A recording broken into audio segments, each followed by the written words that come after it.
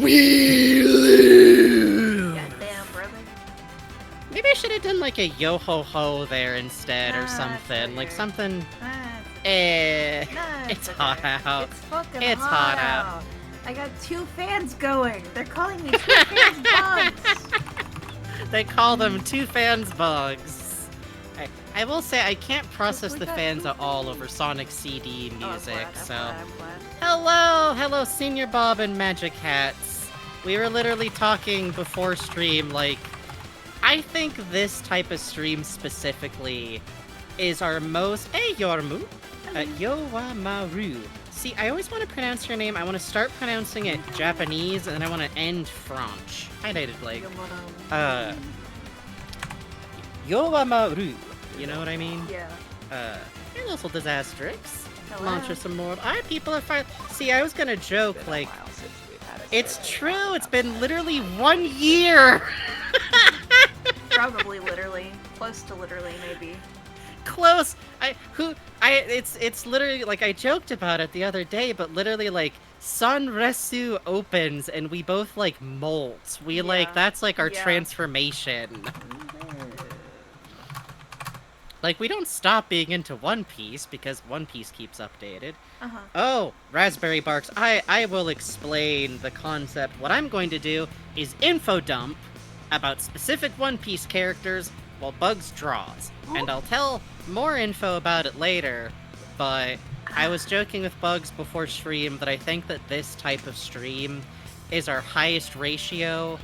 No, our second highest ratio. It does sound rather gamer, doesn't it? It does.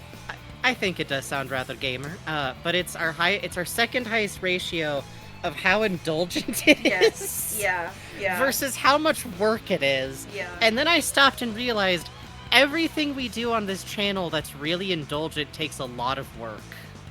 Yeah, that's true. I don't know why we're like this. I don't either, but I like it. I have notes prepared. Yeah. How many words of notes do I have prepared? I never actually checked. Hold on. Word count. Sorry, I use TextEdit, which doesn't actually have a word counting tool in it because it's like the most basic writing software. Let's go. That's like even possible to use. The good shit. What do we got? Ooh, 2,229 words! Not bad! Wow. That's including subject matter that I have expressly marked as like, only talk about this if we have time. You will not have time. Hey, Glitch. Oh, your kitty! Thank you, Strange Night, indeed. We do appreciate it. And also Poisonal Zombie, Local Disastrix. And we have a couple follows from the last couple of days. Artie Collins once, thank you for following. Mephistopheles Husband, 420, followed. Thank you very much. And I think after that is people who followed while we were on stream. Well. What would doing something purely indulgent on stream look like for y'all? It's this. Please look forward to the next 5 hours. Hey, Sleepy Slayer. Thank you, Sleeper Slayer. I'm going to talk for 2.5 hours about a man that I have a print for on my wall.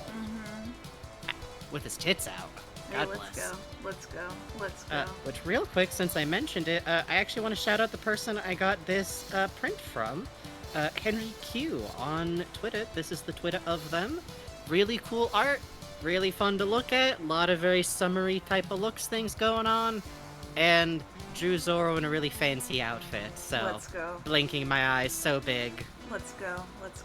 Hell yes, Fall Bees. I think the other thing that we do that is the most indulgent... Yeah, them! It's really funny because the Zoro art is like one of their only pieces that isn't in like hyper neon. It's like very red and green and shiny gold. Yeah, tits. wow. Oh, they did that. A lot of, wow. right? They did. I love their Frankie art particularly. Yeah.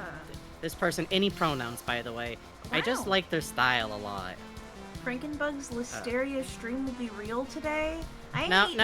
This is just Zoro and...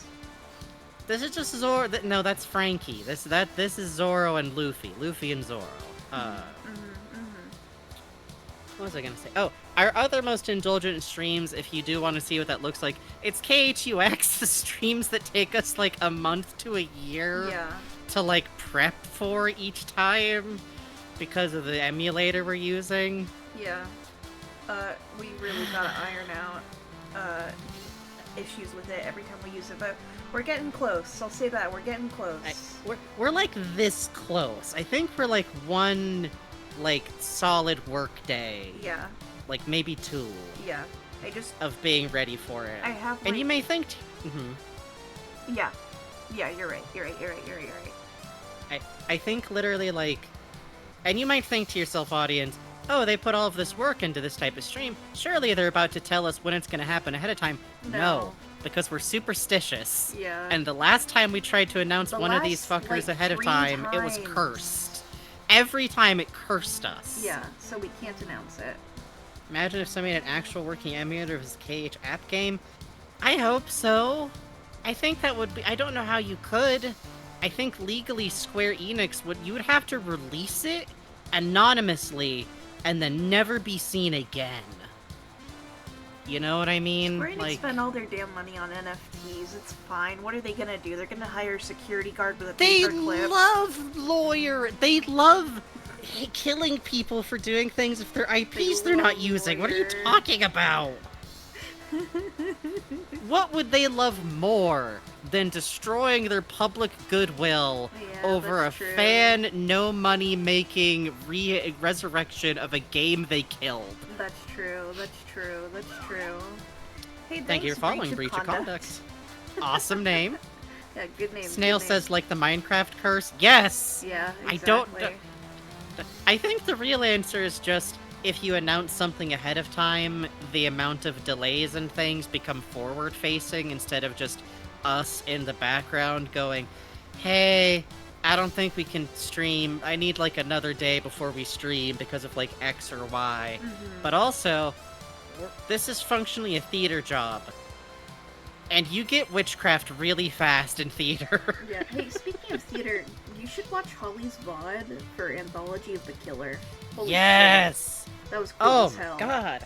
Yeah, that's one of those games that I, like, saw people mention on Tumblr, and I reblogged it, like, damn, this looks really cool. I gotta, like, remember to check this out. Did not remember. Yeah. And then Holly played it, and it's really dope, and I'm still like, maybe I will check it out. I don't think it runs on a Mac computer, because why in God's name would it? But... Yeah, we're not done yet. I think we only got up to Eyes of the Killer, but damn, really good. Yeah, I think, yeah, we just got past Eyes of the Killer, and looking really forward to Holly playing more of it, because it's like... maybe this sounds weird, but, like, it's like a uniquely Holly kind of game to me, where, like, it's a little unusual, it has this really dope art direction, it's, like, talking very directly about, like, some really fun themes. There's a lot of goofy cartoon people. There's a bear that kills you in the main menu if you try to talk to it. I feel like Holly explores... Go ahead. It and, like, an airport run by dogs. Yes! Yeah. Yes! Yeah. Holly plays this game with what I have taken to describing as the wild joy and abandon of a hamster that has escaped its cage. Yeah, exactly. And is just scuttling around, and you're like, how did you get there? How? Yeah, exactly. She's gonna find a way up a wall onto, her. like, a roof. Good for her.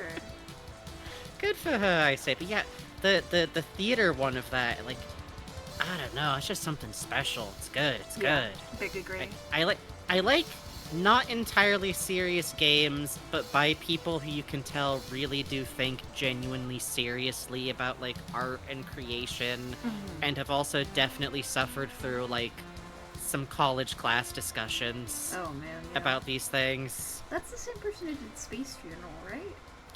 Yes, which, like, I never got into Space Funeral at the time when it came out, but, like, maybe I could now. Yeah, exactly, exactly.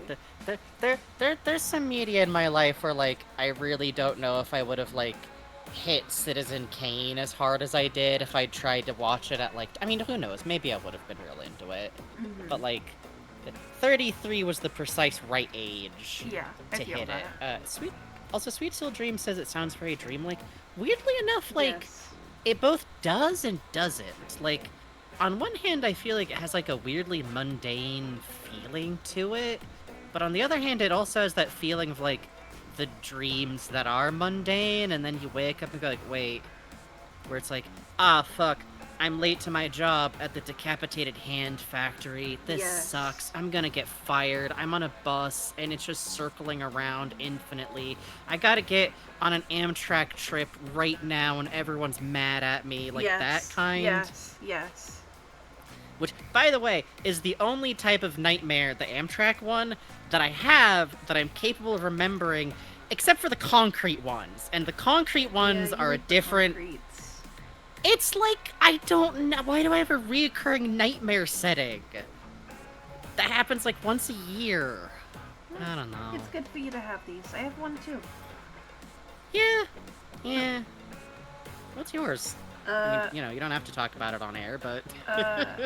it's sort of this labyrinthine water park that's indoors. Ooh, oh, so that must really hit for you with Anthology of the Killer, then. Mine is more rusty and woodish. Mine I could see. Mine is no, that based makes off sense. of spending a lot of time as a kid at Knott's Berry Farm. That makes... Okay, see, that makes sense because I know... memories of Blizzard Beach. See, that makes sense because I know the concrete ones are because my parents are both artists, and so I would spend time with them when they had rented out studio space to work in that always have concrete floors. Yeah, mine is just, I really like log flume rides as a kid, so... Which it's funny that knowing that doesn't stop our brains from going like, alright! Alright, you have to go through the tunnel and every edge of every surface is rusty. And you're in a drifting lazy river. Okay, you gotta go through this big mall with, like, giant weird animatronic stuff, and what's this? The floor is concrete. Well. I don't know what'll happen next. Surely there won't be a shambling man looking at you. Oh, yeah, that's what that one was, it was, like, some, like, It Follows weird thing, where, like... Except it was weirder than that because they're always precisely the same distance, which was upsetting. Well, I think that's good for you. I think it's good. Anyways, Improbable says, oh, this outfit change rocks severely. Thank you! There's a couple of people who hadn't seen the costume change yet, and Bugs made me this wonderful new talk sprite to my new design specifications, and I'm quite happy with it. I get to do the hand flap now, and if at any point... See, I'm, like, trying to, like, pause talking so that you can see the, like, not talking sprite, which will be making the only occasional appearance tonight. See, it's got a cute little smike. Bugs' star glasses. Thank you! I worked so hard on them! Thank you! Several people think that Bugs also made a new sprite. Yes, it's killing me. I did. I worked so hard on this. Thank you. Yeah, Frankie designed the talk sprite for him. He's good, right? Yes. It's good. It's good. It's a fun design. Bugs did all the drawing, though, so... you should all know, by the way, the element on this design that I think took the most debate and discussion between the both of us, the ear. No contest to the ear. Yeah. We went back and forth. The ear and the mouth were both... The mouth was particularly tough. I think at a certain point I just went like, what about like a Frankie, like, One Piece type smirk? Hey, Angel 3S 2006, glad you could make it. But the ear I just remember because you had to draw up like a row of like 6 different cartoon ear options. That was fun. And I remember going like, I don't know why, but the X is kind of working for me. It's serving like cartoon bully, you know? My Kilo from Pirate Talk, but hey, don't worry. Literally, I know for some of y'all, you don't know anything about One Piece. You're not planning on reading One Piece because you probably would have by now. You're just here to listen to us talk really intensely and possibly fall asleep to us talking. And that's fine. Okay. That's fine. That's fine. We won't be offended. We don't. Nightmare! We just want to talk about Nightmare! Nightmare! They're not asleep yet! Fall asleep. Nightmare! What else have we done since last time we were live? Oh man, what did we do? It's been hot. We've been watching a lot of Marx Brothers lately. Yeah, we watched 2 Marx Brothers movies because Bugs has access to like a digital like library movie selection that has a lot of Marx Brothers movies because most of them are like public domain at this point. So yeah. Oh yeah, and I think Archive we found like has all of them too. Yeah, that was fun. Oh yeah, but we also watched a not good movie. The Raven was. Hey, the last 10 minutes of that were worth the whole damn thing. The entire movie is worth the Wizard Duel. And you have seen the Wizard Duel if you're on Tumblr and in the right circles. But that Wizard Duel goes on for a lot longer than I thought. If we ever figure out, like, having, like, a movie night for y'all where we put stuff... Be warned! We are going to put this in front of you, and it's not going to be, like... rewardingly, funnily bad. No, it's bad, for man. Most of it. It's just bad, man. But then the Wizard Duel happens. You have to sit through Peter Lorre as a Raven talking, Vincent Price acting at a Raven as Peter Lorre speaks lines off camera for like 30 minutes. It's good. It's good. And like another 20 minutes of like interpersonal wizard drama, but like office level drama, and Jack Nicholson where it's all about like the Jack Nicholson is Peter Lorre's son, and they appear to just hate each other, and he's dressed up like Robin Hood's street cousin. In real life, they hated each other. Life. And just went into the fucking acting because Peter Lorre kept doing improv, and Boris Karloff fucking hated it. Oh my god, it's incredible, and it's like, it's so good because like, some of the drama is like. It's... okay. Did we explain that they claim it's an adaptation of the Edgar Allan Poe poem, but also no, it's not? Well... because it's not? The thing is, if you think about it, The Raven could be about wizards dueling, you know? Don't you? It could be. It could be that Lenore is a woman who divorced a man so hard she faked her own death, but the movie is so mumbly and confusing it took me like 10 minutes to be sure that the woman who had shown up was Lenore. Yes, it's great. It's great. Awesome. It's great. And then the rest of it is literally just like, you don't deserve your council seat. The hell I don't. You never show up to council meet. It's like that level. We are talking about 1953's The Raven, starring Vincent Price, Boris Karloff, and Peter Lorre. All of whom are getting a check. It's bad.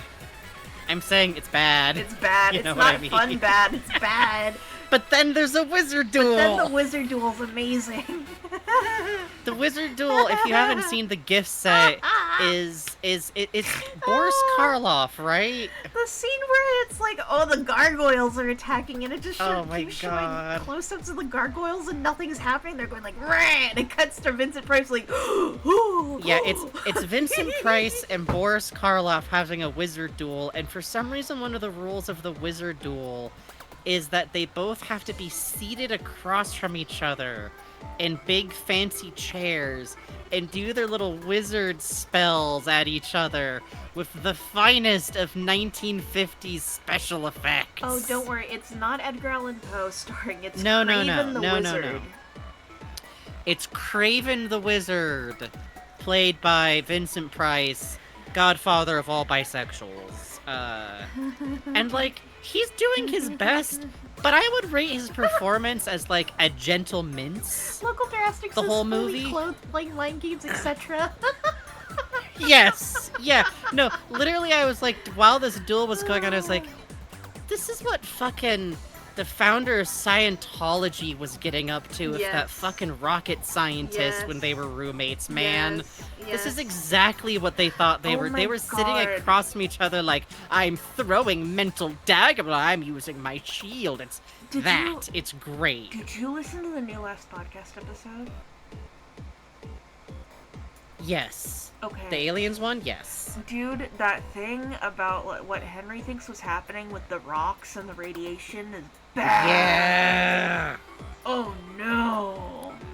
You probably shouldn't keep radiated rocks in your room. That would go bad. No. Bad. Anyways, now I'm just thinking about horror movies I know because of you. Was the rock and roll with unsettling dog-faced people where the villain has a cool sister your fault? Yes. That is rock and roll. That is almost certainly my fault. It's not good, but it's animated really dope. And it's good. It's trying to fuck. It's like, I don't know if it actually fucks. It's like Raggedy Ann and Andy. It's animated really good. No, so that makes it good. No. Raggedy Ann and Andy is way better than Rock and Roll. Wow. Because controversial. Listen. Here's the difference. You sit down for Raggedy Ann and Andy. This is all you need to think to have a decent time watching that movie. This was adapted from a children's stage musical.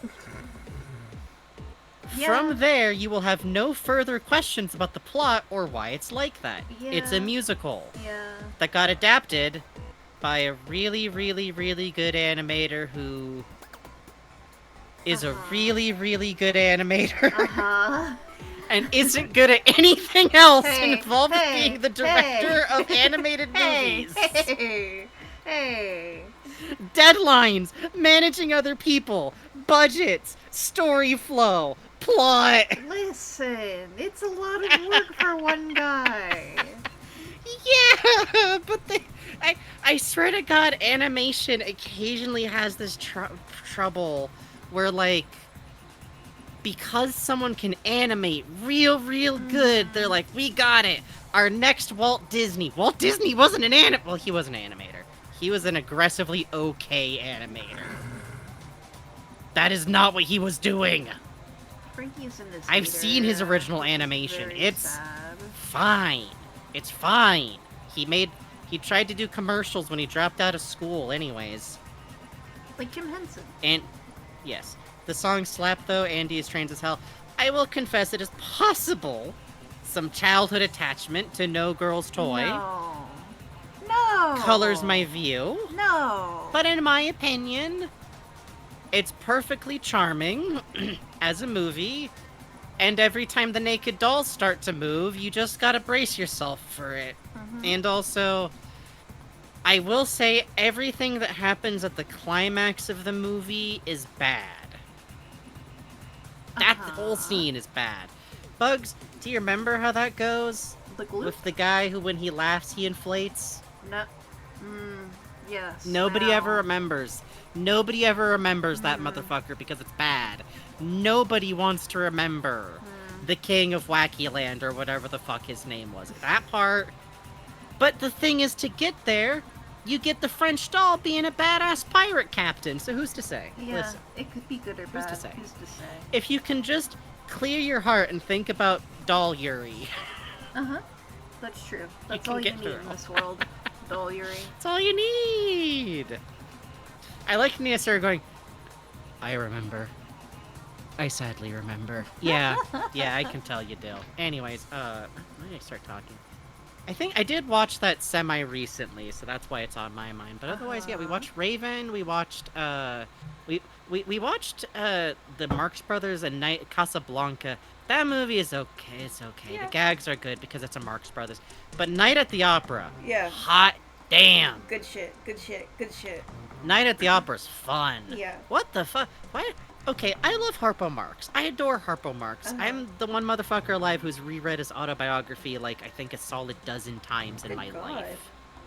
It's a comfort read for me. I got it when I was in high school, and I've just reread it, like, maybe not once a year, but every couple of years since then. I get that. I like that with Hitchhiker's Guide. Yeah, exactly. It's one of those for me. I, didn't realize how fucking athletic he is in some of his stunts. Like, he's up to some shit, man. He's swinging from ropes. He's dueling. That's fucked up. He shouldn't be allowed to do that. I love Demi Friend going, I tabbed out for a bit, but her doll Yuri and was like, where? Raggedy Ann and Andy, A Musical Adventure. Thank you. Yeah. But yeah, no, with Night at the Opera, that one's fun. It's got a plot that, ties in enough to the random shenanigans and devilment that the Marx Brothers are doing. You feel like they're doing something you can root for instead of just absently ruining the lives of everyone around them for fun and mischief, you know? Which I don't have a problem with, usually.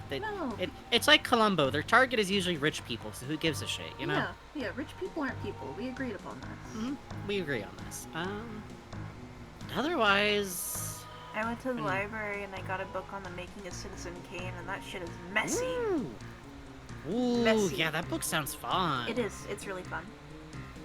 The slice off a tidbit for the nice people. Okay. So, Wells was gonna make a movie called Heart of Darkness. And, you know, you've probably heard about, like, Animaniacs notoriously did a big parody of, like, yes. you know, Kane filming, Animaniacs. You know, you've probably heard about the Doom production.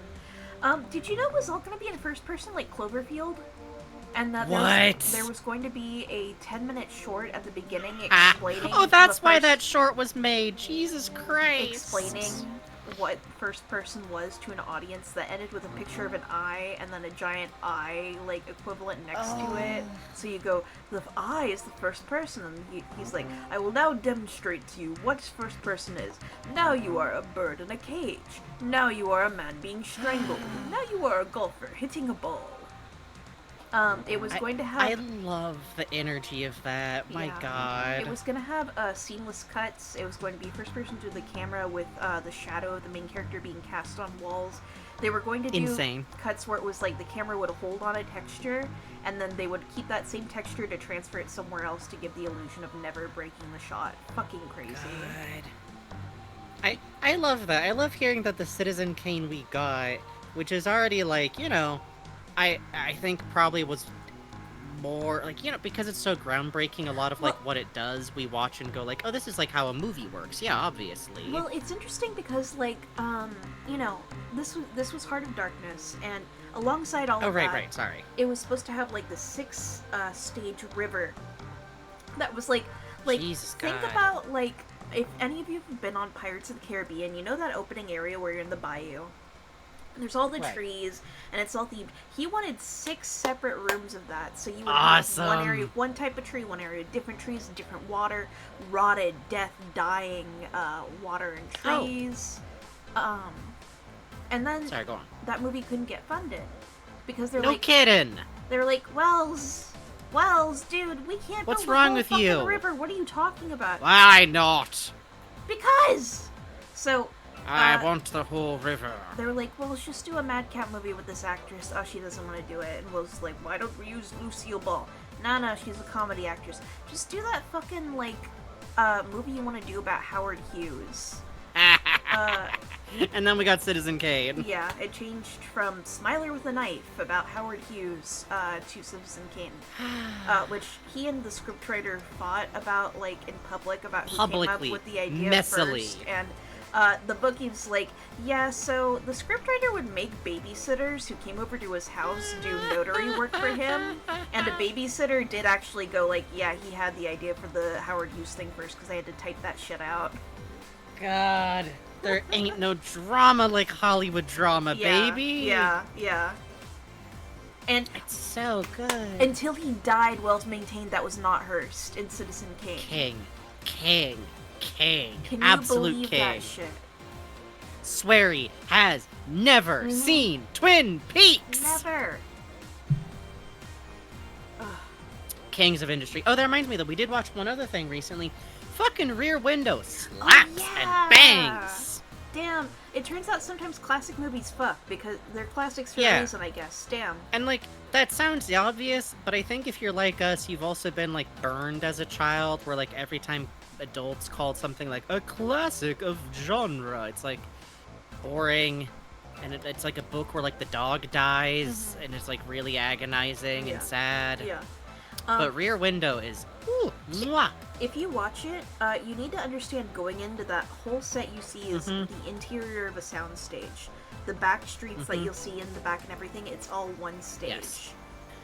Which Rear Window, if you're unfamiliar, is a suspense movie about a newspaper like adventure photographer who is Boots, thanks for resubscribing, who is laid up with a broken leg in a very New York apartment where like all of the apartments face each other into this like tiny little courtyard.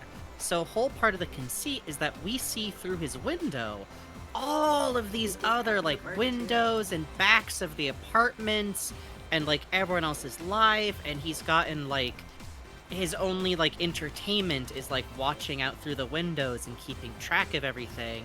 and his assigned nurse comes through, and his bombshell-ass girlfriend comes through. Yeah. And through doing so, he discovers, like, a murder.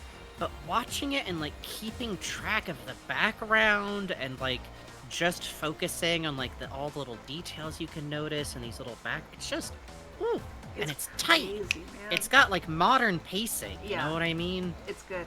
It's good. Wasn't the GF Grace Kelly? Yes, I think so, maybe? I know it was Jimmy Stewart in the chair. I don't know. Because back before we realized that John Mulaney was kind of a shithead, I always loved his thing of the Jimmy Stewart, the lost ending for that fucking movie where it's like, stay on the ground, you know? Fuck. So I always, whenever I hear stay on the ground, I'm like, oh, it's Jimmy Stewart, wow. It sure as hell is Jimmy Stewart. I'll say it. He's got that real specific way of talking. It's just an incredibly imitatable kind of way of talking. I don't know how you do that, but it's like a very jowly kind of thing. Yeah, it is very jowly, isn't it? It's very jowly. God, you can tell we're 30. We've been talking about this shit for like 20 minutes. We're gonna talk about anime men for the main duration of this whole thing. I want to talk about my gay little activities. Hell yeah. Yeah, final note on Rear Window. Check it out. Watch it with friends. I think it's a really fun, like, group chat, like, kind of experience. Like, get some buddies, because it's, like, it's one of those, like, suspense movies where, like, you can have fun being like, oh, shit, fuck, what are they doing? I remember it very fondly because I first saw it when I was doing this very intense, really enjoyable but, like, demanding, like, film history class where, like, every week we would watch a movie, we would write a paper on that movie, we would turn it in next week. Yeah. And, like, no exceptions ass, going up through the eras. And because we were going from, like, the beginning of film forward, I was really excited because it was the first movie I'd seen in weeks that was funny and not grim and horrifying and had two women who, like, talked to each other. Oh my god. And, like, had roles in the movie. No, it was the same with my film class, too. Everything before then was, like, oh my god, this rough. Isn't about, like, the French War, like a sad man missing a train, thank god. Holy Or, like, shit. listen, Ingmar Bergman produces bangers, but a slow Swedish film about having a chess game with death is... it's long. You're in there a while. I don't know. It meant a lot at the time, probably. And then you're like, oh shit, this is like, it's got a soundtrack. Yeah. Oh shit. I'm laughing. I'm experiencing joy. Like, one of the movies we watched was like the grim, silent story of a man whose threadbare living, pasting up posters, falls apart. Like, Jesus Christ. Holy hell. I had to watch one where it was 3 soldiers in the French War, and they all got executed at the end, and, like, the whole time it's like, brothers, we will be executed. Yes, I know I watched this really, like, groundbreaking early French surrealist film that had an uninterrupted 10-minute shot of cars honking in traffic. Let's go. No one does it like the French, baby. I don't like that movie, and it does some stuff I found, like, distressing for, like, no reason. But I admire a movie that's actively trying to force you to, like, leave the theater. Yeah. Like, sitting there daring, like, are you going to leave now? Yeah. Ah? My peak of that was the night of the 2016 election. We watched Un Chien Andalou. Oh, boy. Oh, man. I liked mine because of that same daring. It's like, are you sure you don't want to leave? Alright, bring in the black actors. Oh no! Oh god! No. Oh. Where's this going? You will see racism you've never conceived of in your films class. Legitimately, yes! It was like a new one on me. Woo! So this is the lens we'll be turning on One Piece men. Yes. It's our art history. I will say, my one thing is, you know, I do love a film class as a fuck it. I just want a class where I can watch a movie class. So when I went to 3 separate community colleges. And so I got to do the film class at both ones, and one of them, the teacher literally was just like, alright, we're gonna watch Texas Chainsaw Massacre. Yeah! That was, so good. I would take the hell out of a film class about just horror movies. I want to get educated. It was so fucking cool, man. We watched that. We watched fucking, what's her name from Ma Bim Bam? I am so little, I sit on the thimble. Amelie. Amelie. And, the conversation. You had to hit the Ma Bim Bam? You son of a bitch! It's been a minute! Meanwhile, I was the type of gay where I've actually seen Amelie multiple times in high school. Please continue. You ever seen The Conversation? No, I don't think so. We should watch that one. It's sad, but we should watch it. I'm down for that. No, we still need to watch is Last Year at Marienbad. I keep forgetting. Ooh, yeah. We'll need to have, like, brains, and probably post-show what we're going to be watching is either Hollywood, or we're going to turn the dial down even lower and watch Jerma get so mad his brain melts out of his ears playing Elden Ring. Yes. Senior Bob, you get it. You get it.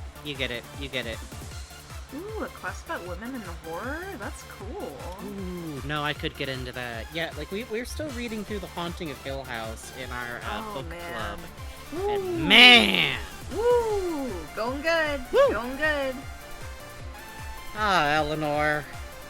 I don't know if she's making it out of this one okay. She'll be okay. She'll go and move in with Theo and her very special friend she has back at home. And then at the end, one of the agents of S.H.I.E.L.D. is going to come up and talk to her about the Avengers Initiative. Don't talk to me. Don't talk to me. Don't talk to me. Why? Why? Actually, I do have something from that, though. On Saturday, this wasn't with Bugs, this was with the Mad Science Wars crew, because it was Moon Day. We wound up watching some of Moon Girl and Devil Dinosaur. Oh, That's shit, a really fun great. adaptation. Yeah, that show whips. Okay. Fun, stylish, colorful, fun as hell animation, incredible merging of comics and animation style. It's a fucking animation. If you have any children in your life or extended family, try to trick their parents into letting them watch a fun show about a little black superhero girl whose best friend is a giant fucking dinosaur that acts like a dog. Yes. What more do you need in life? Her other best friend is an influencer who's very good at her job. Yes. Oh, I love so much that she's like a main character, because, like, I know the bar's on the floor, but I feel like our entire life growing up, if a girl dared to be, like, interested in looking pretty in fiction, her role was idiot or enemy. Yes. Yeah.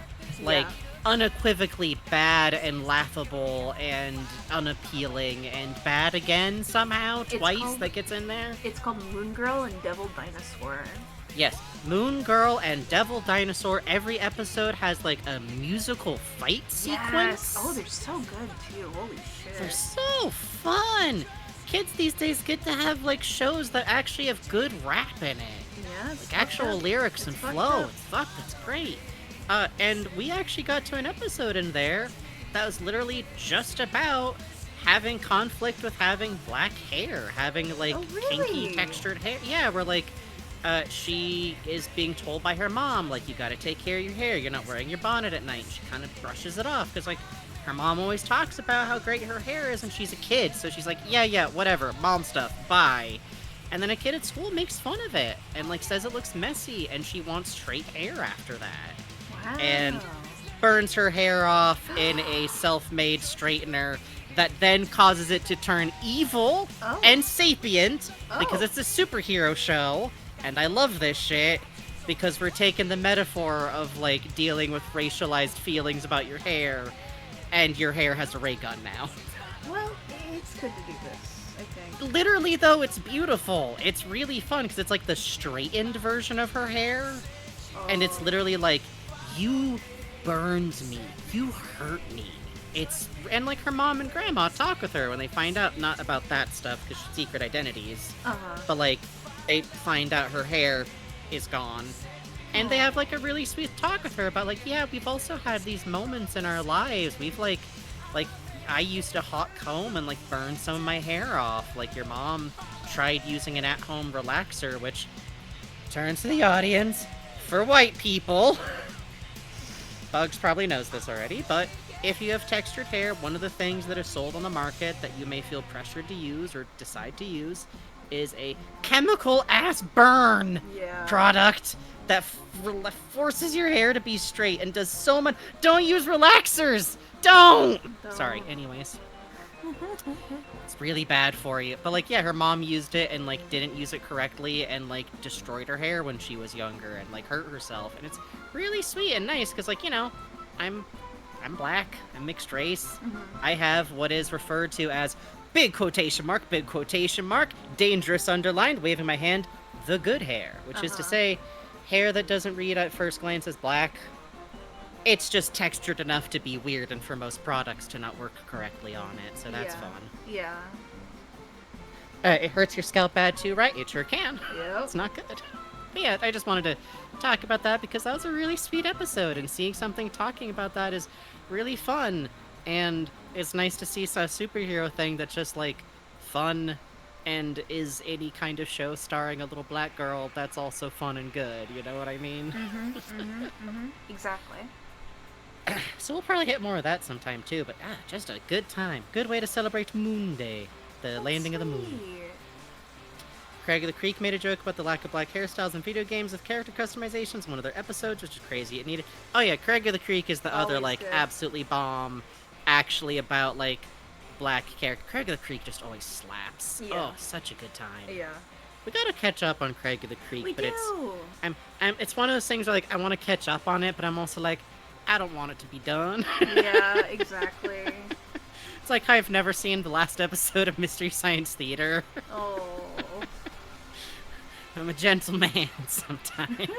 But yeah, I think that's about it. We've been reading, we've been doing stuff, we've been compiling our insane notes that we might have had. We about ready to roll over? What you think? Yeah, sounds good to me. Hey, Feeny3, you've picked the correct show because welcome to Frankenbugs with the reinstatement of technically the type of stream that we started with. Where I put my fucking drawing which I finally have. It took me years to figure out that I should call these fuckers infodoodles. Where I put my fucking drawing hands. Damn, right there. Doodle and dumps bad. Doodles good. Alright. Yeah, exactly. Hello. It is time for the introduction. Bugs will be doing warm-ups while I do our normal introduction, and I will be clearing my throat. I've been doodling in the background while we've been talking. Yeah, good. Good, we want you warmed up. Hello and welcome to Frankenbugs. I am Frankie Frankenstein, a voice actor and poster, and kind of invented Birdly and Chris on AO3, which I still get kudos for, like, to this day, which is really funny because it's just Birdly saying he has a crush to Alfie's in the cringest manner possible. It's good to do this. It's good to do this. Keep giving me kudos. I could go mad and do a chapter 2 someday. Anyways, yeah. But that's mostly what I do. You might have heard me voice a puppet or two around there, which is why I can do things like buy myself pictures of Zorro. Thank you, Wally. I'll hold my Wally doll up to the prince later so that you can appreciate. Oh, wow, Wally came by. Oh, that's so sweet. Thank you, Wally. Always good to see a fan. This is the worst version of a fake Wally voice we've done yet. The person doing that wonderful voice acting is Wally. Bugs. Oh, right, it was Wally. Is Bugs, a.k.a. Face Full of Bugs, a.k.a. if you want to find their art Tumblr, which is where all of these doodles will probably be posted, is Gooster Bold, where you can also find other drawings. Bugs also does all of the art for this. Bugs draws on their own. We used to do comics together. Bugs did some animatics you might have seen here and about if you're in the HLVREA fandom. Stop telling us that Tommy Culotta looks like Lupin the Third. It's okay. Anyways. Send me another YouTube comment. I get one email every day that tells me that Tommy Culotta looks like Lupin. If I don't get that email, I can't wake up proper, you know? Bugs prints them out and eats them for power, so... One day I'll win and I'll beat Tommy.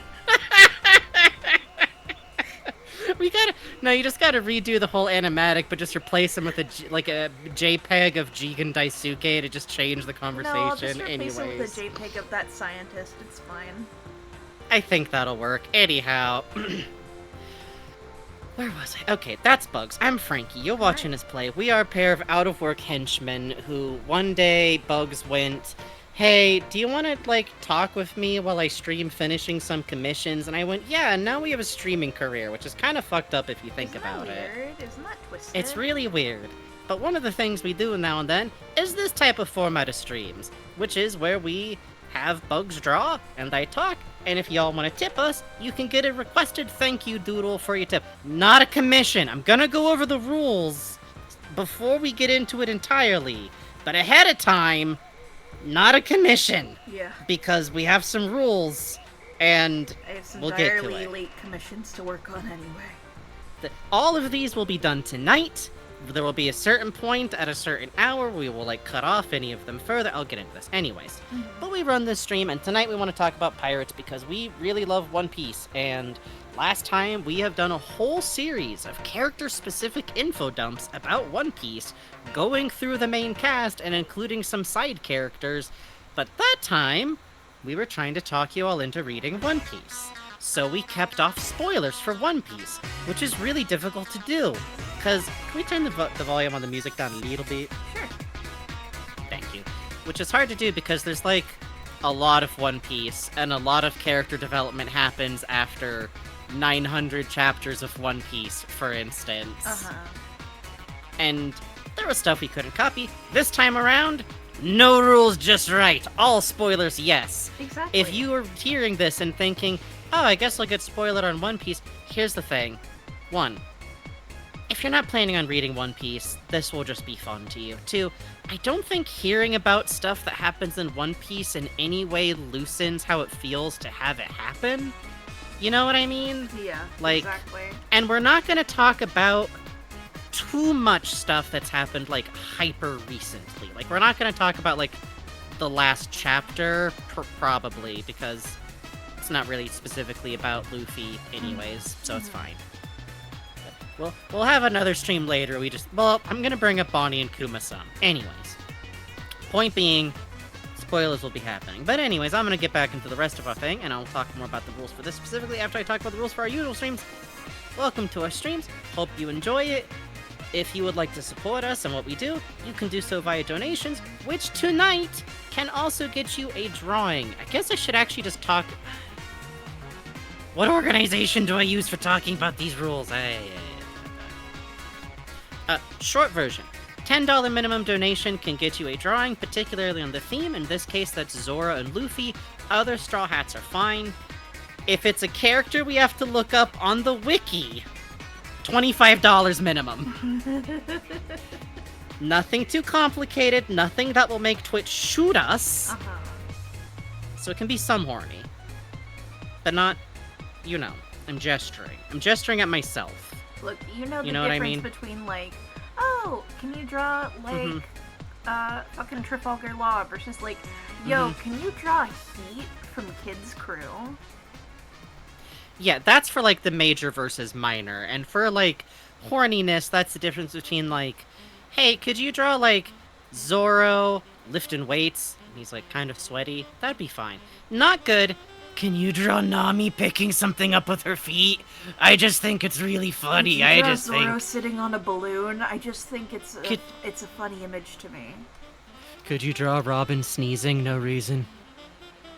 If you get people like that in your ask box, please block them immediately. Yeah. Okay? If you're like, hey, I want doodle requests, and someone rolls up. If someone rolls up and is like, hey, could you draw someone sniffing their own eye? Don't. Get out. You don't Run! have to do that. You don't have to do that. Tell an adult! That man coming into your inbox to talk to you about this character having a wedgie is not innocent. The person getting commissions for women buying Wonder Bread on sale was actually an incredibly dangerous and bad person. It's not. Get out. Run. Anyways, can you tell we've been in art spaces online way too long? No. Like, started too young, been here too long. No. But donations, do donations still get noises on these streams? Yes. I feel like yes. Of Yeah, course. okay, you get noises too. Interrupt my pattern of thought with donations. Literally, please, thank you. And if we make it, as always, $5, We'll not get you a doodle, because that's too much under, but we'll get you a horn honk. They are up here. I put them away. If we get $10 or more, that's where you start getting doodles. About $20 of just donations in general, you get one of these. $30, you get the Fleximatone, which I will do my best to do like the One Piece action Flexitone when I get to that, because they use it a lot. $69, the slide whistle. When we get to $100, I'll play One Piece music on kazoo. I'll play fucking Dr. Heartstealer on kazoo. No. That is not a promise. Okay. I don't think I know its melody well enough to promise that, actually.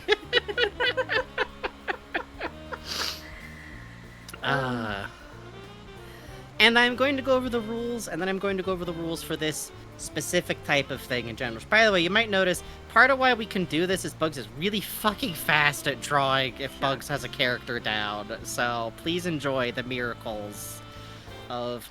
Oh, Bugs is just going in, huh? Bugs can just freehand that Sanji eyebrow, huh? Listen, I'm not even sure this is facing the right way, actually. It's been a moment. Nobody is. Even Oda mixes it up. It's fine to do this. I think Oda, like looks at his, like, finger and thumb and, like, makes an L, and it's like, okay. That's actually how Yonji got started, which is... Yes, that's right, because he fucked up and was like, someone wrote in, like, that wasn't Sanji, that was Yonji, and he went, yes. Yes, you're a good child. Right, you're a good child. Oda has, for One Piece, the author has this little, like, author's corner, which is a great source for the dumbest jokes you've ever heard, and extraneous canon that the worst dudes online will insist you really, for real, have to take seriously. Yes. That Kid and Killer aren't gay because they had a rivalry with each other over a girl, but then she ate curry udon so grossly that they both gave. I don't think I have to listen to Uncle Oda. I have something every to time. tell you later about something similar. Fuck off. Anyways, but whenever someone writes in with, like, an explanation for, like, an art error he makes, he's always like, thank you. Yeah. You're a good child. Yeah, thank good, you. it's good, You're right. That's exactly what happened.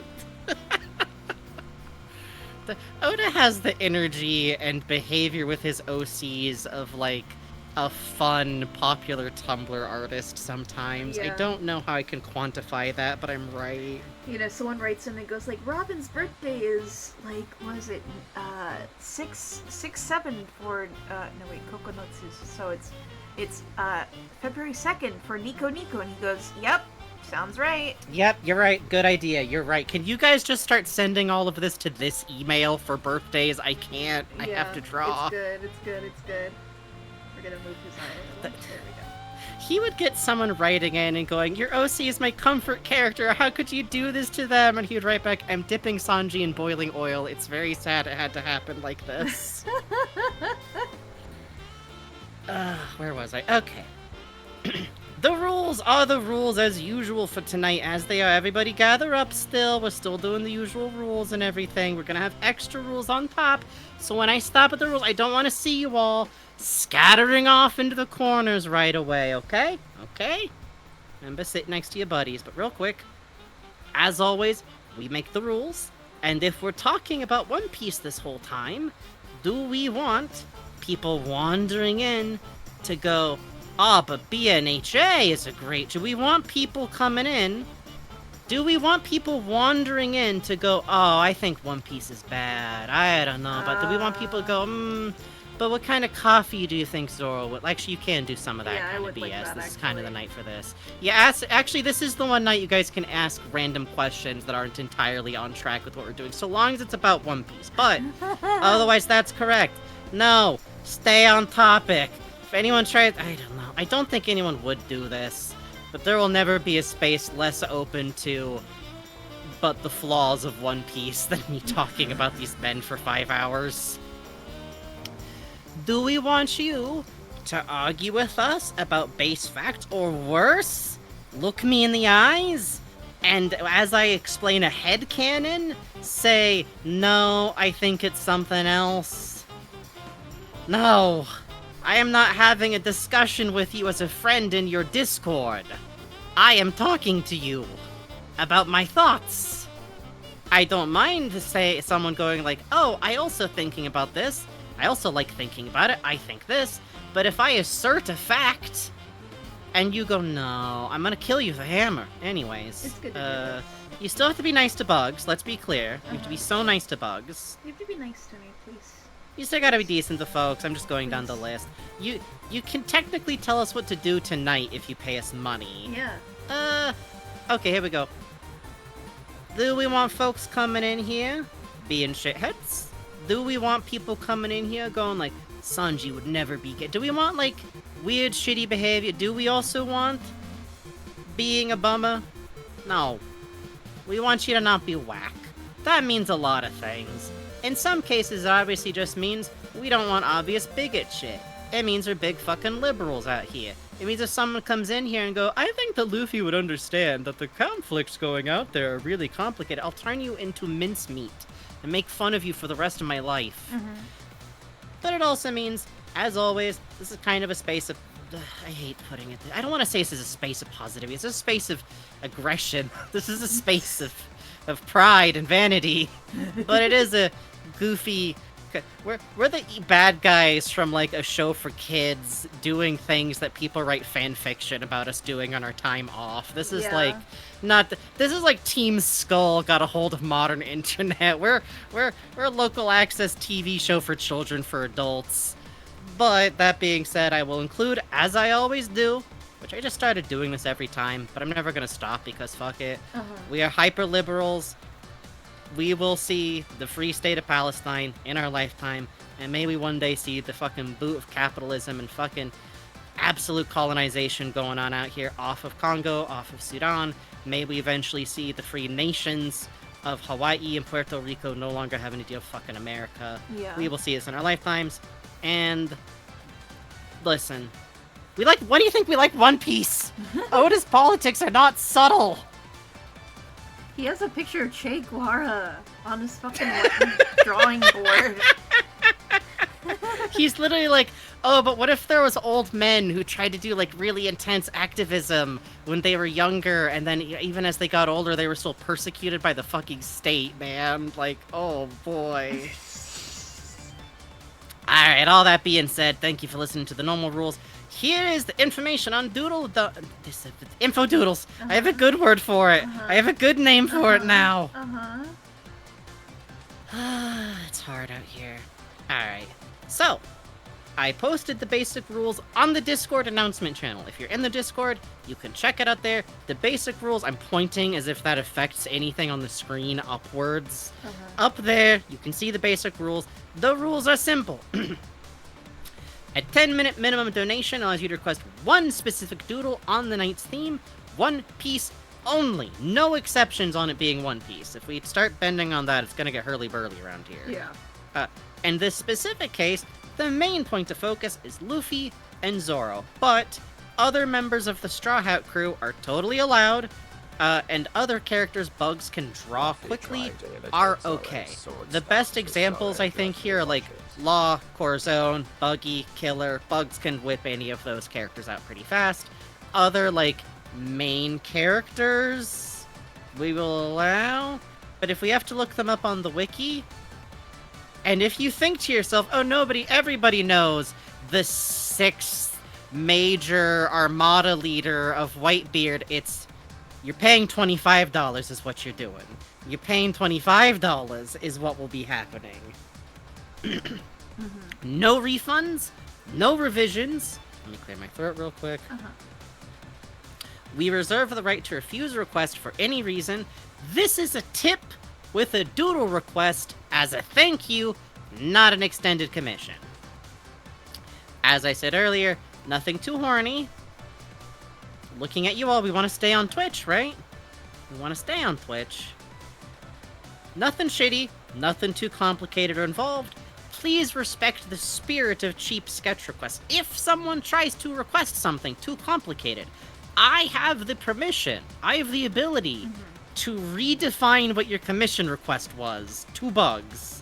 If you come in and go like, I want Kid and Law, and they're fighting, and Kid has his robot arm, and Law is using his sword, but he's also using Room, so he's in the middle of teleporting, I'm gonna turn to Bugs and say, that'll be Kid and Law switching shirts for the day. Thank you.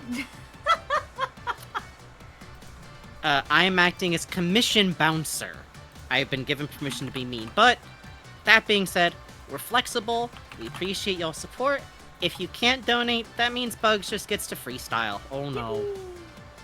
On that note, we actually got our first donation a few minutes ago. Oh shit. Tip says Luffy trying from Avery. I'm assuming that's the gay Avery. Thank you very much. $10 says Luffy trying to imitate Zoro's sword stances. Zoro joyfully rushes. You got it. Awesome.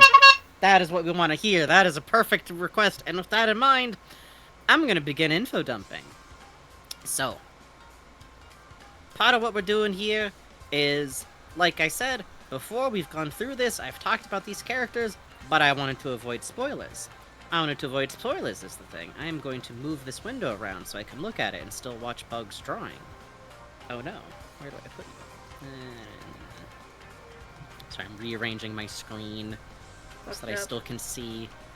I kind of need a second screen, but...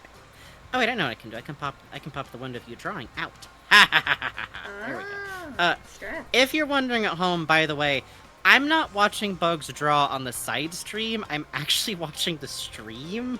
So Bugs drawing is on a huge delay to me, so that I can be listening to the same music as Bugs on Discord. What do you mean Clown Nose didn't work? Clown Nose! No, look up. Tazna's emote, look up. Oh, that works fine. You're fine. It looks fine. We see the comments. Oh, okay. Holding Bugs back as they hiss. No. Friend! Yeah, friend. Let's see. I had a section where I was gonna, talk about something while you warmed up, but we did that, so I'm just gonna give my notes for that, which is... People always talk in fictional spaces about the idea of, certain characters as, a butch or a he-him butch, and those are... I always enjoy the thought experiment. I understand what's behind them. I think people need to come together and realize that the world's perfect character be reinterpreted as a he-him butch is Frankie One Piece. Yep. Please just hold a picture in your mind of Frankie One Piece. Look it up on Google Images if you need to, if you don't know this man. If you weren't tortured by us recently. Just think, ooh, Nice smell. Flavor. I can't actually roll my R's, which is really sad. But you're a Frankie! No! I know, but I can only hit the fr. I can hit it once. I can't do the fr. I can't. See, it's my problem because when I'm trying to speak regular Japanese, every time I say urase, I have to be very careful the urase to not hit the R. Oh, you're gonna sound like a punk. I know. You're gonna sound like you learned Japanese from Yakuza movies. It's bad, man. Good night, Feedy 3. Good night. But yeah, I can't discuss it more because we're technically already out of warm-ups, but there's not really much more to add. I just think Robin deserves this, you know? Yeah, I do too. It would be good. Frankie is gender, you know? I think even if you interpret him as cis, he's cis plus. There's nothing... There's no true express... How many trans people on Tumblr, if they could become cyborgs... Oh, man. And have just the weirdest body plans possible. Oh my god. You're right. He's achieved the dream. You're going to hear me flipping through One Piece magazine, actually, because I just realized there's a section here all about Zoro's sword techniques that I could reference. Yay! Here.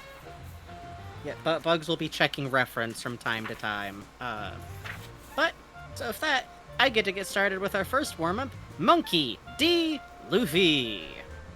I don't know why I announced it quite like that, but it feels appropriate. And I have, actual different headers and everything in my notes because of how my brain works. I have to do this. Mm-hmm. Can't roll my R's, gang, with you, Frankie. I can't whistle either. What? And every time I say I can't whistle, people my entire life have felt moved to explain to me with their words how whistling works. Maybe no one had told me before.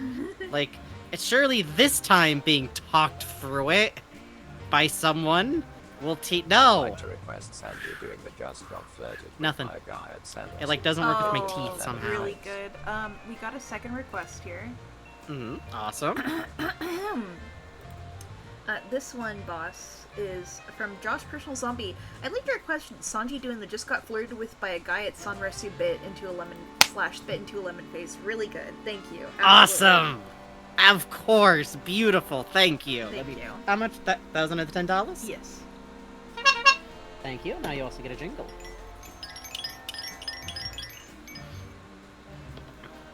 Yeah, you're right, Starcat. Next time I should just say I don't know what whistling is and just continue the conversation like that if this ever happens again. You're right. Also, Improbable earlier said, sometimes I think about the outfit Frankie wears and think about the outfit we saw Ivankov wearing recently and smile joyfully to myself. I choose to believe it means something. The two types of characters in One Piece that wear fishnets are Ivankov's Candy Boys, aka the canonical giant crowd of trans people, hyper canonical, double extra super canonical queer bar full of trans people, and Frankie's gang also wear a lot of pantyhose and fishnet. Yeah, it's good to do this. I think that's just the rowdy roving band of like trans punks in Water 7, basically. I do agree with you. Alright, where's my notes? Monkey D. Luffy is the main character of One Piece. For those of you who are newer to our streams than the last time we did one of these, on our original streams, I did a lot of, like, baseline personality setting and, like, explaining about the series. I might still dip into that, but this is kind of like the 201 course. You know what I mean? Yeah. Last time was the 101. So, like, I might skip past some of that a little bit, but I will be open to questions, although I may have to move a little bit briskly in the interest of time. Luffy, you know, that's actually good. Yeah, Luffy, you fucking know him. If you don't know anything about One Piece, you know Luffy. You've seen Luffy. You've probably seen Nerds, and you're like, what's going on? What, Gear 5? Okay, okay. But you know Luffy. The Pirate King is what he will be. Which I have to phrase that way because something that delights me is that one of Luffy's thing is, I'm going to be the Pirate King, except he doesn't say it like a normal fucking human being would say it in Japanese. He, like, completely reverses the grammar you'd normally see in Japanese. Yeah, he's a fascinating guy.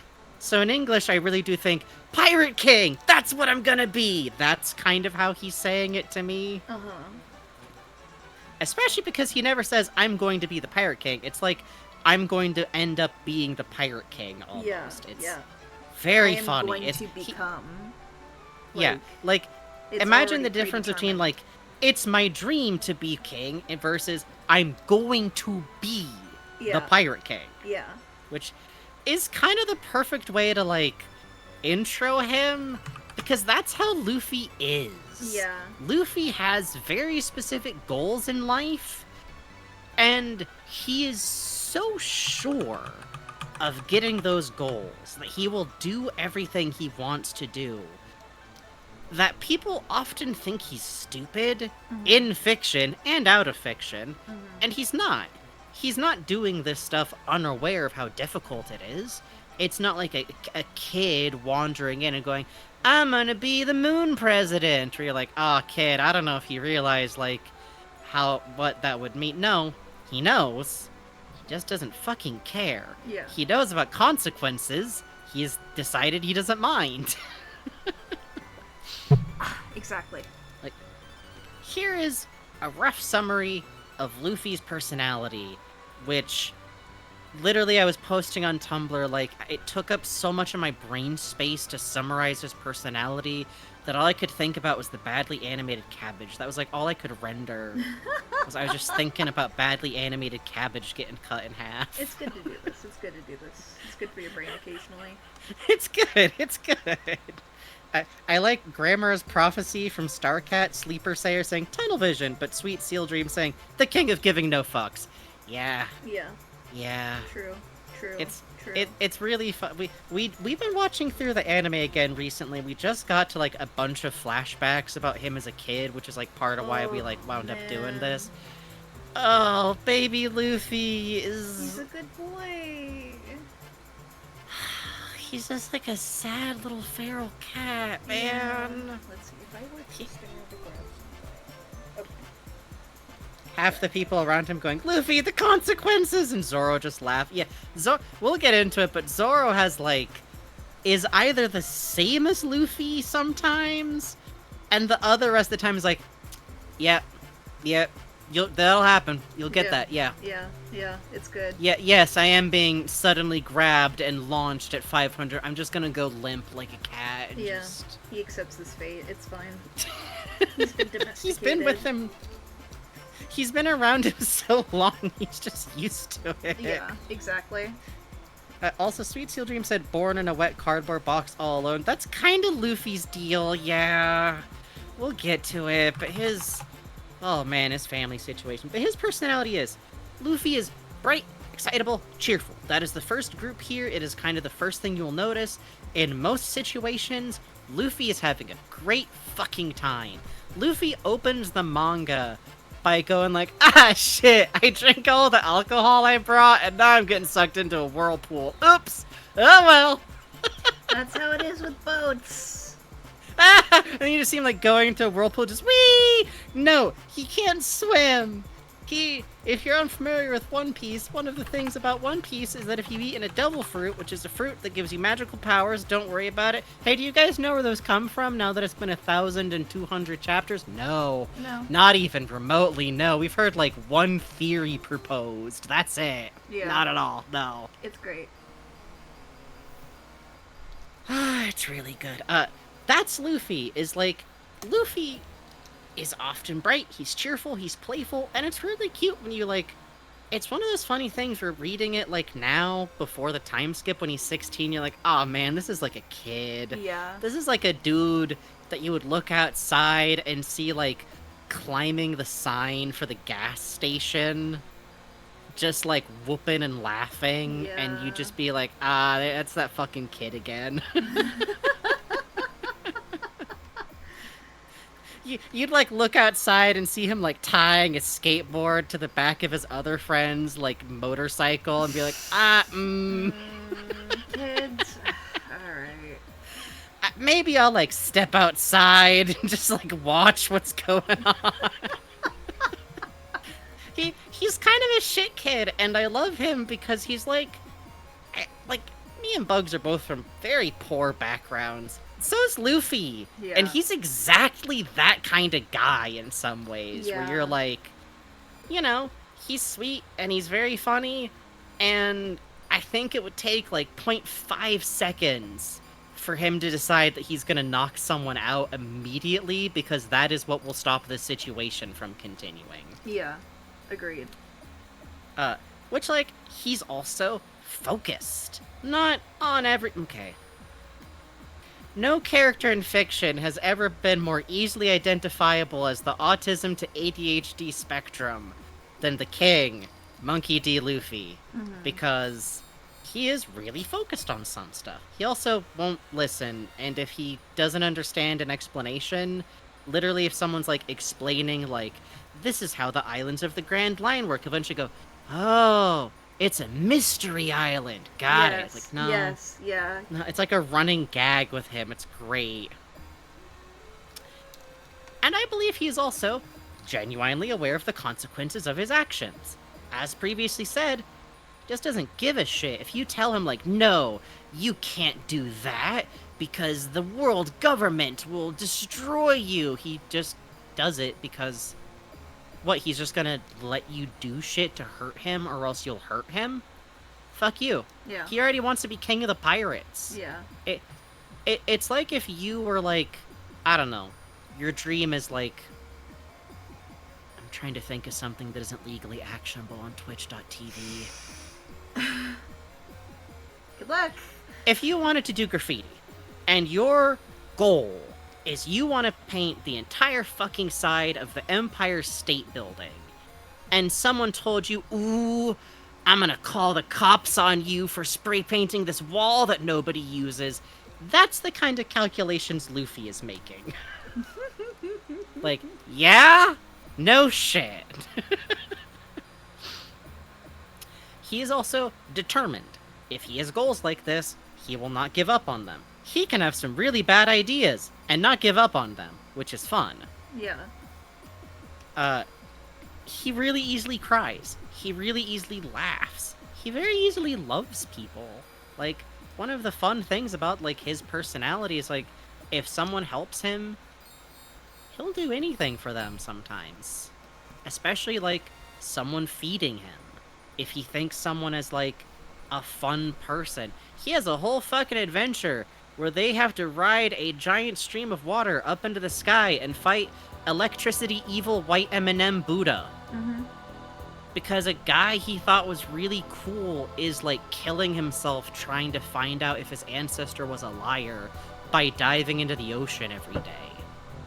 That's it. That's enough for Luffy. The entire rest of that adventure. There are points in time there where it's like, he is going to die, and he goes, yeah, but so's that guy. Yeah. I want to ring a bell. That's the whole reason he's up there. It's always like, small domino, big domino. A girl gave me the only bowl of rice she had because I was hungry. I want her to be able to eat every day. Defeat of one of the most dangerous human beings on Earth. Freedom of an entire country. I love that. It is pure carry through. It's good. Which is really funny because the next note on here is that Luffy doesn't actually have a heroic bone in his body. He is not a hero. He hates when people try to make him be a hero. He has told people to their face, I don't want to be a hero, because a hero is someone who shares their food with people, and I don't wanna. Absolute king. Please note, Zoro, we'll talk about this later, separately, in a completely different conversation, you didn't hear that one, has also said, no, I'm not a hero. A hero would share their sake. I don't want to. I want to drink all. What is wrong with them? Why are they like this? But, like, he's not a hero. I always put it that I think, like, in a different setting, he should just be, like, a goofy, bad pirate that heroes defeat and is harmless and goes like, I'll be back next week. But he doesn't. He lives in a world where, because what matters to him most in life is freedom, he winds up toppling fascism, because fascism is the opposite of being able to be free, so that's just kind of what happens. He likes to protect people. Just give him some food and he's good to go, no calling me here. Exactly, because he's not! He wants to fuck off, he wants to steal gold. He wants to do whatever, he wants to do any. Exactly. And also, how to put this? Some people in One Piece's fandom will tell you that Luffy has never killed anyone. They will tell you, no, Luffy has this code of honor and hates killing. He really, He doesn't care. He doesn't, and he would. It's just most of the time, he thinks he doesn't care, because what he wants to get done can be done by just beating someone up and removing them from the situation and proving they're not powerful anymore and destroying what they were doing. And Oda has said in SBS, which I always take Oda's direct word. Here's my line of hierarchy. Stuff that actually happens in the work is the most important. What the author, Oda, has said directly in SBS. Pick and choose from here. If you like something, fold it in. If you don't, or it's a goof, whatever. I will listen to what's listed in a Vivre card, the quote-unquote official fucking biography books, when I'm cold in the ground. I don't care. And then after that, everything's just headcanon. The only thing Vivre cards are good for is finding out a character's favorite food, because for some reason that's one of the mandatory stats on a Vivre card. So you get shit like, yeah, man, Zeph's favorite food is chicken wings, because he had chicken chip. And I'm like, yep, I believe that. Awesome. Agreed. Totally correct. Otherwise, they're like, sometimes not even accurate. They've, like, listed characters with information that then turned out to not be true because, like, a reveal hadn't hit. So anyways, it's a whole nerd thing. You've probably seen, like, yes, that is a slim thing. You've probably seen, like, when Yamato, was revealed in the comic, there were a bunch of nerds flipping out over, like, card says female. The V-Ray card says Frankie was born in the wrong ocean. It's fine. That shit ain't nothing. My fucking ID card says F on it, too. What are you talking about? Whoop-dee! I can't stick around. Eat my sideburns. But I Anyways. recently finally got all we the have things I two needed to be huge able to do donations. this, to, like, Can we- celebrate Ah, damn. finally. So, Sending Please in go a ahead. shiny $10 bill like I've been wanting to do for a while. thank Go you ahead. very much. A No, likely request. hang on. Oh, waiting for Luffy it to finish. hanging out Okay. with his good friend Bon Clay. Thank you very much, Improbable. From Damien, aka DemiFriend435. Nami dressed as Utena, either her anime or movie uniform. If that counts as off topic, then please draw Tony Among Us. What do you think, Bugs? You up to that? I can draw Nami as Utena, that's fine. And Yeah, okay. Improbable says, I can't stick around for long, but I finally got all the things I need to be able to do, and I'm finally celebrating while sending in the shiny $10 bill like I've been wanting to do for a while. Hey, thank you! Aww! Thank you. Requesting Luffy hanging out with his good friend Bon Clay. You got it, you got it, you got it. Yes! Thank you, thank you. Alright, so that is 20 total, 30 total? 20 total, that brings us to $40. Thank you. And I get you one of these. Let me try and do an action flexatone. This is, you actually hear this around Zoro a lot. That was pretty good. That was pretty good. Yeah. I gave it one more just for the wiggly. Thank you very much. We do appreciate it. We do love Bon Clay. We do. We do. Bon Clay is my one singular anime wife. I Yeah. get one. You got And one. it's Bon Clay. Love you, baby. He's He'll get out of talking to jail his- eventually. He's talking to his figure chat. I'm talking to my figure. When we get Film Swan, Oh! the fandom will unite as one. Like, right-wing chud, weird leftists, the gays, the straights, the power scalers, the doujin writers, the fanfiction writers, the shippers, the gifts, all at once. Everyone will be excited. And then one of us queers is gonna call Bon Clay her, and then it's gonna just immediately break but up. until then, it's Just gonna be great. There'll be world peace and everything. There will be a brief moment of One Piece, like, absolute peace, because everyone loves Bon Clay. It's really, really funny. Yeah. Like, I have never I don't go searching. I have never once seen Bon Clay hate. Not once. Yeah. It's incredible. It really is. Fucking Bon-chan. Fucking Bon-chan. Bon-chan, man. The truest of friendship. Queers never die, baby. Queers never die! Which I love because he goes, Queers never die! And Luffy goes, is that right? Is that real? Is that true? Ugh, I wish Ace was queer. I mean... Good news, Listen. Luffy. Well, not enough. No, this fucking... I love him, but I think Ace would wear puka shell necklaces. Listen! Oops, wrong one. Hey, Cauldron of Bats. Okay, where was I?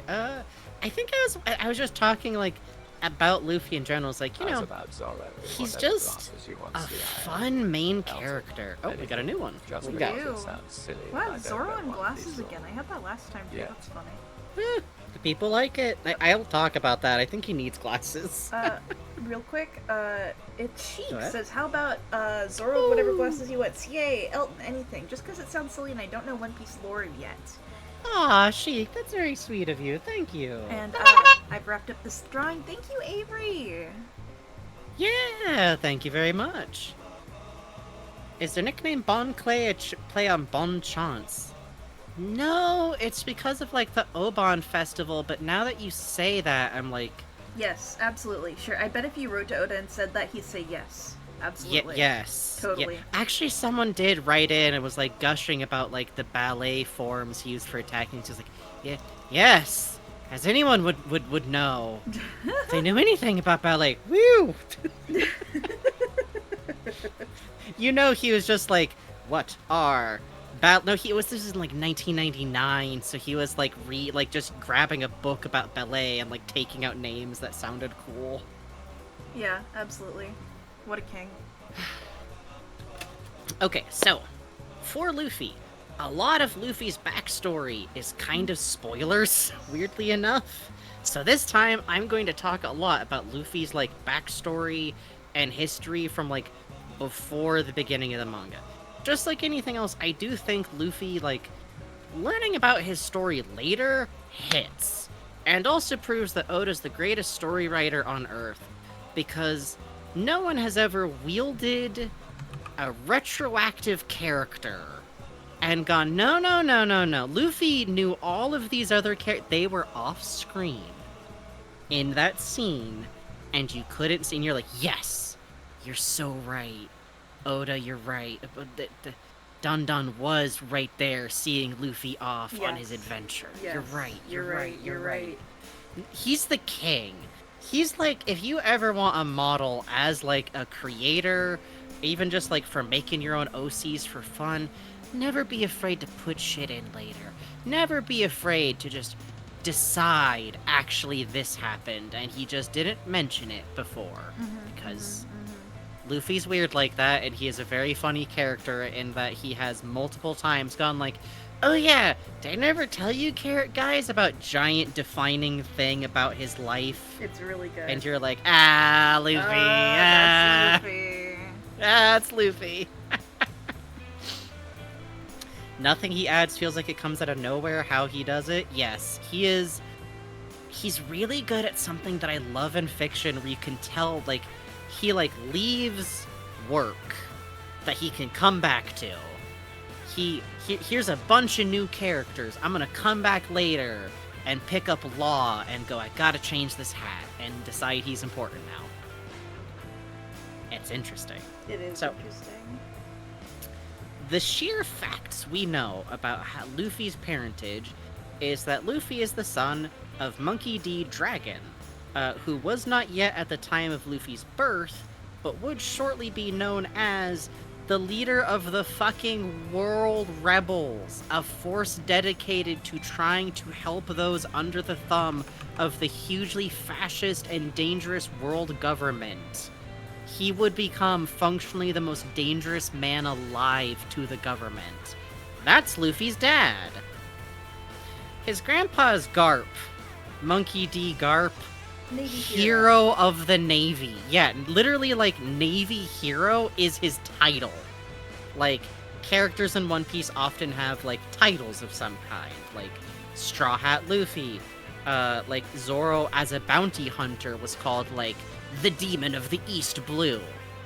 Garp's is Navy Hero. No, he's not Popeye. Popeye's a free agent.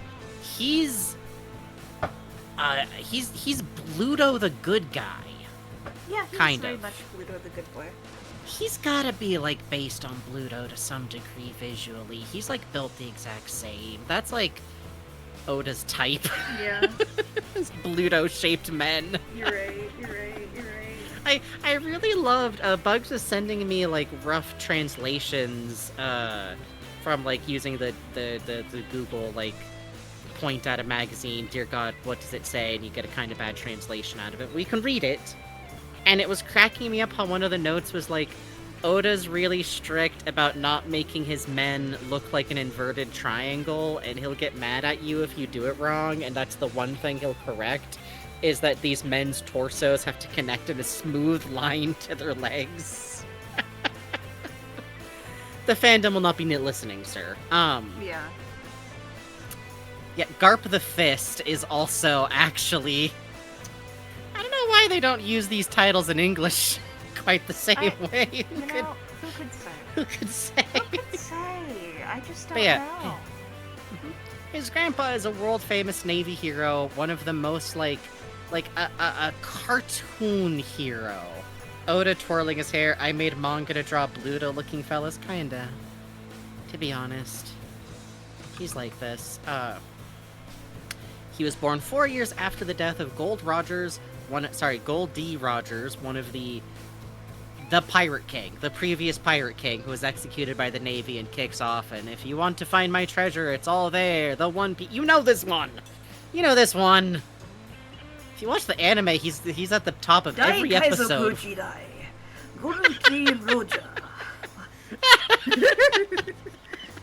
It's really good. You start to memorize it. You're like watching along, going like, it's all there. Yeah. The One Piece. The One Piece. Sagashite. One Piece. Which, if this info dump, like, with spoilers goes on long enough, I think we could have a whole one of just, like, the fuck's up with Rogers and his crew and Whitebeard and the past generation and Buggy. Maybe that'd, like, go with a Buggy, like, spoilers yes stream, because, oh man, Buggy. Oh man, Buggy. Oh man. Oh man. Oh, he's doing good. I really need to get into One Piece. Do you like ridiculous men and women? Do you like ridiculous women? Do you like women who get to make, like, silly faces and be dumb and mean? Yeah, you do. Anyways.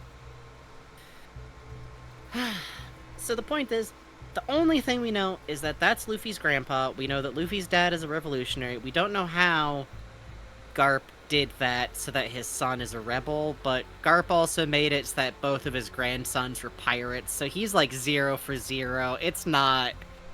Something about his method of going, you're gonna be Navy men when you grow up because I say so.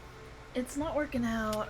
Whatever it is. It hasn't worked once. It's not working out. All we know is that at some point between when Luffy was born, he winds up in Garp's care, which also seems weird, because why would Dragon give his son to his dad, the Navy dude? But we also know contextually at the time, when Gold Rogers died, the Navy found out he might have had a baby. Might!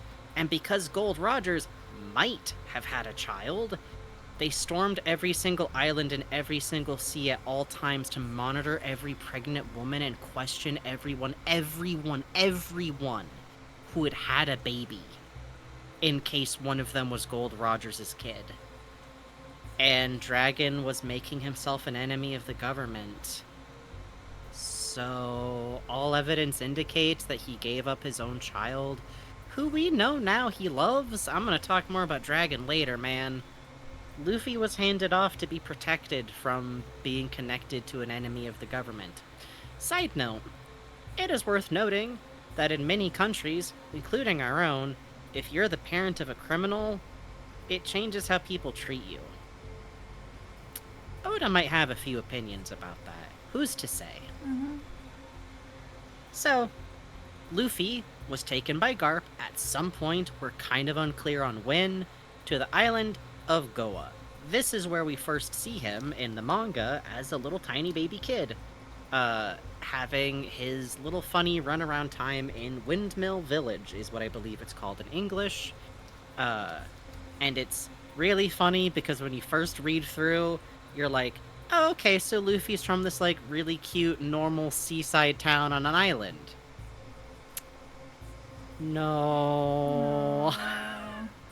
That would be nice, but literally the timeline from here is, like, when Luffy was, like, 6 or 5. I think he was 5 when Shanks first showed up, because he's, like, 6 or 7 when he leaves, if I remember correctly. Mm-hmm.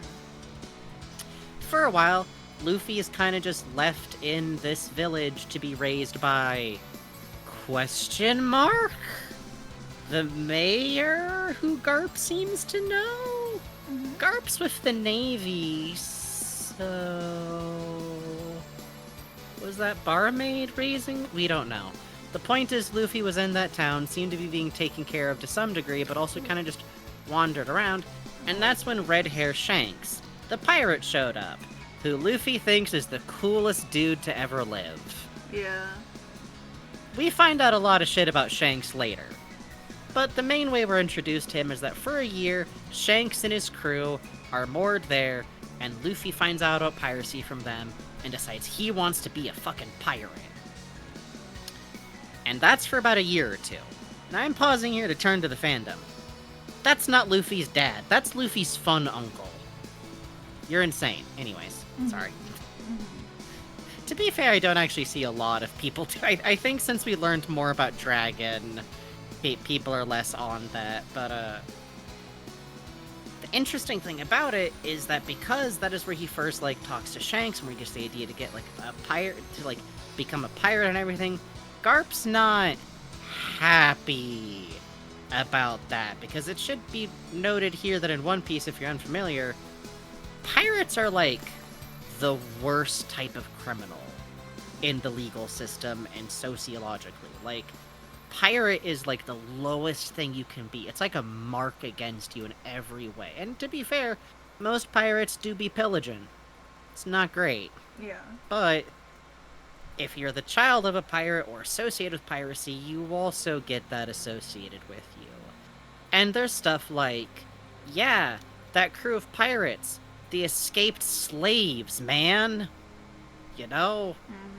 Literally, not like metaphorically. There's a whole thing. We'll talk about it later. Maybe. I might not have time. So that's when he gets removed from that village, and the island of Goa that Luffy was raised on is really interesting, because I think the way his dad refers to it in the arc where we, like, learn about all this flashback, all this information about Luffy and everything, he calls it a vision of what the future could be, which I really like, because this island that Luffy was raised on is kind of a model that you can view the rest of the setting around, because the way it works for Luffy's island is that there is this cute little windmill village out on a coast that's, like, pretty normal. Just a nice little village. And then there's these fucking dangerous woods, jungles full of monsters that normal people can't walk through at all, which has a cute little bandit group that hides out up there. That's Luffy's adopted mom. We'll talk about Don Don in a second. And then there's the Grey Wastes. And the Grey Wastes are this giant trash field being generated by the city that they're attached to, where the people who have no place inside the walls live. This is where pirates go. This is where the poor go. This is where people with nothing go. This is where Luffy and his brothers play when they're growing up. And it's just this big junk field that people sort through to try and find anything they can sell, where people live because they have nowhere to go. Then we have Edge Town. I think it's literally called, it's like, welcome, you're in the part of the city that's not the rich people district, but it's not the Grey Wastes. That's what you do. That's your whole life. And then there's the interior of the city, where there's a king and royalty and the nobles. And the nobles exist on an entirely different level of reality. They are the rich. They are the richest of the rich. And from that island, you can see this is the power structure of most places in One Piece. There is the poor who are not served by anything, and there are the rich people who are served by everything. They're who the military answers to. We get this really brutal, like, very literally, like, at one point we see a noble turn to a member of, like, the city army and go, hey, I need a bodyguard. You work for me now. Don't worry about it. I'll talk to your bosses about it. And it just happens. Yeah, it's Oh, good. these are such good withered Sanjis. Thank you. He's so sad. He's so upset. He loves working at the Sanji restaurant and being flirted with by men. It's awesome. It's his favorite. The girlies are doing experiments on him, and it's not good. Yeah, it's good. It's good. It's good. He's having fun. He's playing. He is. So this is the island that Luffy is raised on, and I think part of why I like talking about it, because, you know, it's both his backstory, but, like, I really like that Luffy isn't a character who's, like, naive. How many times have we seen a plot where, like, a character finds out just how bad the world can be, and it's so No, Luffy's from that already. Luffy was raised by mountain bandits in the woods and had to, like, hunt with his brothers to get dinner. And the reason he eats like that is because that was literally how eating worked in that house, is that you had to grab food to get it and to, like, keep it. And he played in a big Grey Waste, and they snuck into town sometimes to, like, con ramen restaurants into letting them eat there. He's aware of what the worst of the world is like, and I like that. I like a character who actually comes from, like, serious poverty. Like, serious, weird, kind of fucked up childhood situations where, like, you know, it's just how life was, you know? Yeah, exactly. Exactly. You're not walking around, like, making a big deal out of it. You just come from the kind of background where shit happened, and it was just life. And there's still, like, joy and fun in that. It's not like, and he came from the poorest area, and so he had to become a child assassin. No. No. He did dumb kid shit. They mugged people in a junkyard. Yeah. It's good to do this. It's good to do this. It's good to do this. There's an entire point in conversation. We'll get to that. We'll get to that. It's on the list. Him and Vivi have some interesting things. So, like, it is also worth noting here that, you know, we're talking about, like, Garp kind of dropped him off on this island. There wasn't really anyone looking after him specifically in Windmill Village. He had Shanks for a while. Around here is when he meets his brothers, Ace, and eventually Sabo, but mostly Ace to begin with. Luffy was an incredibly lonely child who was not being looked after by anyone in particular. Like, his adopted mom, Don Don, the leader of the bandit gang, kinda rules. Yeah. And does eventually become, like, a mom to him in some ways, but, like, she's literally like, why the fuck does Garp keep leaving me awful children? Yes, it's great. Why does he do this to me? Yes, Why does this love happen her. to me? She's great. She's built like a fucking fridge. Yeah. I love her. Her hair and skin tone situation are kind of rough in the anime sometimes, Yeah. but it's whatever. I'll take it. It's toy. They're scared of anything darker than a paper bag, man. It's great. In one scene, she gets paler, and then she got darker again. So it's like someone's like, "Hey, hey!" When she almost died too, so we're like, "Oh my god, she gave up left- her they melanin to burned off save her Ace." melanin. Wow, that's amazing. So sad. Wow. It was good seeing her beat the shit out of Garp, though, man. Yeah. Oh, man, Mwah. crying on his face. Ah. So good. Like, yeah. Ace is the son of the fucking king of the pirates, by the way, who, while in jail waiting to be executed, looked at Garp through the bars and said, "I trust you as much." Oh, it's 10:12. We have to take a break soon. Oh shit. Well, let me. The fuck. This I'll is- finish my thought. You finish your drawing. This Daisuke is like, you know, it's like favorite thing, so it's like men's Sanrasu favorite. Is that cool, you think? Does that sentence make sense? I think it's good enough. Okay. Thank you very, very much to Josh Personal Zombie who let me draw this. Yeah, I was gonna say, you don't think they requested like 5, but you're just having so much fun. I was like, Bugs is frolic. That's part of what you're buying here, is that Bugs will just take your theme and like frolic with it sometimes. I like to frolic, I like to play, I like to have fun, play with my toys. Literally, these streams are just enrichment for both of us. Yeah. What was my thought going to be? Oh, I was just gonna talk about how Gold Rogers looked at Garp through the bars and said, "I trust you as much as if you were one of my crew. Please raise my son for me and protect him for me." Hurts just a little.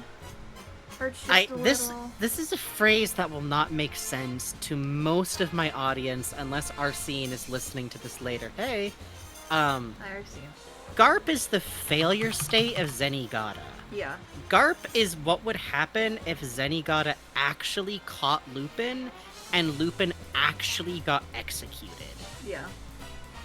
That is Garp. And if you're thinking, oh, that's weird, Zenigata and Lupin kind of have a lot of, like, romance. Yes. Yeah. Oh, God, yes. Yeah. Oh, yes. Yes, Yeah. yes, yes, Yeah. yes. Yeah. God help them. But for now, Silver's Raleigh knows what's up. but for now it's 10 o'clock. We gotta For go. now, it's 10 o'clock. We will take a quick 5 to 10 minute break. Help. I want to drop. I know.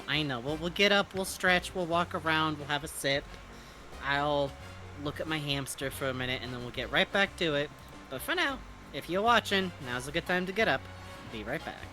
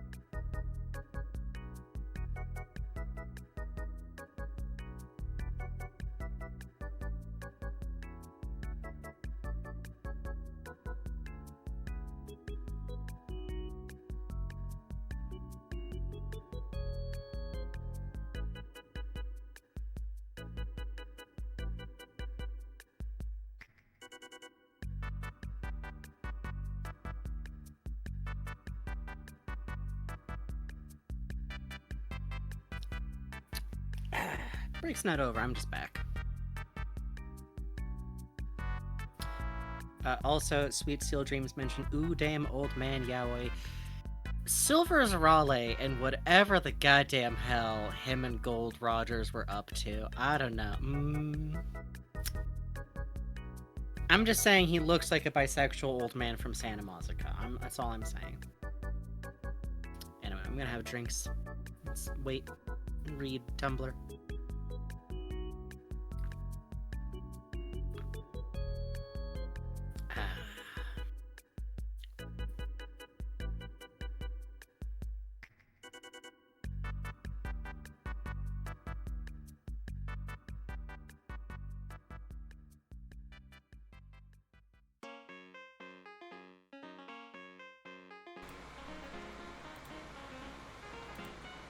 Well, I fixed the grammar. It says Sanrasu de otoko no daisuki, and I spelled daisuki wrong. Please take away my weeaboo badge and gun. I will now proceed to drink coconut water.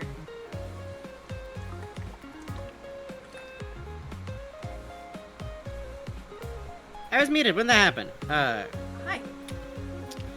Someone was excited about the prospect of old man yaoi, so I think I was gonna tell him about Silver's Raleigh and how he just, first of all, kind of looks like a bisexual man from Santa Monica to me. Yeah, I can see that. And also whatever he had going with Goal. Oh man. Yeah, there's something going on. Oh man. Not straight. Not straight. The I'm sorry. In the anime. Oh my god. Oh my god. And him getting like pass out drunk during Vegapunk's announcements. Oh my god. Raleigh. And you might say, but isn't he married to a woman? And I say, yes. But no, they both. Yeah, yes. Listen. Pirates. The Shaki, like, this is my man, and this is the man he was widowed to. Christ. It's cool. She's cool. It's cool. He's cool. Pirates! Pirates, man. Which is also why Sanji and Zoro should date Law, is all we're saying. Yeah. It'd be good for him. It just makes sense. Just think about it, okay? It just makes sense. Just Think makes of and sense. if Corazon had ever met Buggy, then yes, one of them's dead. Listen. Listen. Things could change. Be brave. She could get undead. I mean, we haven't I have a trans Corazon yet. Sorry. Join us in the swamp. If you've ever heard us mention like this weird like swamp imagery thing, Bugs picked up from some Japanese fans of Welcome Home. And the phrasing they would use is join me in the swamp. And I decided that was the best because I don't like saying like, oh, I'm hallucinating. Like, that felt gross to me after a while. Like, wait, hold on, what? I don't like this. This is, we don't jive with that delulu shit, because fuck off, delusional's a real word that people need to use for, like, medical conditions. Be cool. But, you can put in your Discord chat, said as I float by peacefully like a crocodile. Yes, if you use swamp imagery. I recommend it highly. Adopt this phraseology. Confuse linguists. It's fun to do this. It's good to do this, even.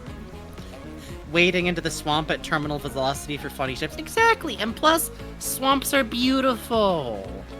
Imagine floating in cool water through the roots of the trees. Join me in the swamp. It's a beautiful phrase. The swamp has men in it, and also women. And also Bon Clay. Yeah, Bon Clay who's is braver there. and stronger than both. Uh-huh. I can never figure out a solid ship for Bon, though. I can't. That's the thing. Like, I mean, Dragon would be funny because then he could really be Luffy's mom. Yeah. Crocodile, he's got some chemistry with. Yeah, you're right. The Zero-chan thing, that's That's cute. it's not nothing. They cuddle at It's the cute. One It's Piece live show, which is very They cute. do. Oh, I love that. Oh, baby, that's bog bodies. Listen. All that old fandom. Listen. Alright, let me open my notes back up again before I just start talking about Bon... If you want to hear more about Bon Clay, there was a whole-ass info dump for Bon Clay. Mm-hmm. Because she deserves it. Mm-hmm. Because she deserves it. She does. She does. That's the thing. She really does. So, a big part of Luffy's backstory, and a big part of why I'm, like, talking about this much of Luffy's backstory, besides the fact that we just went through it in the anime, and it feels like watching adorable puppy scamper, but there's, like, a timer. Yeah. That's, like, bright red. And the last number's, like, a question mark. Yeah. And you're like, What's gonna happen on the timer? Oh wow, they added some really cute filler here, where Sabo and Luffy and Ace get to learn from this, like, pirate captain who lost his whole crew, and he fought Rogers, and this is really fun. I love that part. He's canon to me now. Yeah, I love that fun. shit. I love that dude. Absolutely rad. Like, oh, I hope he's out there somewhere. Me too, man. The anime filler characters are great because, like, they can't ever exist again or be around for important plot beats, so they had to have this guy, like, sail away before some, like, really important plot beats could happen. Yeah, okay, goodbye, children. I'm sure nothing bad will happen in these next few weeks. Okay, goodbye! Bye! Bye! Bon Clay seems the type to have passionate flings with. Bon Clay, to me, could totally do some, like, so there I was in Alabasta. The sun was hot, but let me tell you, I was hotter, like, the full dish. Christ. No, you're right, you're right, you're right. We should not have watched all of Kids in the Hall. It did damage It's to good. us. It's good to do Do this. not watch all of Kids in the Hall. good that Stop we did before this. stop before the last 2 seasons. It's good. Don't watch the movie. It's good, it's good, it's good, it's good, it's good. It's not. You ask Bon about previous relationships, and Bon just lets out the biggest hammiest sigh. Oh, absolutely. Just like, let me tell you, like the full. Oh, I love her. Yeah. She's the best. Luffy's mom. Luffy's real mom. Not really, really. That's Crocodile, but I'll get to that later. Anyways. Don't worry about that. If you've never seen One Piece, please Google search One Piece Crocodile, and then figure out the fact that I'm actually not saying a headcanon, I'm saying something that's a pretty common fan theory that might turn out to be true. Yeah. There's a movie, we can't get into this about Kids in the Hall right now. Yes, it's not good. Don't worry about it. Yes. Don't worry about it. Genuinely, don't. It's a movie so bad that it forced one of its cast members to star in Monkey Bone. As a side character to Monkey Bone. Anyways. Don't bring up fucking Monkey Bone again. I'm begging you. I'm begging you. Okay, that's, you know what, that's fair. Hi, Holly! How did Holly. you... Summoned. What do you mean you knew Monkey Bone was... Oh, because we talked about Kids in the Hall. That makes sense. Where was I? Okay. Yes. Luffy. Luffy and his giant, tragic child loneliness. Oh my god. Yeah. Literally, there's a scene when he is a child where he has been, like, every day chasing Ace down, who's, like, 3-4 years older than him, I think. Which, you know, when you're 6 versus 9 is, like, an infinite amount of time in difference. Yeah, exactly. And just chasing after him as he's, like, dodging through the jungles, like, going through canyons, doing anything to get this kid to fucking leave him alone. He is doing edgy 9-year-old shit, like robbery. Yeah, it's good, it's good, it's good. He's being a cool junkyard kid, and he's sick of this fucking kid who keeps following him. And then at some point, like, he's asking Luffy, like, why are you what? No, it's like, oh my god, that's right. It's after Luffy, like, refuses to tell where their, like, money cache is hidden when the other, like, fucking shitty, like, junkyard pirates, like, capture him and beat the hell out of the child. Hey, Pochi2K, welcome to chat. Hello. Should have requested the characters at Plymouth Rock. Ah, next time. Jesus Christ. Love you, Sheik. Love you. Jesus Christ. That's an option. Listen, if someone wants to give us money. But, like, they ask, like, why didn't you just tell them where the money fucking was? We went and moved the money because we assumed you would tell them. Why didn't? Luffy just says, I don't want to be alone. I don't want to be alone. And you are the only person that I could possibly be around. And, like, it's just this heartbreaking moment where you realize, like, who was in Luffy's life? Yeah. Garp only showed up sometimes and was a giant pain in the ass. Don Don is kind of taking care of him, but, like, again, those are both adults anyways, and he can't go back to Windmill Village every day. And there's not really any kids we ever see spending time with him there either. Yeah. I don't want to be alone.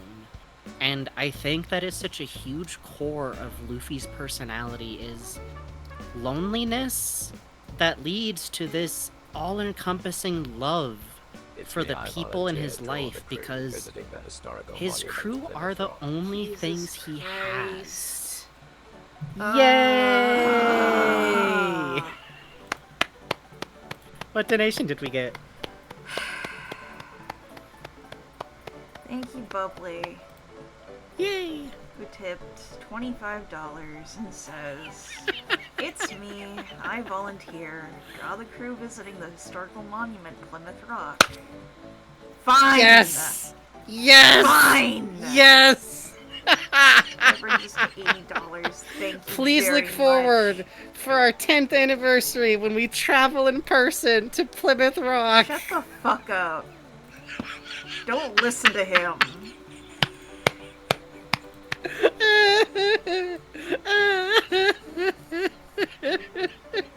Streamer divorce. I'm gonna get fucking Wooly on the line, man. You just wash your shit, man.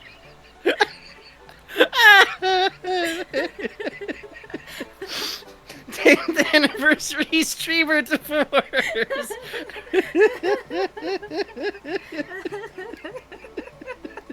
It'll be fine. We can go to Dunkin's. You like a Dunkin's? Come on. I like a you Dunkin's. like. I've never been to a Dunkin's. I hear it's perfectly. I hear it's adequate. It's perfectly okay. It's fine. It's okay. I love that. That's like exactly what I like. Every time I always see like someone like from the area going like, oh yeah, I go to Dunkin's every day. There's a Dunkin's everywhere. It's alright. It's perfectly eatable. Why has this been such a significant long-running bit? I don't know. I don't know. You people like a damn rock. I don't fucking know. You Also, think I got to pin understand the psychology of our damn audience? Wait, no. I gotta pin Puzz's message. There we go. Yeah, baby, Dunkin' Donuts. It's okay, I guess. The Boston Thank creams Puzz. are good. The Boston creams are good. The Boston creams are good. The only good The donuts coffee is come from okay. like a small place with a weird name being run by like a hard-working family of like first generation people to America, and that's just facts. I'm sorry. That's the only good donuts in the. It's got to be someplace that's called like Angel's King's Donuts Donuts or something. Yeah. Or like number one donut. I want to go to number one donut. Yeah. Oh, it's got Grandma's plastic seating. Donuts. I still miss the donut that I could walk to on my way to school when I lived in the Bay Area that had like 3 tables, plastic. And for some reason, their coffee that you got out of like a giant, it was Kona coffee. What? So it was really fucking good. Oh, Kona coffee. So you could just get like a giant paper cup of Kona coffee with their like big pitcher full of half and half. And like a donut, or I would just live on their croissant witches when I could afford it, and just book it out to the fucking station like that. Mwah. You motherfucker.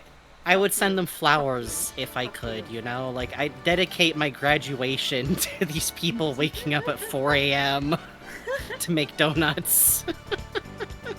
Because they'd always be open. I would be going to school at like 4:30 in the morning for like really early classes because I can't get into it. We got One Piece to talk about, but long story short, I had a 2.5-hour commute going one way. That's a one-way trip. Look at me.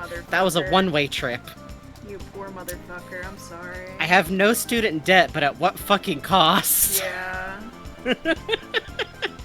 Also, I'm experimenting with perspective in these drawings, so thank you for your patience while I do this.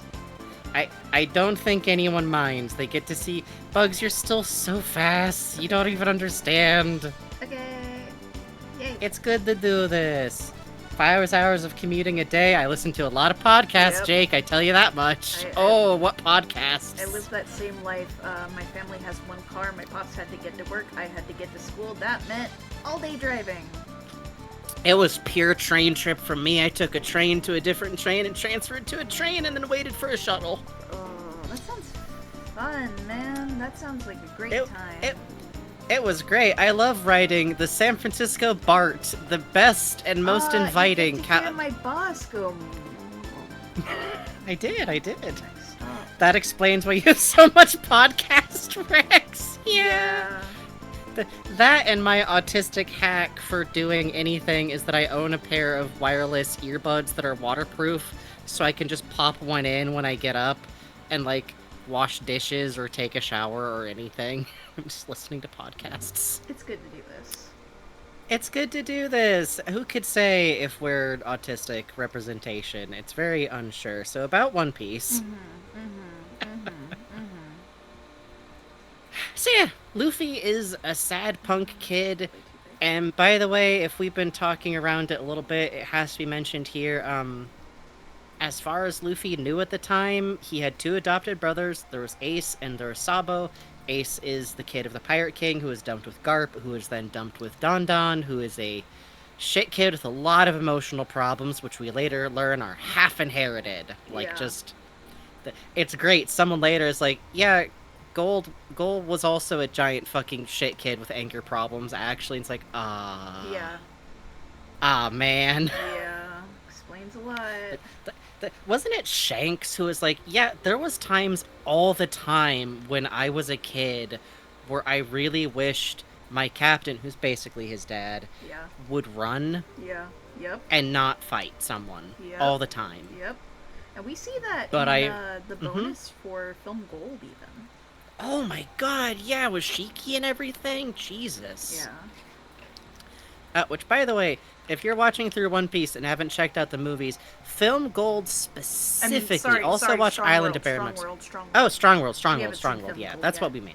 No, but Strong World fucking slaps and is written by Oda for slightly... It's very funny how it's like, there was a different movie that was going to be Strong World, and it didn't, and Oda stepped in and wrote it instead. Yeah. Which is interesting, because there's been some stinkers of movies before, so I don't know. One of them was just someone's escaped, like, self-insert OC who was actually Zoro's best friend. One of them involved the bad guy getting spanked over the credits. And then there was the thing with the turtle, and we're not going to talk about the turtle. Same movie as the spanking guy. Is it? I tried to forget as much of that one as humanly possible. Island, baby. I think I remember like things from that movie, but never that they're the same movie. Anyhow. So there's Ace, shit kid, and there's Ace's best friend, Sabo, the junkyard kid who wears a cravat and a top hat, who is just kind of great. He's like fucking... I don't know. He's a little shit kid. He owns. He's a little shit kid, but he's like a nicer shit kid. He's like very patient with Luffy and a little bit less harsh. And we find out as a runaway from a hugely abusive rich family. Yeah. Like, beat him and lock him in a basement. Abusive. Yeah. Hyper rich family. Yeah. And he bailed. Which I kind of love, because, like, hey, you know what you really do get sometimes if you're poor? Kids from technically really nice families who don't want to be there for some reason. Yeah, it's true. And that's, like, what he has for a while, and Then it turns out that because the ultra mega rich ruling class is sending someone to visit the island, the rich people decided we better clean up and burn down the junkyard. Yep. And that's basically just one big, giant, hugely traumatic thing that I could probably spend like a whole hour just getting into. Mostly I want to talk about its effects on Luffy, and the fact that in all of those events, one of the other things that happens unrelated to the fire, technically, well, not, well, kind of is, because like Sabo finds out about it, and he tries to get out of the city to go warn them. He's been like brought back to his parents, blackmailed into staying. His parents tell him, like, if you don't do what we say, we'll have your little friends killed. Yeah. Fuck you. And he does, because he doesn't know what else to do for them. When he finds out about the fire, he tries to escape. He can't. There's walls, there's guards. He has a moment where Luffy's dad, Dragon, who's visiting the area, probably having heard about what's going on, finds him. And he grabs onto Dragon and tells him what's happening and goes, you believe me? You'll listen to me? I am ashamed to be alive. I hate it here. It stinks here. I have to go. And Dragon, like, picks him up and is like, I will never forget what you said. Ugh, it's so intense and sad. I will kneel. Yet Sweet Still Dream says, yay, rich people and there weren't homeless people and people with housing insecurities. I wonder what Oda's political perspective could possibly be on the way that Japan treats its its unhoused population. Who could say? Probably could say? Republican on account of you he's know. always restoring them kingdoms. Haha. Yeah. Except Drum Island. Seems like he had some specific things to say with Drum Island. That doesn't count. Which he, like, brings into direct contrast as, like, a head of... And then there's the royal family's heads all turning out to be related to the Celestials and the class system in Japan, and anyways. So, Ace and Luffy both lose Sabo, who, it should be noted, they've literally, like, sworn in as brothers. They do, like, the whole little sake cups rituals. Again, they are children, which is really, really fun. They steal one of Don Don's liquor bottles. It's really funny. Poor fucking Don Don. Don Don puts up with so fucking much, man. Yeah. She... Don Don has the energy of, like, a reluctant stepdad as a mom. She's great. Yeah. Exactly. She's experiencing some real, like, I never wanted to be a parent. There are, like, children sleeping on my couch. Fuck my life. Like, yeah. They were under my car because it's cold outside. I don't have cats and I don't want cats. But what's notable here is, like, because Luffy experiences this loss, this is when Luffy swears he wants to be able to protect anybody and anything. It's really heartbreaking in the anime. The voice acting, like, adds a lot, and there's just this bit where Luffy's going, like, I need to get stronger, stronger, stronger and stronger, stronger and stronger, stronger and stronger and stronger and stronger and stronger, and is just crying, holding the hat around his ears. And you realize, like, this is the core of Luffy. Isn't like he wants to be the strongest for the sake of it, or because it's fun, or because he just likes to fight. It is explicitly, he wants to be able to protect anybody. And not as in, like, protect the world, as in he wants to have people in his life. And to be able to protect those people. Which brings us up to the start of the story. This is the backing for the kid from the beginning of the manga. And I kind of love that, like, we spend a little time with him, like, gathering those people who wind up being so important to him. That's, like, the first 100 to first, like, 300 chapters. And it's still kind of going on to this day. Like, Jinbei is a pretty recent recruit. There's characters like Yamato who are, like, I think I'm still a believer. Listen, I think Oda's going to pull the actual full parallel where Yamato's gonna have to join a different ship first. Like how Odin was on Whitebeard's ship first, which is really funny because there's only one character who's a Whitebeard analog to Luffy's goal analog, and it's Buggy. It's good to do this. Please. It would be so funny. It would be so funny. This character's backstory is a bit of a kick. I'm sobbing. Yes! No, it's fucked up. It's so sad. He's like the silly pirate guy. You're like, it's that guy who wants to be Pirate King. He's gonna find the One Piece. Why hasn't he found the One Piece yet? Damn, he's been looking for We know where the One Piece is. You have to sail to it. There's some obstacles. Buggy D Clown Real. You damn right it. I can't get into this time. I can't.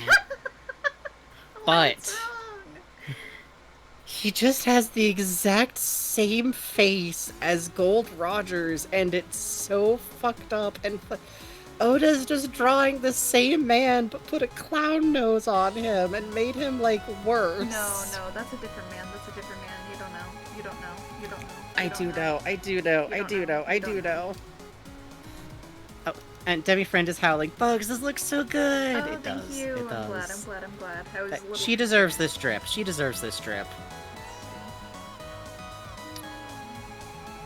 Let's see. Yeah, so with Luffy, I just love that because, like, it is then a reoccurring kind of aspect of the story where, like, he will meet someone, and this goes for, like, all of his early crew, and when he discovers they're in, like, trouble or pain, or in a situation that's hurting them, he just goes, okay, I'm gonna take care of that. Like, Zoro, it's really interesting, because it's like, Zoro, when he's first met, is captured by the Navy and being fucking crucified. Yeah. It's really the only word for it. Yeah, it's true. Goes, okay, I'm gonna go get your sword. Actually, that one's funnier because Luffy does kind of do a, like, you wanna die or you wanna live a pirate? Yeah. There's like, I guess I'll live as a pirate. Well, he calls him the devil first, which I love. Yeah, really funny.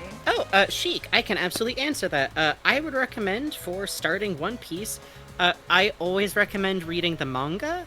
And if you want to read that, you can either go through Shonen Jump, which has both an app and has a internet, like, browser version of reading.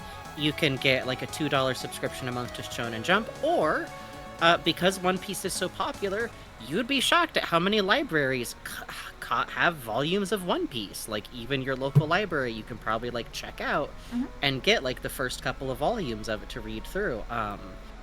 There may also be, if you're reading manga online, I've heard tell of dark and terrible places, with an admittedly worse translation, but it's out there. I should also... There's, like, a couple of movies that are also fun to watch on their own, but I'm not recommending Sheik watch Baron of Island Matsuri right away. Why, what's wrong? No reason. No reason. It's a wonderful... Everyone else should go watch it. Thank you very much, the manga's really fun. And there's a lot of it, so you don't run out. You're right, Demi Friend. Thank you very, very much. I'm done with this piece. I move on to Luffy and Bon Clay now. Yay! Let's see. I have a note here about Ace, but I think I want to wait to talk about that for a bit in here. I have a note here about being sad about Dragon, but I think that can wait too. I think what I want to talk about here a little bit is Luffy as he changes over the course of the story. There's an app that'll let you read it for free called Manga Plus. Thank you for letting us know, Phantasmagoric Lich. Thank you. One moment. Okay, there we go. I gotta stop and, like, drink something. I get talking so long. It sneaks up on you, doesn't it? It's fun to talk. I know you like talking too, don't you, Romeo? He does. He go, wah! A little scratch on your head, buddy. I gotta be working. I know. Ooh, but Romeo. It's true. It is fun to talk. You get it, Holly. The problem is for streams like this is I forget that I have more breaks because video games are doing things. There's nothing to stop me now. Okay, so the thing that's interesting about Luffy is that he actually does undergo character development, and that might sound weird for me to point out, but we are talking about shonen manga. Point to me the character development of Goku. I love Goku. I'm going to summon Vegeta by having said this. But let's say over the course of, like, just Dragon Ball alone. You know what I mean? In this case, however, Luffy does have a lot of changes, and what I kind of like is that part of what Luffy goes through is, like, he kind of has to learn how to be a captain, because that's kind of different than being, like, a solo adventuring person, and there's kind of a point in the manga where, like, him and his crew are, like, a little bit more like they're all riding a ship together, you know? Like, he's still the captain, but there's literally a point in the adventure when at least one of them is not actually a crew member, Nami. Actively. And otherwise it's Usopp, who I love, but takes kind of a long time to not be playing pirates, and Zoro, who is officially joined, but is also kind of clearly still like, yeah, alright, I guess I'm a pirate. And that changes over time, and I do think, like, this is very commonly recognized in the fandom, but, like, there is no doubt that his conversation and interactions with Vivi kinda mark some of the first points of him, like, having to figure this stuff out.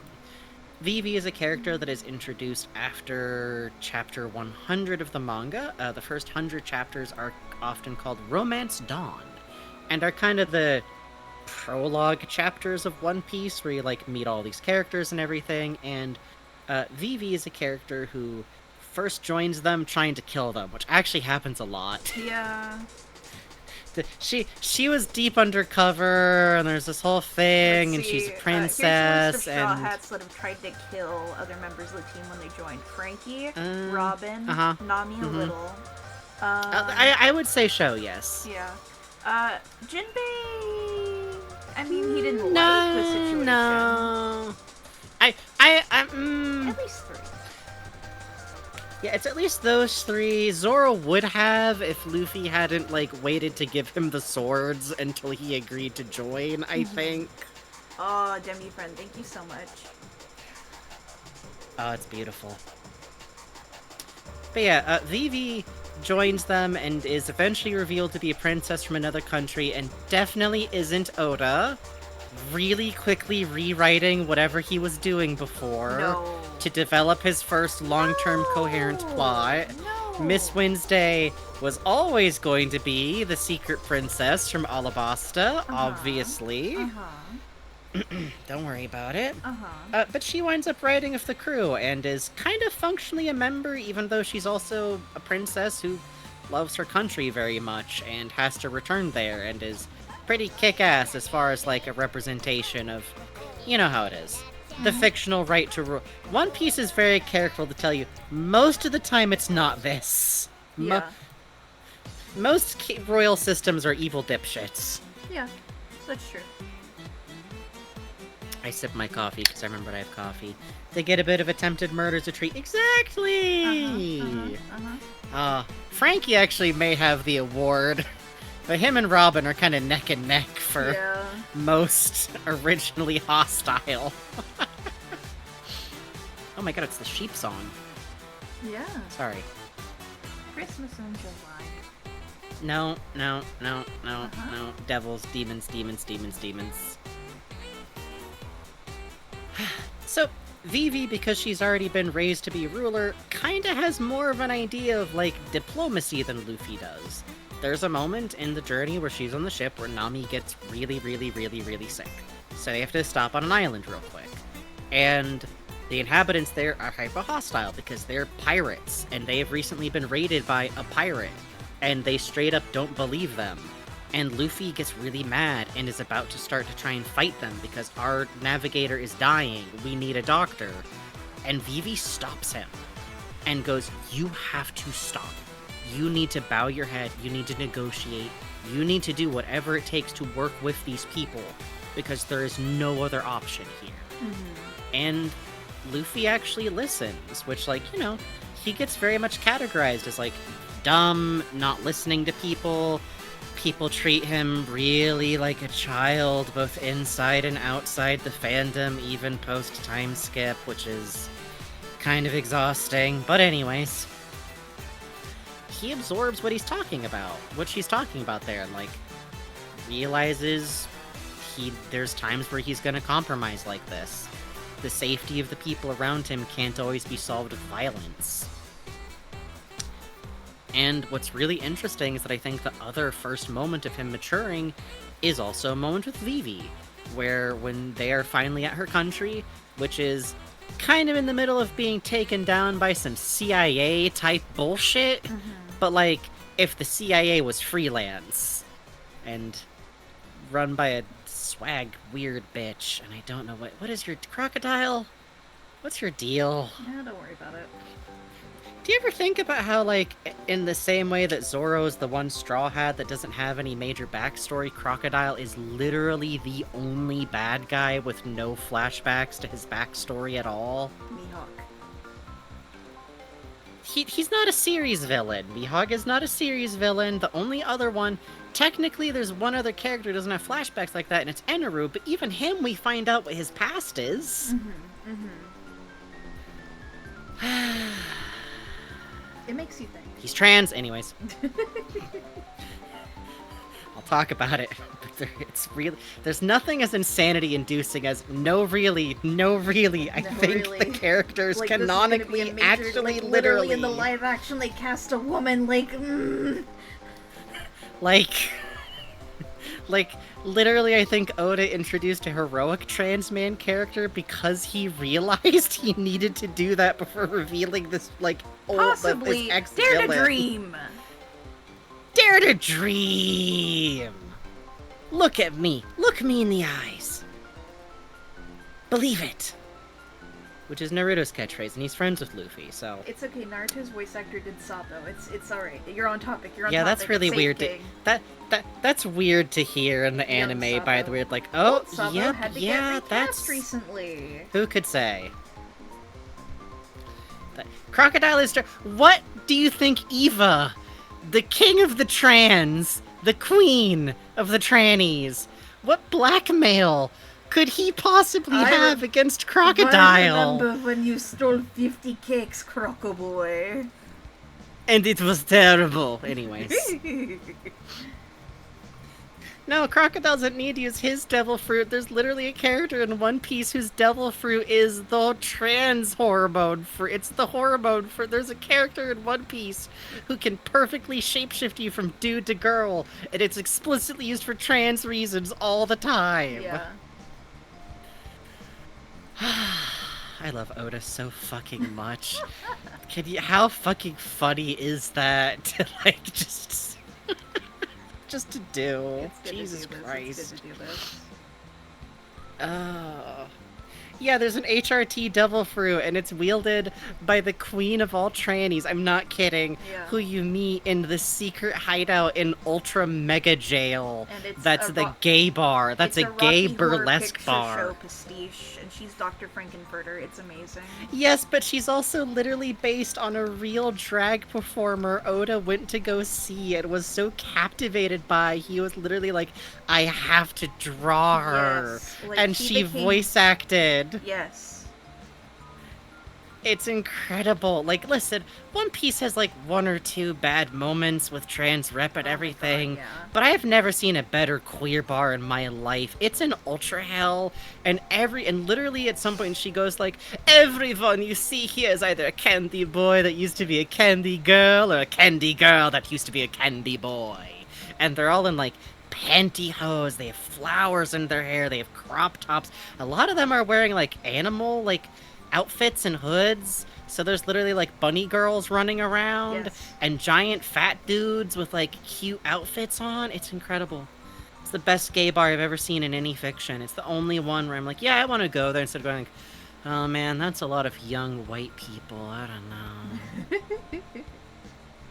Anyways, these are the things one gets distracted by, but Bon is here, so it's appropriate to talk about. It's fine. We like Bon. Oh, by the way, that character, the king of all trans people, the queen of all trannies, is also best friends with Luffy's dad. Yeah. They're like partners in the Revolutionary Army. Did I mention that the king of all trans people is also one of the major officers in the worldwide government rebellion? And is best friends with Luffy's dad? It's incredible. This is the greatest manga ever made. You know how it is. It's like, here's my original character, Japanese Tim Curry. He's best friends. Here's my original character, Japanese, what is it, Jim Carrey. And he is on your crew alongside, that's right, separate Japanese Jim Carrey. Frankie and Okay, first of all, how dare you? How dare you? How dare you? They are! It's... I know, I don't want to talk about it. Era Jim Carrey. I don't want to talk about it. I don't want to talk about it. Jim Carrey. I have notes to get back to. Coward that you are. Clean your glasses and release the truth. Actually, they're pretty clean. I cleaned them before show. Oh. I'm not. No, we're not talking about. Okay, Steve Buscemi is Sanji, and Yeah. that's accepted truth. And the only true artists of Sanji understand he needs to look a little bit weaselly. Just a little. I was getting pissy. He should look a little at fucked up. The figure artists just being interviewed in the One Piece magazine because they're like, I think Sanji should look like Orlando Bloom. Like, coward that you are! Ew! No! That's just the first pretty white man they could think of. I'm wrong. I know. It's terrible. However, Mihawk should look like John Leguizamo anyways. Yes. Ugh, can you imagine modern-day John Leguizamo in that outfit? He could serve. I believe he's still got it in him. But what if it was a white man who kind of talked vaguely like this? Chi-Chi Gutierrez, you'll always be famous. Anyways. Where was I? Watch Tu Wong Fu, Thanks for Everything, Julie Newmar. That's my recommendation. Yeah, that one. I don't remember. It's good. Watch it. Okay, back to Luffy. Actually, it's 11 o'clock. We gotta take a break. No! Hang on, let me render this foot. Hang on. This is the funniest format for us to do a stream in, because Bugs taking like a break every hour is not how they work on art. This is not how I work. I work for 6 hours straight and then I drop dead. What do you mean I take breaks? Fuck me. No, worse, you're like, this is miserable. You go like, no, I'm but on I'm a doing the roll. thing. Okay. I know. Okay.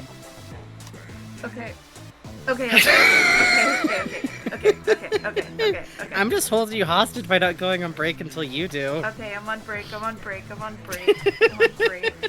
Okay, we're gonna take a quick 5-minute break. Now's a good time to get up, have a stretch, have a little walk around. I'm gonna stand in front of a fan for a minute, and we will be right back. Yep.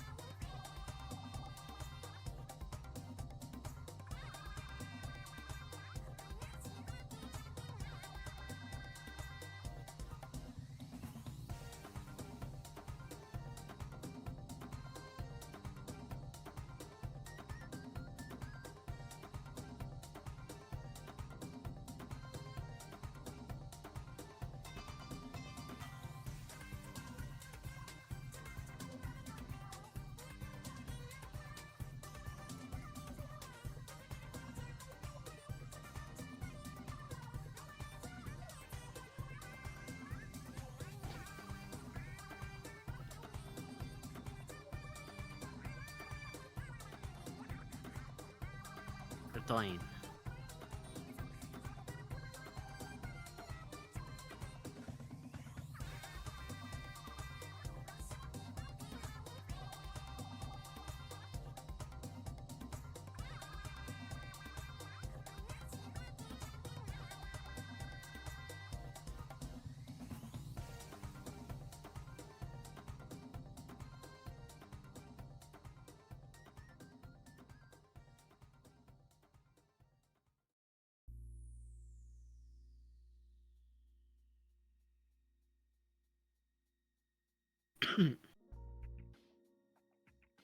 Pardon.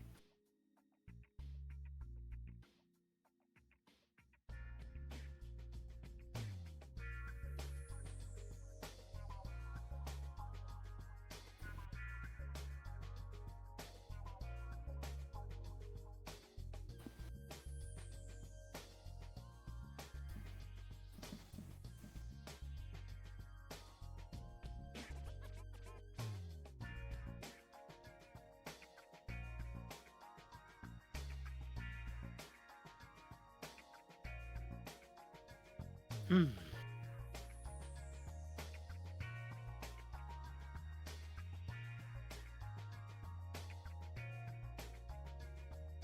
should finish my coffee while I'm on break.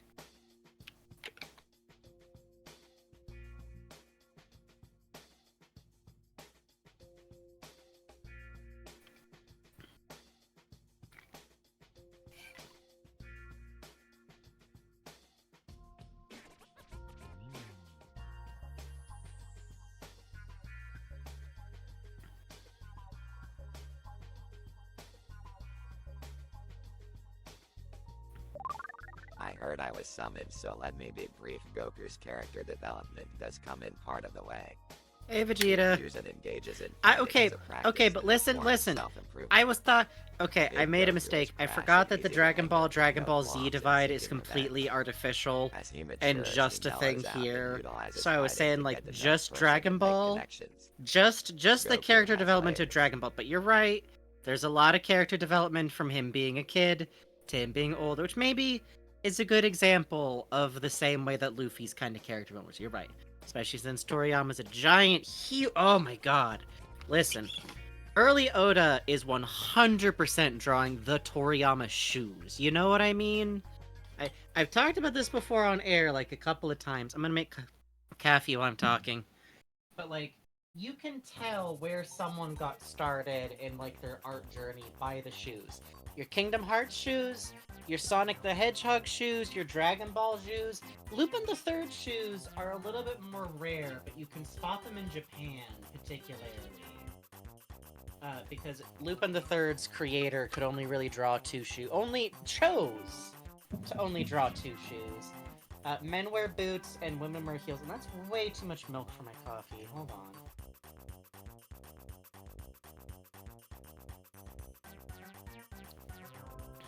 I still want that one shirt that's just a drawing of the way Dragon Ball shoes are drawn. That's such a good shirt! Oh, you're right. That's perfect. Okay, there's my black sugar. There we go. Come on. Hello. Hello. Can I help you? I'm making coffee real quick. You want to smell the coconut water? Romeo! What do you think? I know, it's scary, it's coconut water. I know. What? Hello. Hello, I successfully... by mischaracterizing, because I forgot that Dragon Ball versus Dragon Ball Z is an artificial divide that only exists in the West because of some fucking reason. That Vegeta did point out that I was misrepresenting and that Goku has a lot of character development going from child to adult where he mellows out a lot. Alright, fine, Naruto doesn't have any character development. Can I say it? Is anyone gonna step to me? Bring out the Naruto stand. Tell me how much he changed as a person. He made friends with that damn fox. Yeah, it's good, I guess. Didn't that fox kind of represent, like, trauma and, like, the way that an area can, like, a fox living inside you. Okay. So about the way that the entire village, like, ostracized him? Is that ever anything? He had that damn box inside him. He had that damn I like Zombie saying he got taller, I think. He got taller and he had a child, and then he became, like, a neglectful dad. Why does that keep happening? Because mangaka.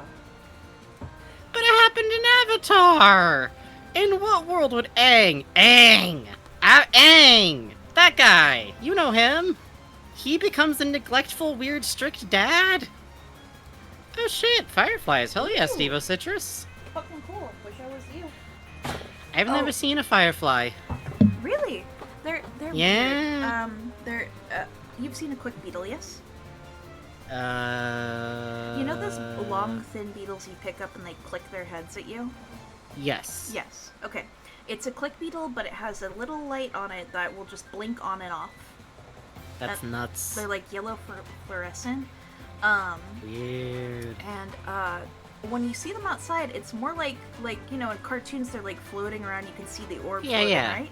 It's more like someone flicking like a cigarette lighter that won't catch. Oh, that's so funny. Yeah, it's cool. Someday. Could I ask a personal theory of mine why Aang had parental issues? No.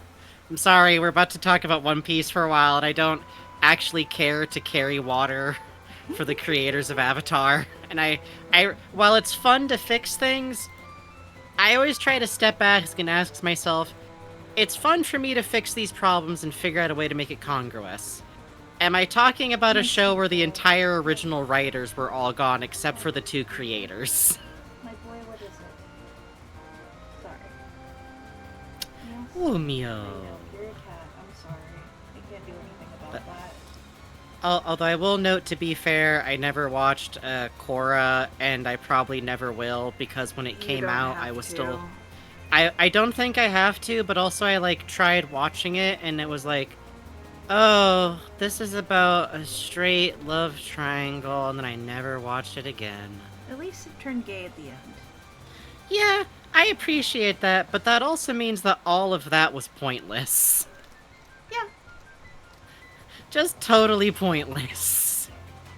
Like, I admire it. Like, that's a hell of an exit. I approve. I appreciate that. Mm-hmm. I think we all wish that Tenchi Muyo had ended that way eventually, but... Man. Oh, man, that would have been great. Little baby me was reading some fanfic, let me tell you. Yeah, that'll be good. Okay. Alright, where was I? Okay.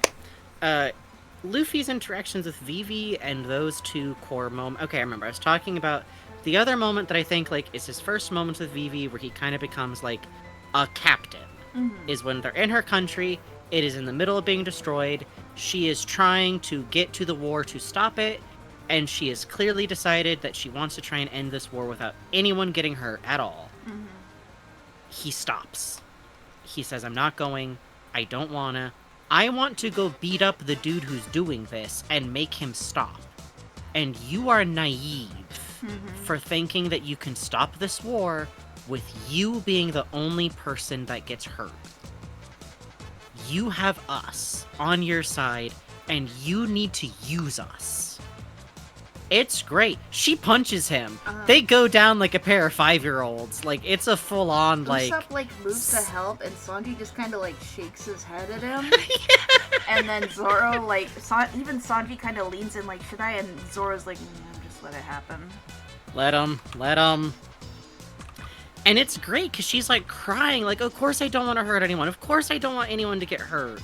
No, not a cartoon Fight Club. Like, she is on top of him, punching him and crying. Yeah. Is what I mean by a 5-year-old fight. You ever seen A Christmas Story? Yeah. It's like that. And it's great, because he doesn't punch her back, and it's worth noting, Luffy can't really be hurt by blunt impact. Yeah. Outside of some really specific, slightly confusing rules about being punched with love that we're not going to talk about right now. But he's still just letting her hit him. And I think he, like, straight up goes, like, you need to make use of us.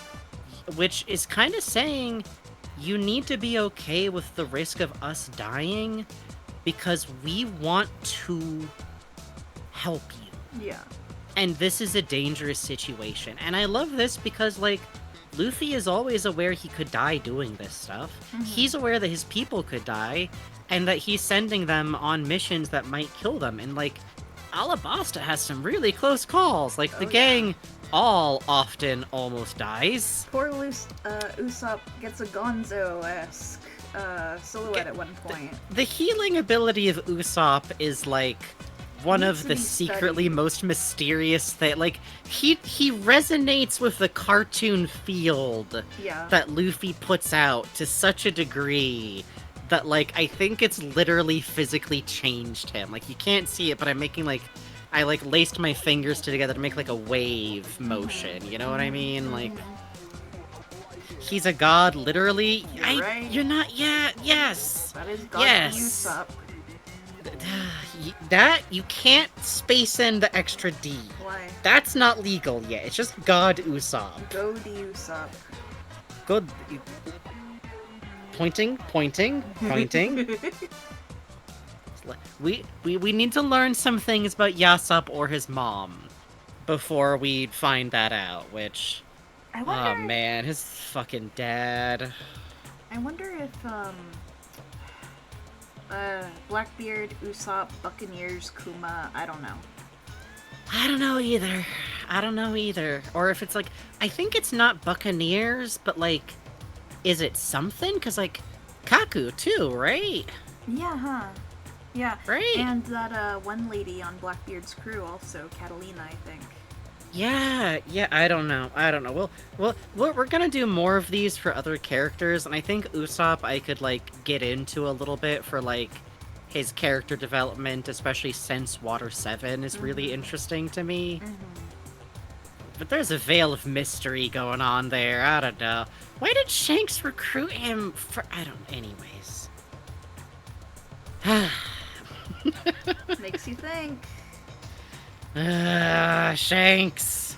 And apparently, Oda's editor said at some point this week, I was skimming the Reddit just to see how people are reacting. I'm like, oh, Oda's editor said Egghead has one last twist. That's good. That's really scary. Yeah.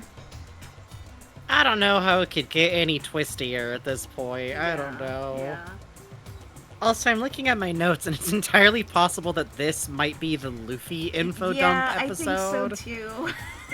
We'll get to Zoro next time. I have to draw Zoro later.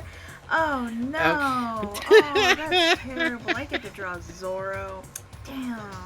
I mean, it's probably for the best because, like, I'm turning to the audience. I have a whole family tree I gotta go with Zoro. There's a lot. I thought I would. Every time I've ever done one of these, I've been like, I'll be able to get. I could, if from right here I like rushed all of my notes in the next 45 minutes, we could. Oh, but where's the fun in that? Where's the fun in that? Alright, just letting the chat know, because, I want to talk next about how another moment where Luffy has to, like, knuckle under actually, like, being a captain and what that means, as opposed to just, like, having a bunch of silly friends I'm having silly adventures with, is Water 7. Yay! Water 7. Yay! So Luffy and Usopp are, like, however else you read them as characters, basically immediately best friends. Like, if y'all have heard me talking about Luffy and Usopp in past streams, you probably already know the basics here, but, like, Usopp is on his island, and Luffy rolls up, and Usopp goes, I am the great and terrifying Captain Usopp! I have 1,000 men in the trees! You can never defeat me! And even if you think it's only platonically, Luffy falls in love. Yeah. However you read their relationship, Luffy just adores him immediately. Yeah. They are just immediate. Like, these two and their bond, like, that's it. They're, like, it. Yeah. That's his guy. That's his dude. And I think, like, it's especially fun when you look at Luffy's backstory and realize, like, all he ever wanted was people to play with. Yeah. And, like, he had Ace and Sabo, but they were doing, like, serious punk kid shit a lot. They were, like, running around and training and stealing from people, although the anime adds these really cute scenes of them playing in this tree fort and playing pirates, and oh my god, it's really funny because they're all captain. So they're all going, Captain Luffy, what do you see? Captain Ace, there's a boat coming! It's like such real kid shit. It's like, oh man, none of you are compromising. Yeah. like I could see a Bluey episode where it's like, well, we've got 3 captains because we all wanted to be captain. And then the little bulldog is like, I wanted to be a swabby. He's just got a mop.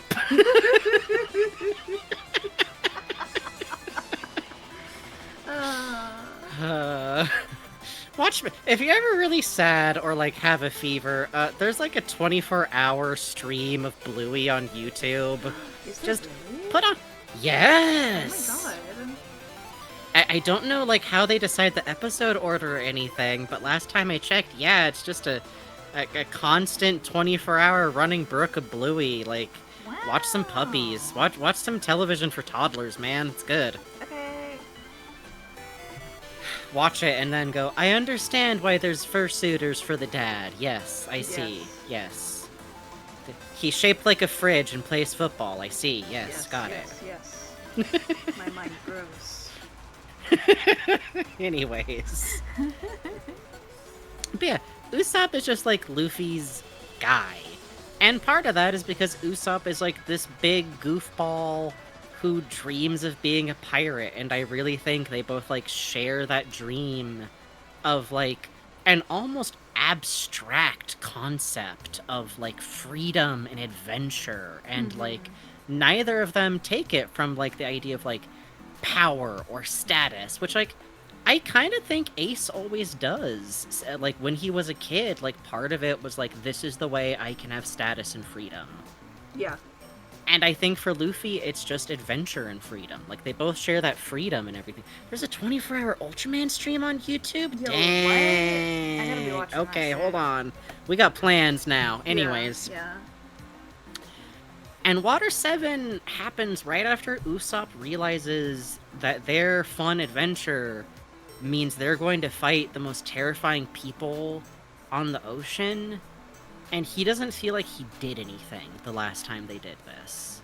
He doesn't think he's improving, he doesn't think he's getting stronger, and fairly infamously, during Water 7, they learned that their ship, and I think this is...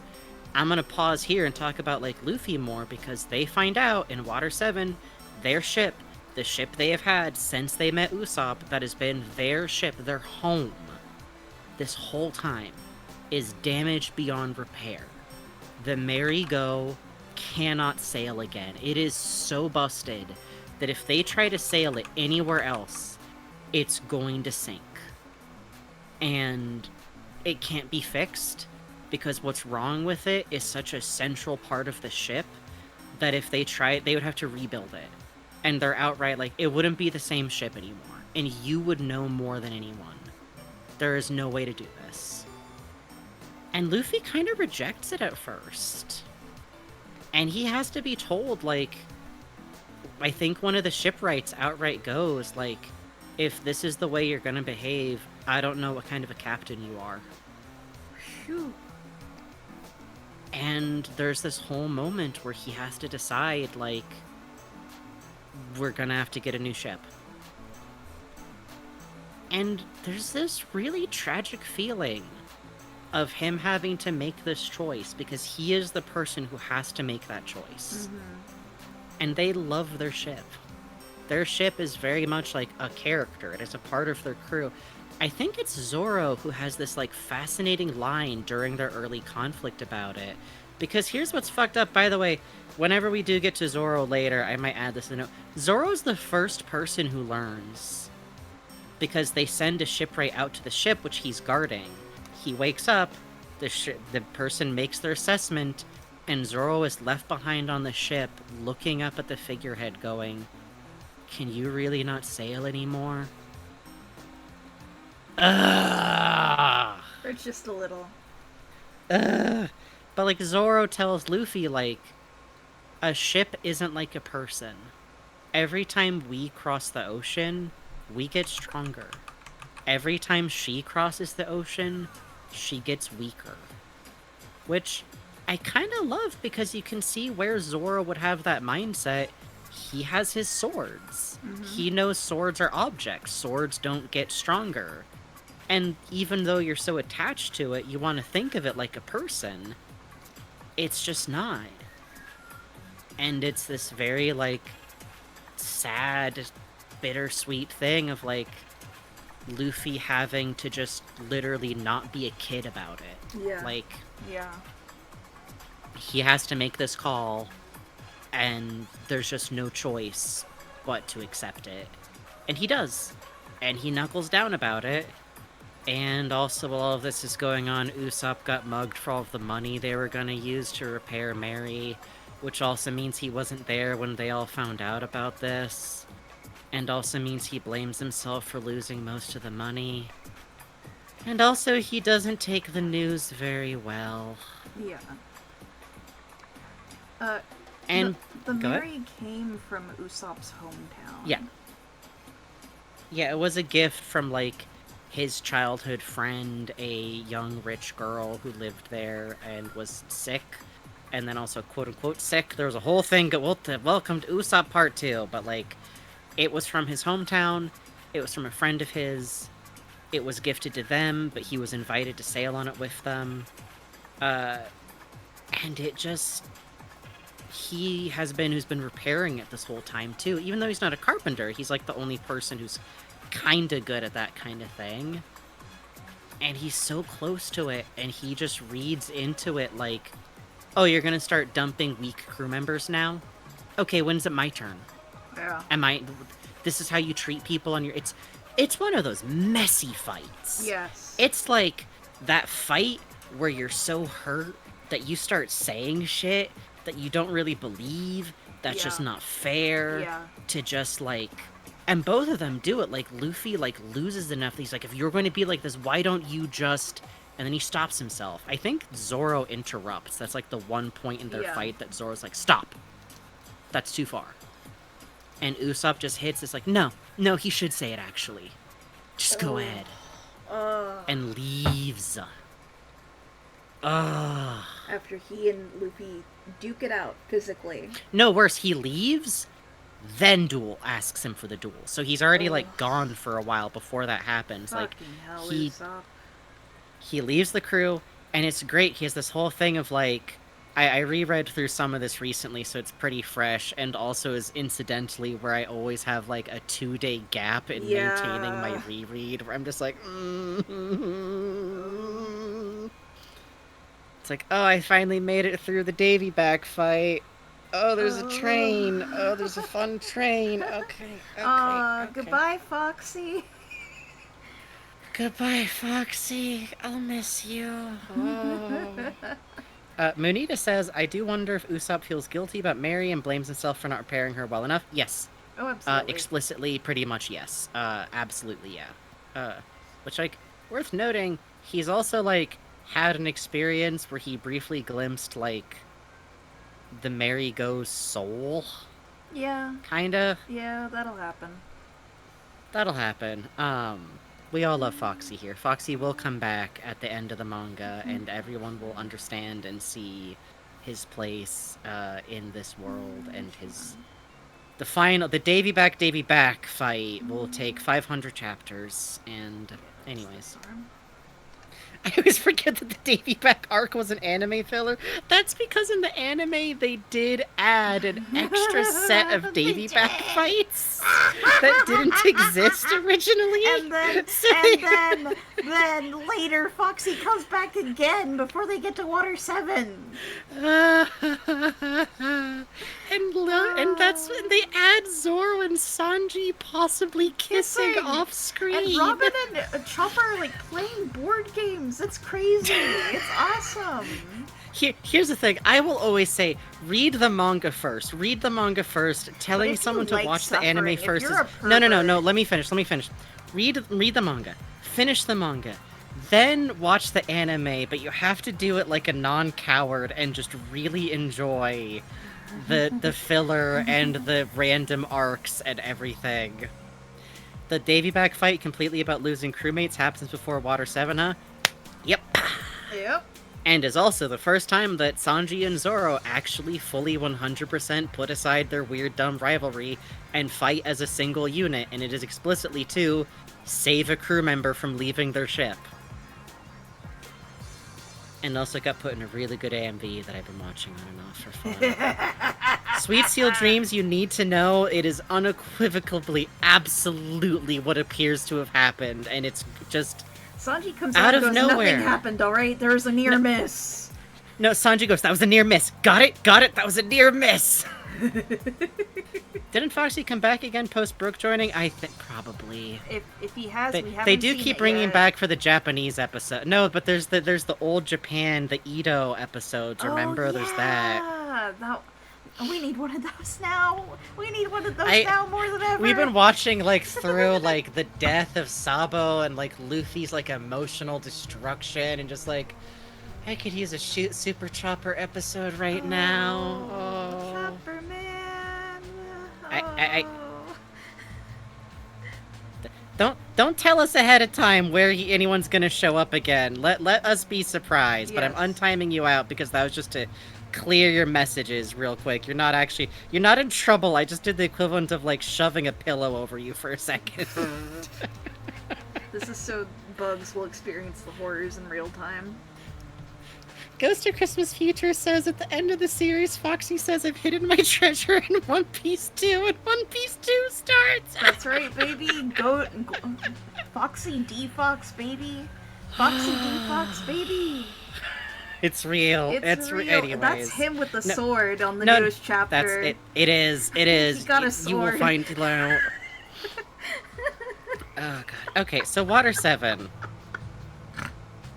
Back to tragedy. So in Water 7...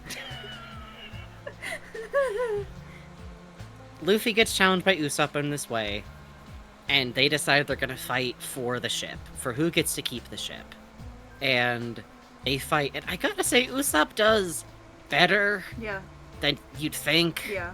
I really do think you see a lot of his, like, later battle potential, but it's interesting that, like, you realize later, like, oh, he could have done this from, like, a mile away. Yeah. He should have, like, taken his shot from, like, across the city. But, like, he doesn't believe he can do shit like this. Or rather, he hasn't been put in a situation where he has no choice but to be as good as he is. Yeah, exactly.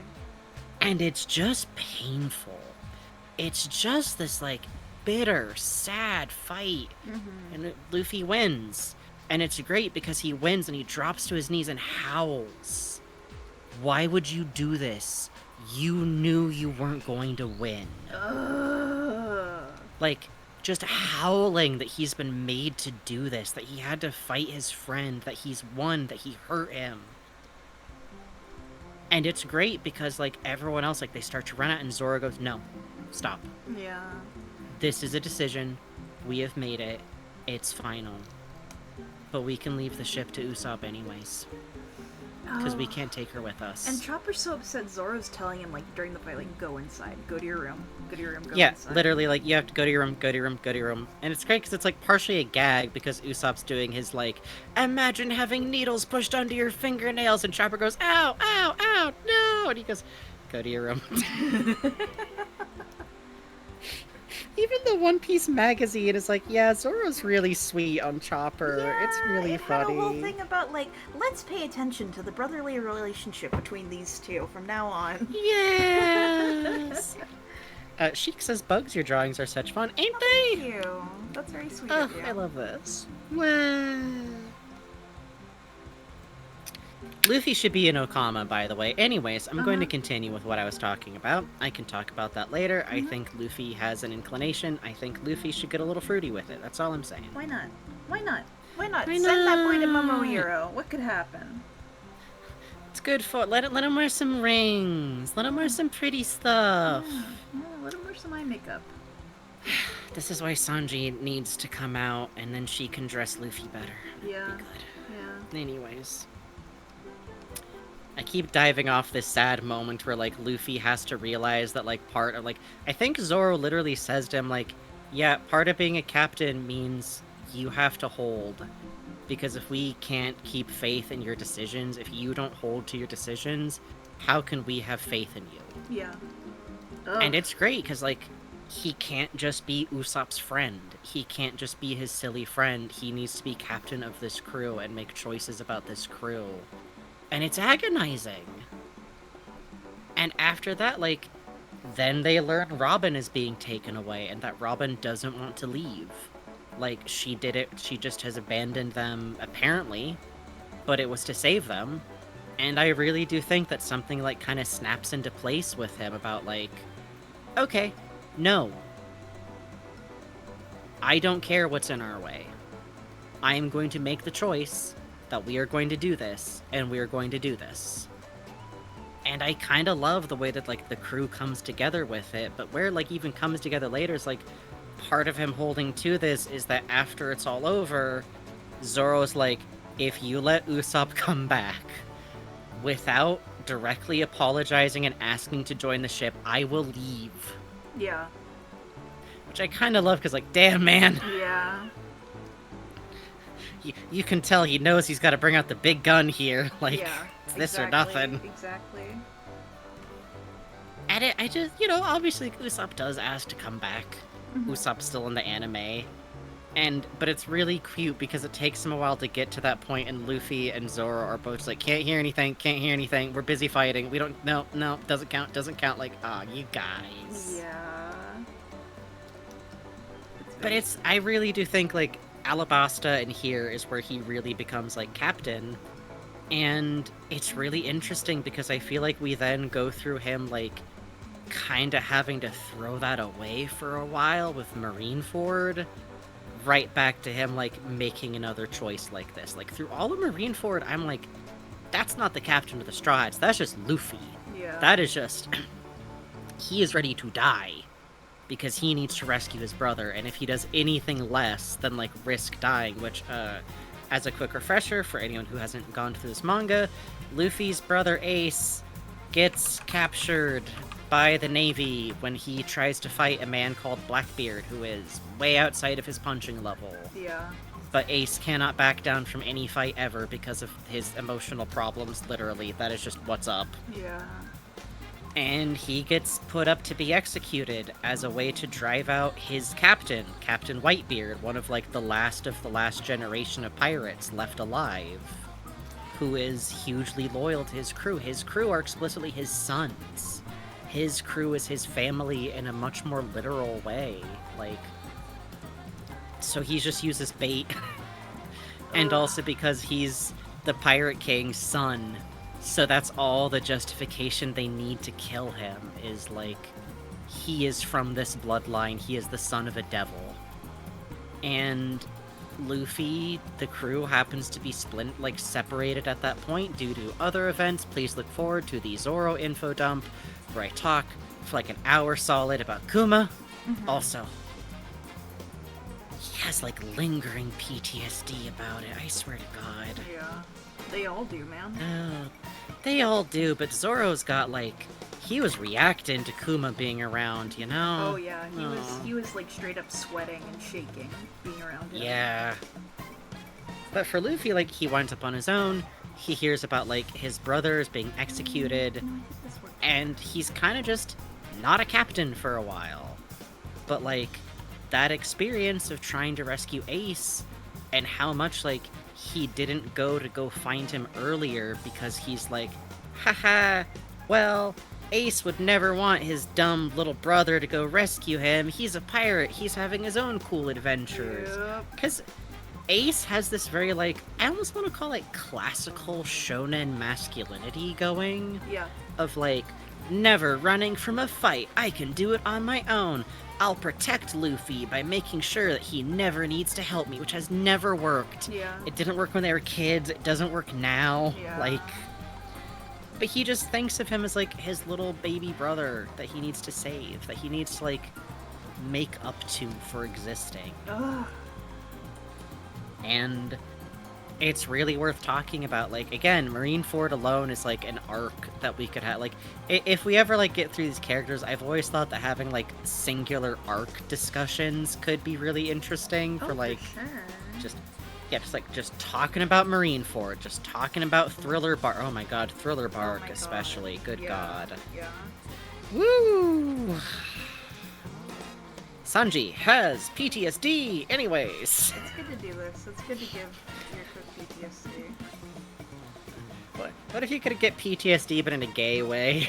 Thank you very much, Improbable. This was a very fun piece to draw. Yes, thank you. I get to thank you too because it's Bon, and I love Bon. I take my sips. I have to drink so much when I'm doing these. Oh, it's I just chug and I just sweat it out. Gee. I know, that's why I was like, oh, I'm not gonna get to Zoro tonight. Let's see. Zoro and glasses now. Frankie, any requests on glasses on Zoro? Ooh, I wish I was more of a glasses pervert. Like, I don't know that many types. I think,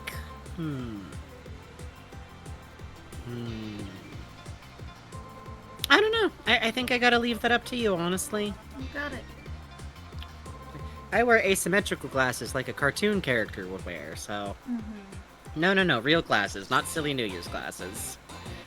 I think that man can't... I think Zoro, literally, I will talk about this with Zoro, I think he might just need glasses. Like, he's always squinting really hard. I think he might be, like, short-sighted, you know? Yeah, just a little at least.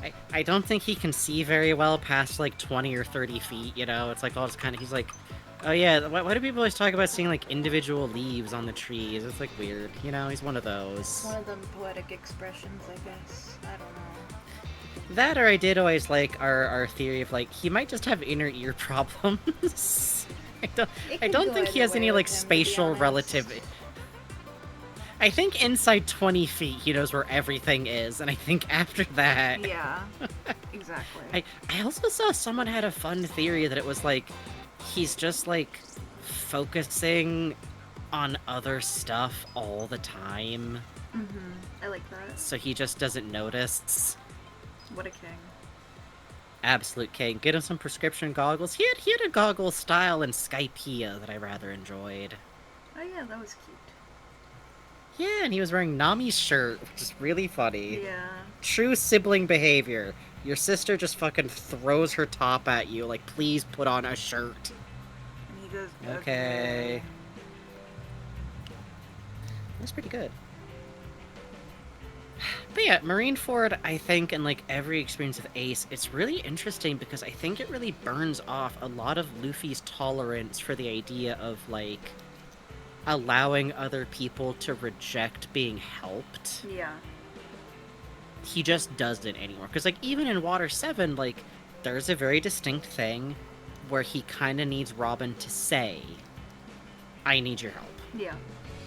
And I think even though I think that was the right decision for Robin and for that, I think it's very much behavior that, like, is from Ace. Yeah. Where, like, with Ace, he is kind of assuming, like, if Ace really needed me, and he doesn't because I'm his dumb little brother, haha, he would, like, somehow have told me. Yeah.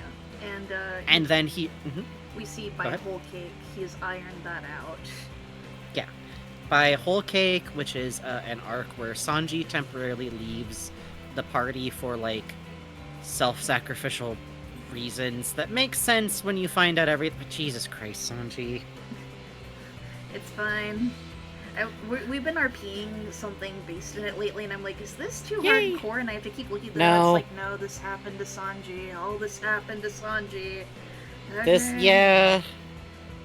I talk about Oda, like, playing with his OCs, which I know is, like, kind of weird sounding, because, like, he's a published author, but you have to understand, he is putting his characters in a jar and shaking them. He is putting them in the microwave. He's putting them in the dishwasher. Yeah. Nobody out there has quite, like, approached, like, you know, like, the Tumblr memes of, like, me approaching my OC with a new sad backstory. It's that. It really is. which is part of why with Zoro.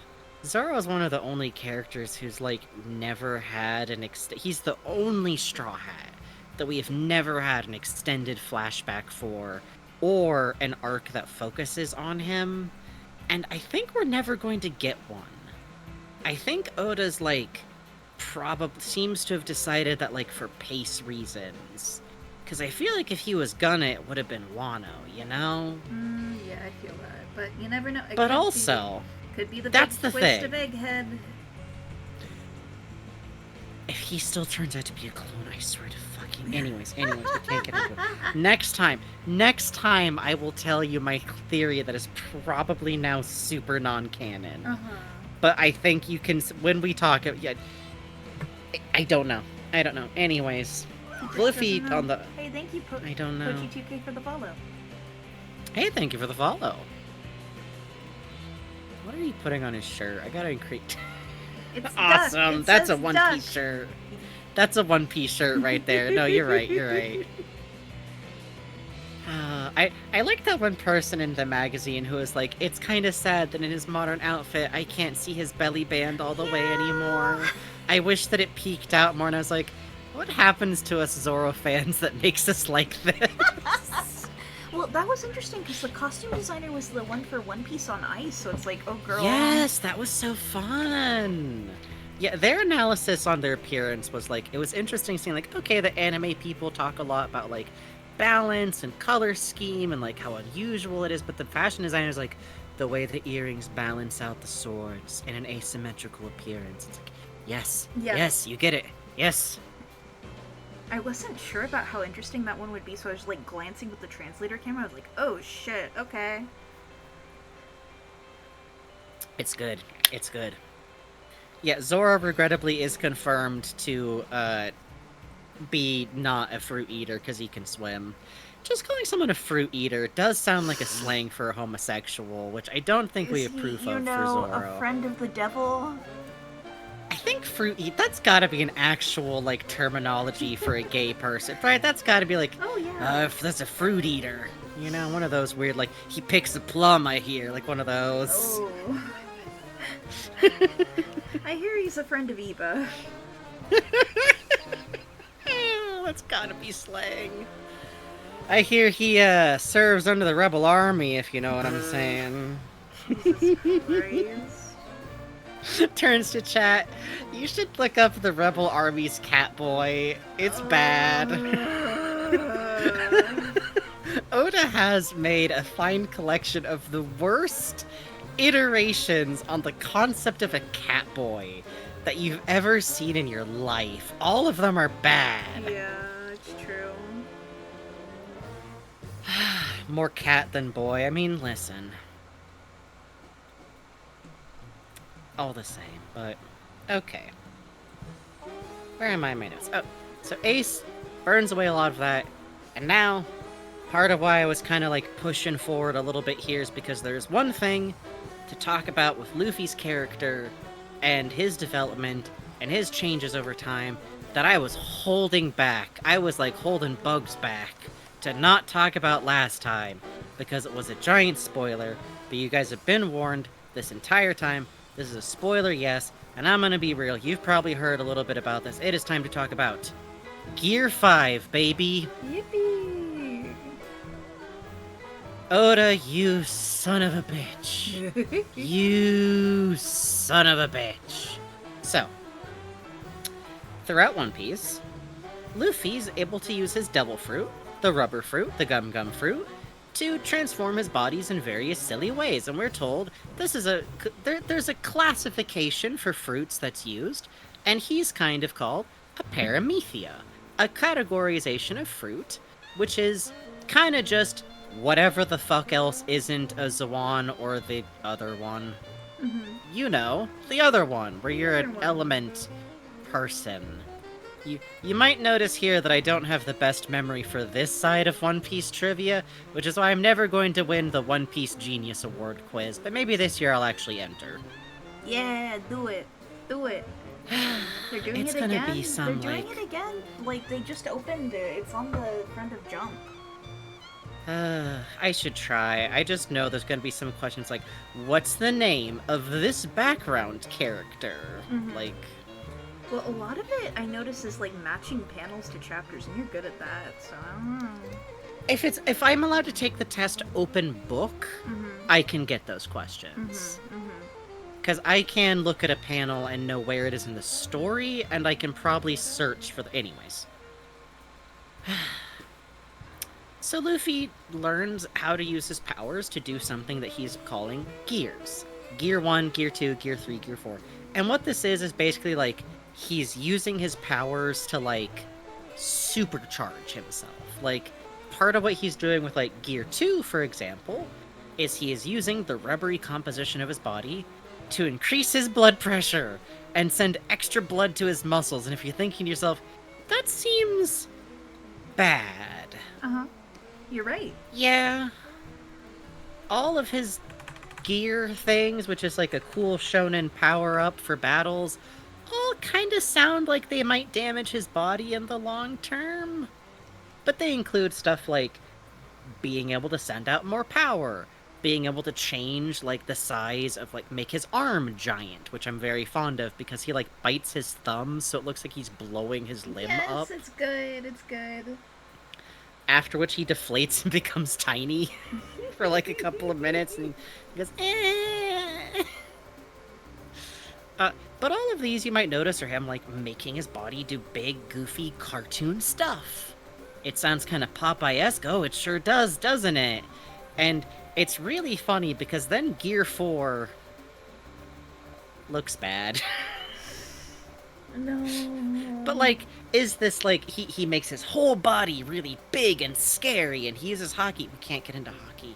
Long story short, One Piece's hockey is just, it's the same thing as, like, Ki in Dragon Ball Z, but it's kind of used more creatively, and it has some, like, standard applications. And just think of it as, like, energy that people are able to apply in, like, some very unusual ways. And he's able to use that, and it's really big and cool, and so all of the worst people in the fandom are like, oh man, there's gonna be a Gear 5, and it's gonna be, he's gonna become 9 foot tall and have so many muscles and be so cool. I don't know why those people read One Piece sometimes, to be honest. Yeah.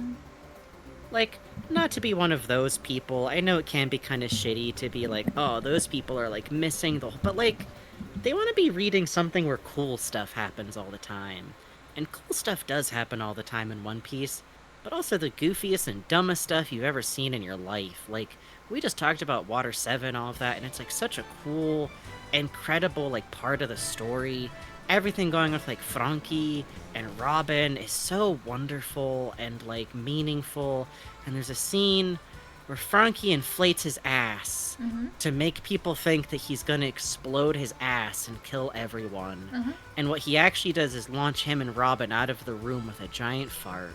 Yeah. And you can't cut that out. You can't, like, edit that out. You can't say, like, because that's, like, what launches them out the window so that, like, Robin can talk to her friends briefly and have one of the most meaningful... That's all the same scene. Frankie ass inflation scene is the same as I Want to Live scene. Yeah. One Piece is great. So, I think doing, like, arc-specific info dump streams could be a really good idea, because Wano could be 2 streams. Yeah. Like, the arc of Wano is really big, and the problem is that inexplicably it all rules, even though for like 20 chapters we're on a flashback to a dude who's dead before the story starts, and it's riveting. Yeah. And you sit there like, Odin! Holy shit! Like, the whole time. Yeah. No! It's great. No, get out of the streets, Odin! You don't have to do this! No! Odin was meant to boil! Charcoal was meant to burn! Fuck. It's dope. Wano's dope. And it is maybe, like, the most direct application of, like, Luffy gets to an island that's fucked. All he wants is to make it so that this one little girl he met can eat every day. And to get there, he has to... I'm going to say I think he ultimately kills Kaido. Yeah. Oh, I still think that I still think that Island of Baron Matsuri he killed someone too. Mm-hmm. But that's a movie, so of dubious canonicity. I think he was going to kill Shiki in Strong World. Yeah. I think the only reason Shiki didn't die was accident. Yeah. Luffy looking down like, ah, damn, he had a parachute. I had a parachute. Goodbye. Really What's funny. Great is the movie ends with the Navy going like, "Oh my God, I think he's okay." Like, all right, cool. All right. Someone told Oda he wasn't allowed to be dead. But like, it culminates in Luffy having this fight with, oh man, Kaido. I'm not one of those people where I'm like, Kaido's the coolest guy ever, but like, Kaido's great. Kaido's like, he's like a villain whose hero never showed up, and he's aware of it. Yeah. He's like feverish. He's like a wounded, prowling animal. He's just doing as much evil as he can until someone kills him. I literally wonder sometimes if he was like back of the head hoping that Yamato would do it eventually. You know, he is. I'll just torture my kid until he becomes enough of a hero. Fuck it. Yeah, my kid. Oh, you want to emulate Odin? Fine, fuck it. Let's do it. Great, awesome. Yeah, because like literally he was in a fight in the past that seemed like it was going to end with him dying, and then someone on his side did a dirty fucking trick that he did not authorize, and he was mad about. Yep. That made it so that he won, and it's like he's cursed ever since. And he winds up fighting Luffy eventually, and I think one of my favorite things about it is like, there's a certain point in that fight, and Kaido is the worst. Oda is so good at making villains that you want to see go down every time on such different scales, and Kaido's is like he's like an avatar of like industrialization, of slavery, of like class status, everything. It's fucked. Mm-hmm. He is like more Orochi than Orochi is in that plot. He is the dragon. Literally, he's also a dragon dude. Yeah. It looks kind of bad when he's in his mid form, but all of the Zoans look kind of bad in their mid form. Yeah, do they ever? Oh man. You just learn to get used to the hoodie effect. You do. You get used to Oda's funny Kigurumi.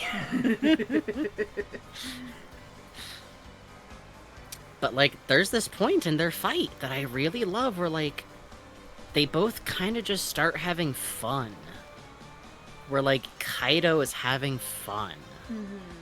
And as Knighted Link points out, it happens again! Someone does a dirty trick without his asking that distracts Luffy and makes him appear to defeat, and I'm gonna say, kill Luffy. Yeah.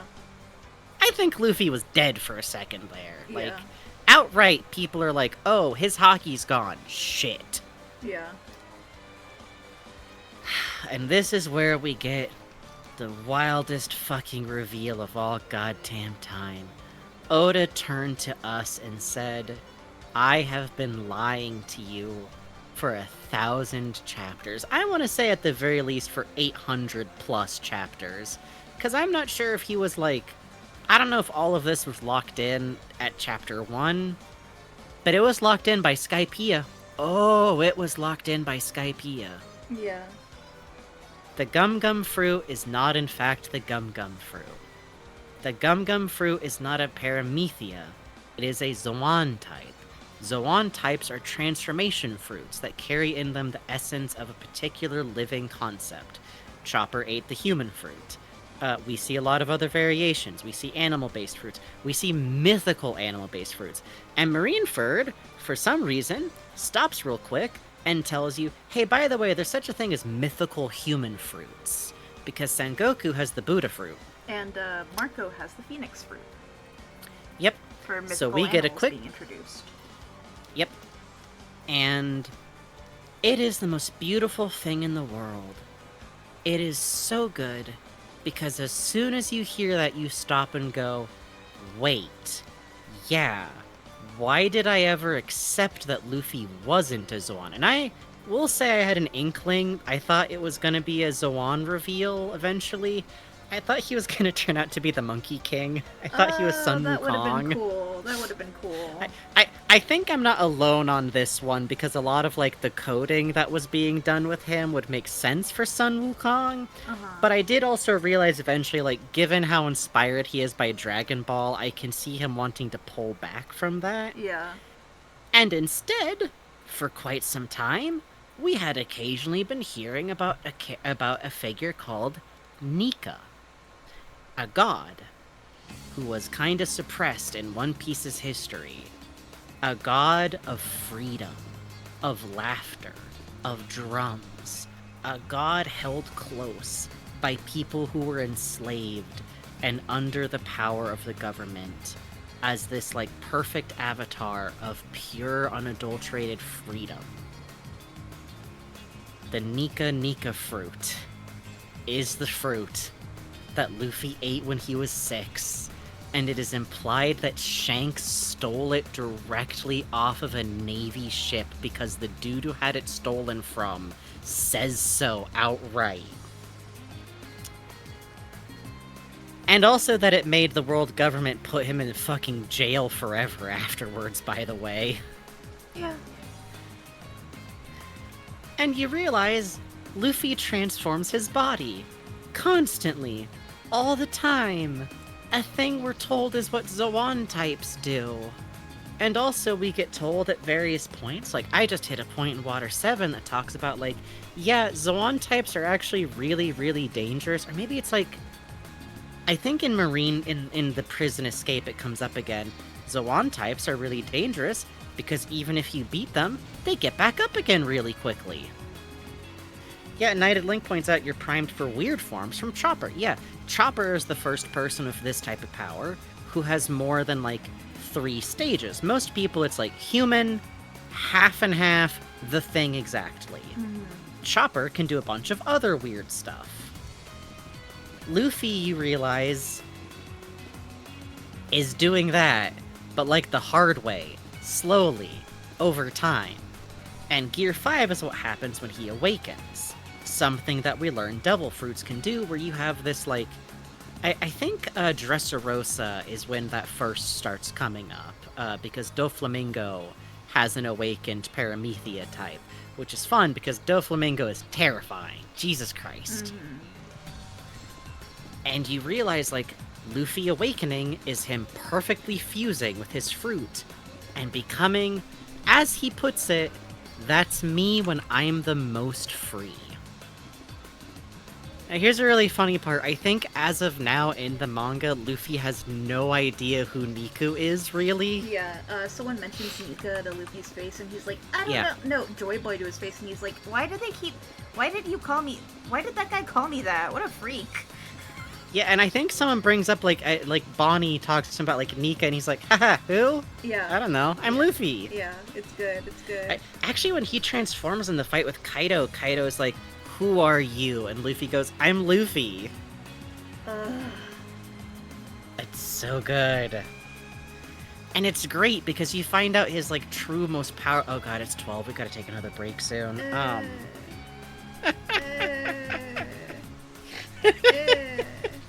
The tragedy. That you can finish what you do, and I want to finish my thought. Okay.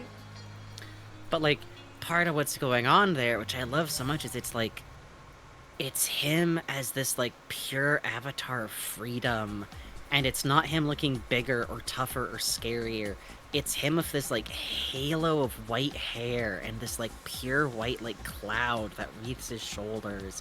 And he makes everything around him, like, bounce and become rubbery.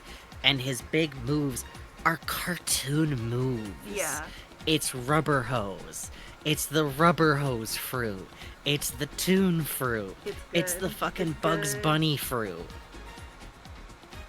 Which, I'm just going to point out, we have now learned the world government can explicitly and expressly, this is why it was known as the Gum Gum fruit, the government forcefully renamed it and listed it in every fruit encyclopedia incorrectly, and have spent centuries trying to get a hold of it and put it somewhere and make it be not a problem, and every time it gets away and it's this fucking problem for them. So we now know they can lie about devil fruits. And I'm slowly looking at Buggy. And this is probably nothing. It's probably not ever... but also... Are we sure Buggy's powers are just what makes sense for a chop fruit? Are we sure how he uses his body is actually, like, what makes sense for the boundaries of a paramethea? Are we sure? Because if there's a sun god, hear me out. If there's a sun god in this world, could there be a moon to that sun? If you have a roadrunner, do you not need to have a Wile E. Coyote? Do you not need the Daffy Duck to a Bugs Bunny?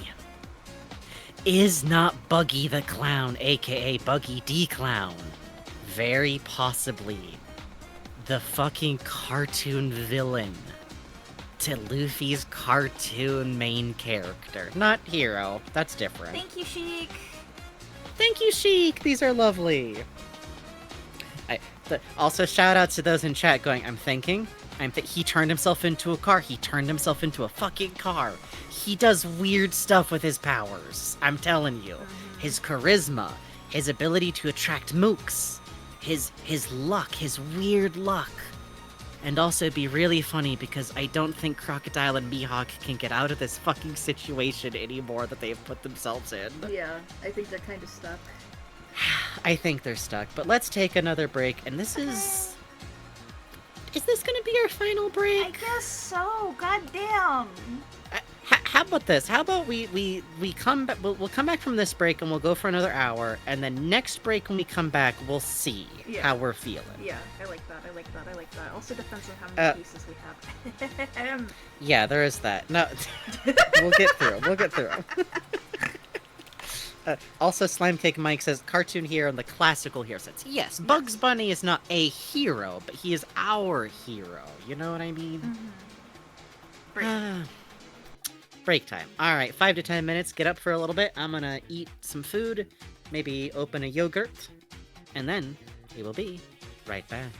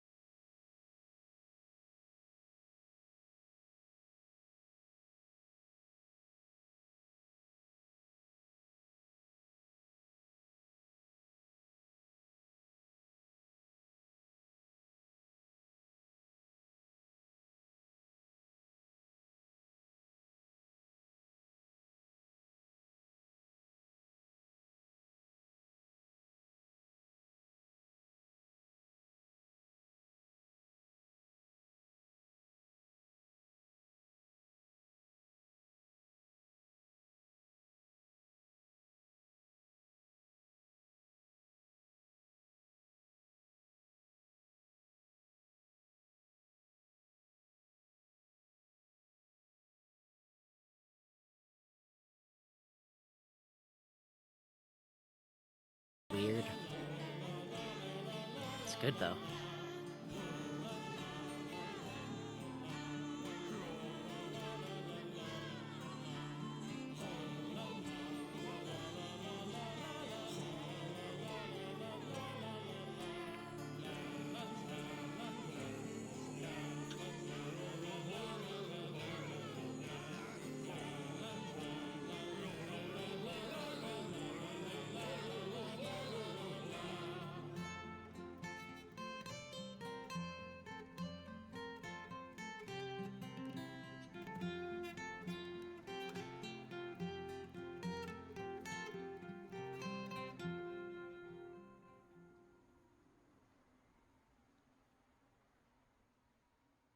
Mm-hmm.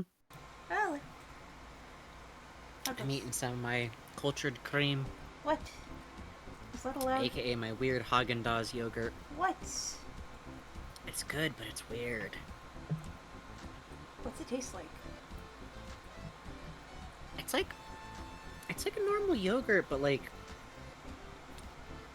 it's got like a softer mouthfeel to it, and it's not like harshly sour. It's like gently sour in a weirder way. Oh.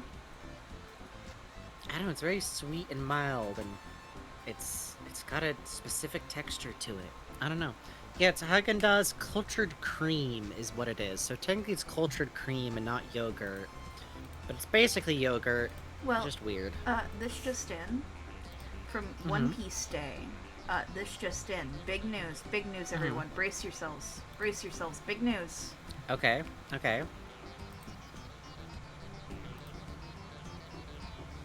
One Piece rubber ducks. One Piece rubber ducks. Okay. Buy them all. Oh. Also, really Buggy. funny, they also announced, we are putting out special line stickers today, drawn with Oda's Awesome. left hand. Awesome. It's a whole line of left-handed stickers. Awesome. Please leave him alone. My favorite one He is needs to Robin work. crying with snot coming out of her nose saying, Igitai! Which is, Igitai, I Christ. want to live, but crying so hard it comes out, Igi! Really good. Puzzle says, who is doing these ducks? I just saw an acquaintance pre-ordering a Yakuza Majima one of those. I don't know. Mm-hmm. I'm still kind of ensorcelled by the One Piece. Can we show people the One Piece underwear? People might not have seen the One Piece underwear. From Hip Shop? Can we show people One Piece Hip Shop? From Hip Shop. From One Hip Piece Hip Shop. Shop? Okay, hang on. Yeah. There could be someone here who hasn't seen Where's One Piece the Hip underwear. Shop? It's gotta be in here. It's gotta be. It was Oh, this is Crocodile's fruit, by the way. awesome. Looks good. Looks delicious. Oh, Looks Chopper. delicious. Okay, we're getting close. I can see the badges of Gotta the Hip be. Shop. It's gotta be. be It's coming gotta up. be. It's gotta be coming up. It's gotta be. Okay, we're closing in. We're closing in. Perfect music. Perfect music. The sirens. The alarms. Happy birthday, Corazon. Where's the underwear? Where is it? Please. It's gotta be in here. It's gotta be in here. Where is it? Hang on. Can't not be. Where are you? Where are you? This Where is are back you? Where to are you? July Where are you? 10th. Hang on. Let me... Is it not on here? Just One Piece Hip Shop.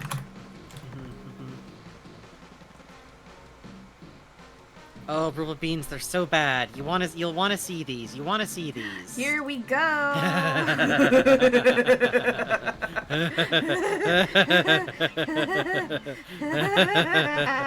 Here, take down the snack time Oh, BRB yeah, so that people sorry, can see it sorry. clearly. Here. Look at this beautiful, sweet, wonderful image for your beautiful eyes. I want a pair so bad. I want a pair. Oh my god, I want a pair so bad. Oh, it says on the back his birthday, his devil fruit. Oh,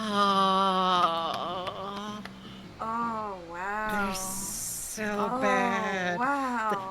Show the people the full image so that we can just like take a tour through. Okay.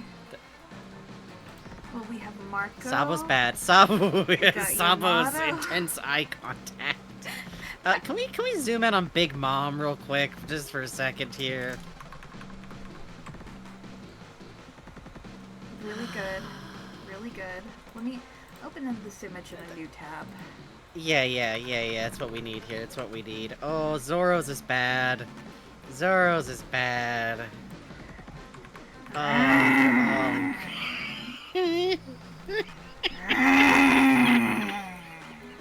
Really good. Really you good. Want that dick?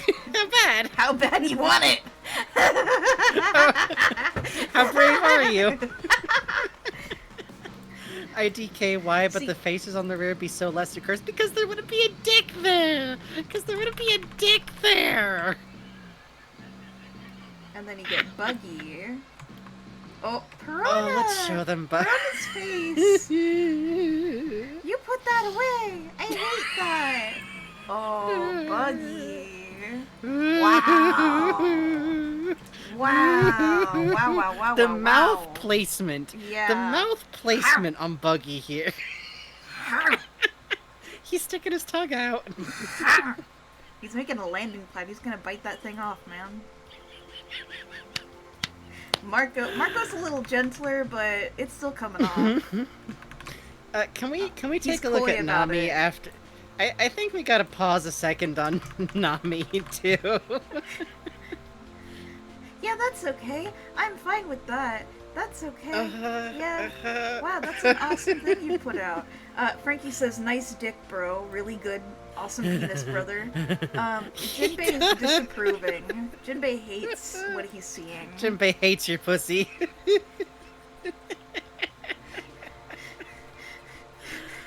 Oh, why is it Odin like loves this? it. Big fan, Odin.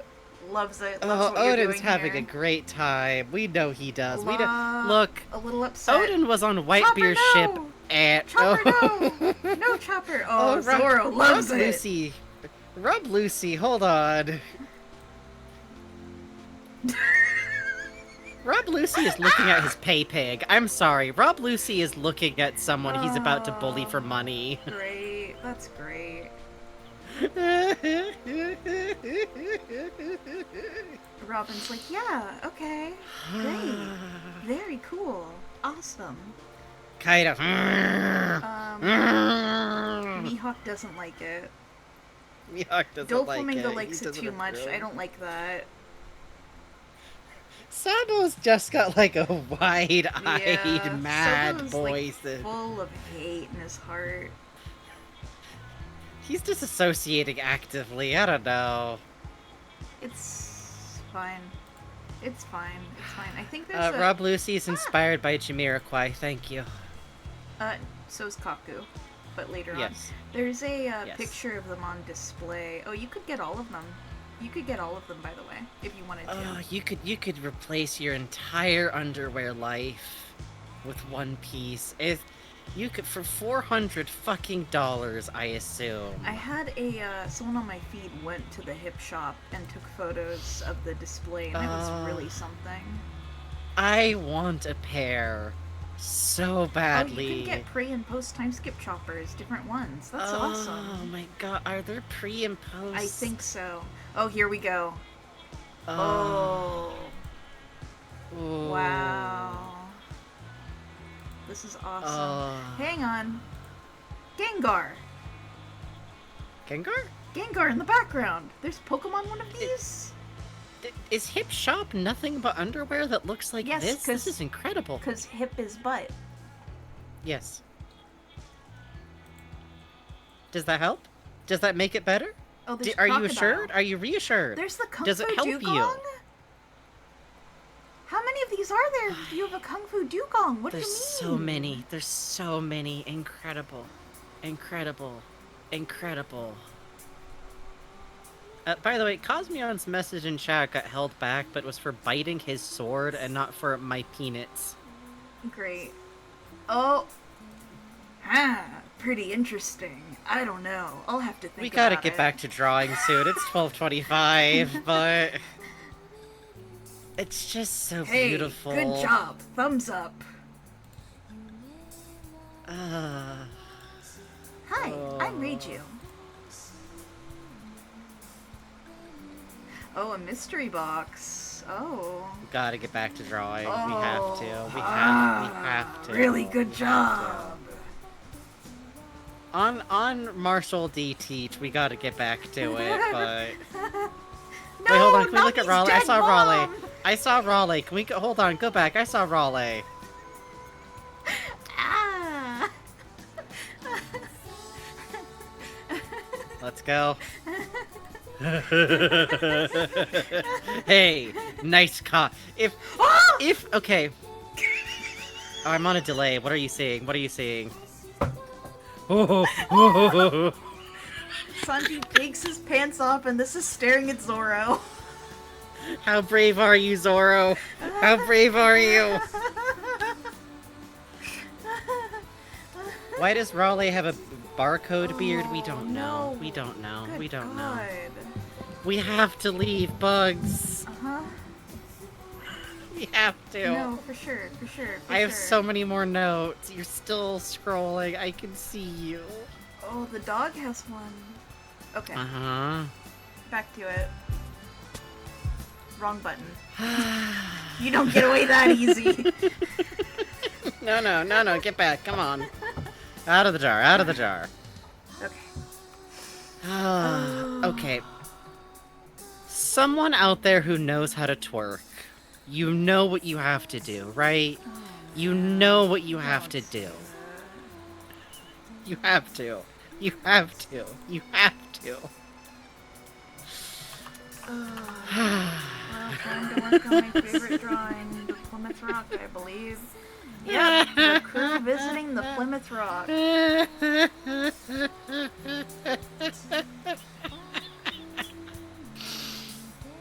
Alright, where was I? Let me get a drink. Jesus.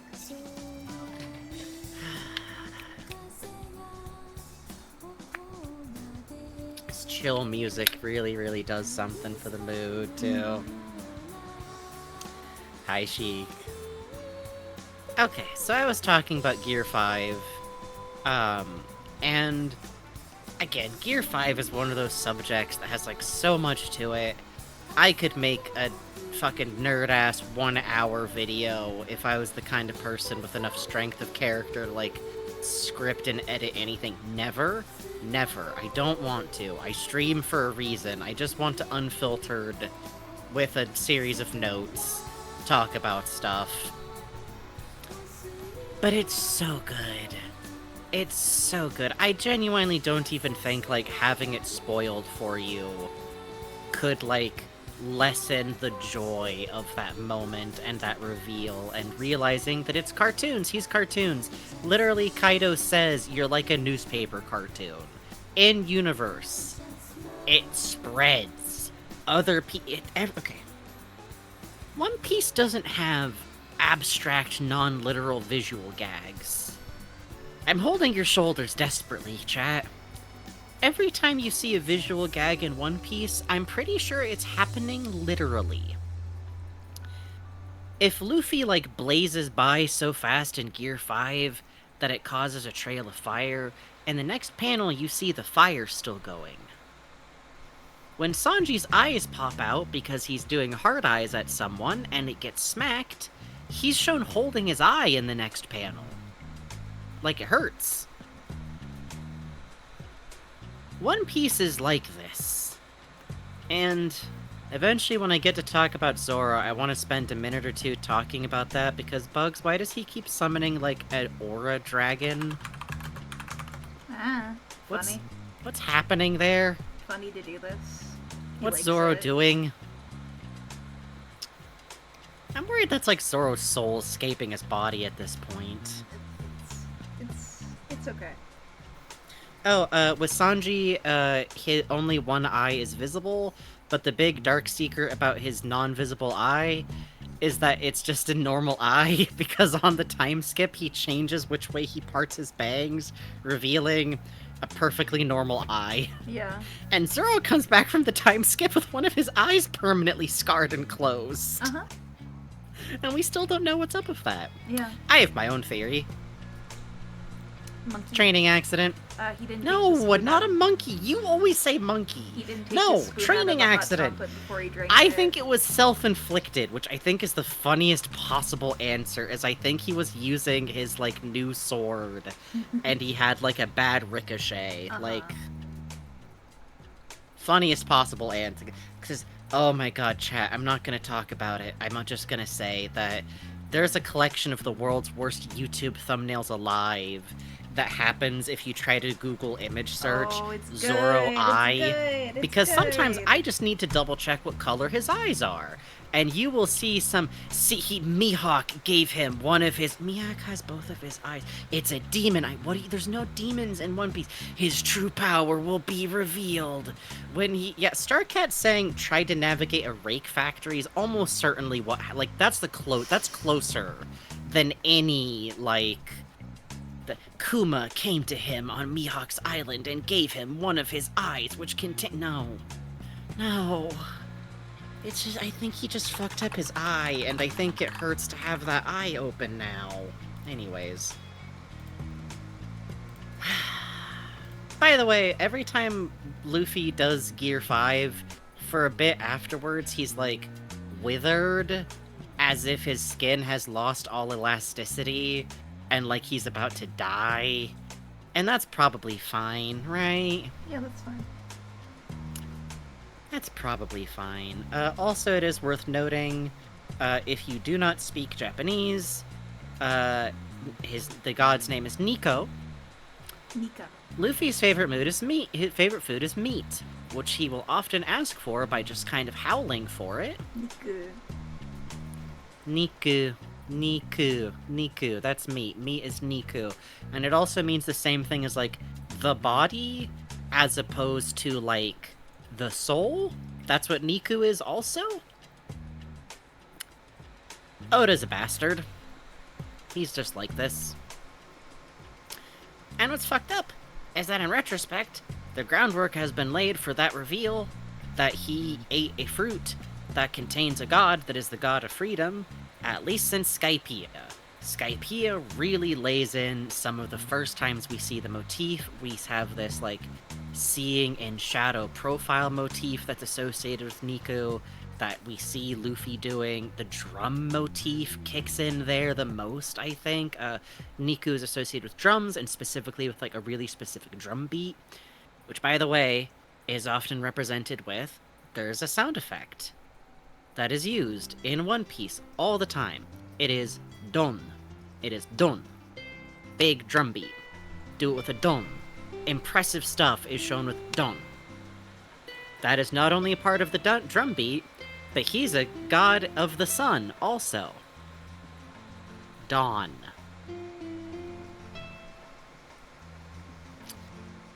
God damn you, Oda.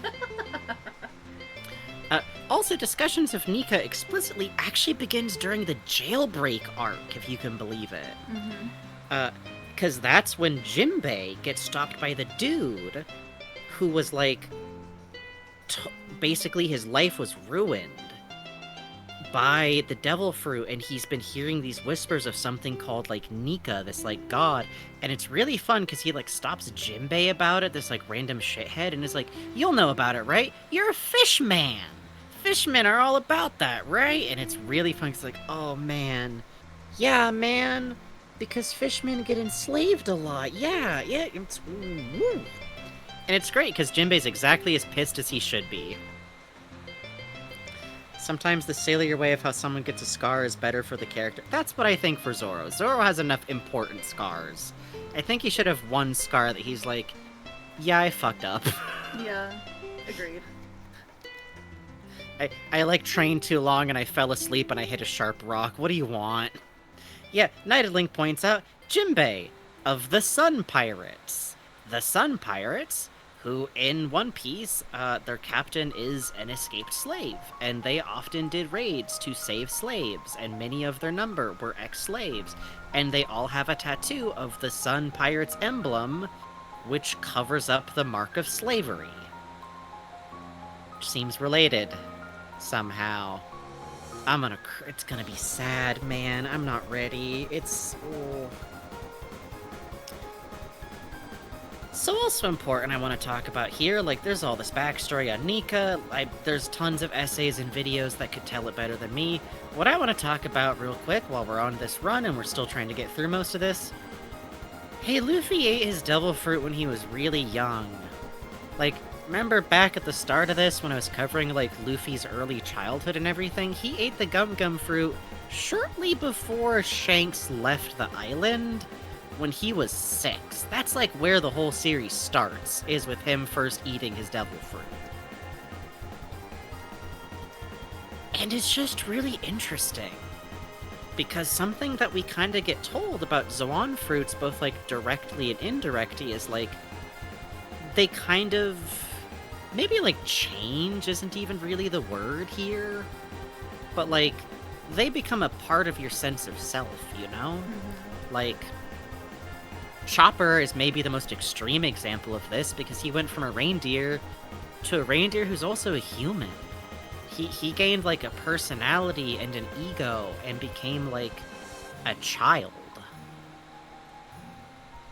That's interesting to me. We see, like, characters with animal Zoans. There's always a sense of, like, whatever their animal is suits them somehow. There's something going on with devil fruits where it always seems like the people who eat devil fruits will be the correct person to eat it. Because otherwise they've just, like, Buggy eats his on accident. Yeah. You know?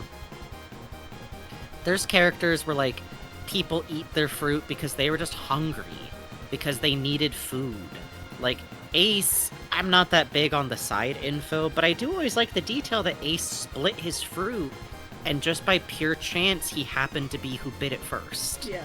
Because, like, I kind of like that he kind of tried to not, but they were both starving, and it's just the devil's luck, because that's how he is. Yep. Because Phantasmagoric Lich also just brought up, I wonder what Shanks was even gonna do with that fruit. Sell it, I guess? He says he's going to sell it. I don't believe him, because he had to raid a Navy ship to get it, and there is some things tied up in the devil fruit, the Nika fruit, a character called Joy Boy. I don't even think I'm gonna have time to get into Joy Boy. That's a whole thing. And Rogers. And I really wonder about that. Like, I don't know. Because, like, Shanks could have just eaten it right away if he was gonna. But he didn't. Mm-hmm. And I actually have some notes here on Shanks I might cover if I have enough time, because Shanks is weird. Shanks feels strange. And I like that strangeness in some ways, but I'm also really worried about it. Why? What's wrong? No reason. What's wrong? But more importantly, like, Luffy ate that fruit then. And something that we actually learn about, by the way, is that Zoan fruits can actually overtake the person who ate them. Like, in the jail arc specifically, there are characters that are kind of employed by the jail that are not employed. They work there. They serve there. I think some of them might be prisoners. People with Zoan fruits got forced into going through Awakening, which is this process where, like, the fruit you have, you are kind of able to use it in a new way that can be very abstract and interesting, and, like, the full potential of your fruit. And for Zoan-type fruits, you are fusing with it in a way you couldn't before, and with other fruits, it often affects your environment in new ways. Zoan fruits, if you awaken and it go bad, the fruit becomes you. You are subsumed by whatever is your fruit. There is a sense that devil fruits have some form of unique identity to them. Like, there's even characters where, I think the guards in Alabasta are a really fun example of this, where, like, they are animals that are associated with their country. They are guardian animals of their country. They take so much pride and identity from that. And it's like, yeah, they are those animals. They somehow got exactly the correct fruit for their identities. They are those guardian animals to them. Pochi2K says, that sounds kind of scary. It is! It's really scary. Yeah. And it's interesting thinking about because, like, Luffy has had this god in him, with him, this whole time. And it's always interesting to think about that in terms of, like, has that had an effect on him? I think Luffy is very much like his own person. I think Oda has taken some great pains to be like, no, it's not like he was secretly always Nika in that way. Yeah. But also he was kind of secretly always Nika. Like, did he eat the fruit? Was it brought to him because he is the person for it, you know? He is the person. I kind of think so. And I kind of feel like Shanks knows that. Like, I think Shanks took his bet on Luffy for the reasons he states. I think he really did just go, alright, I gotta save this kid. Whatever else has to happen here, I'm gonna save this kid. I like this dumb kid. I think Shanks is that kind of person. But I don't know.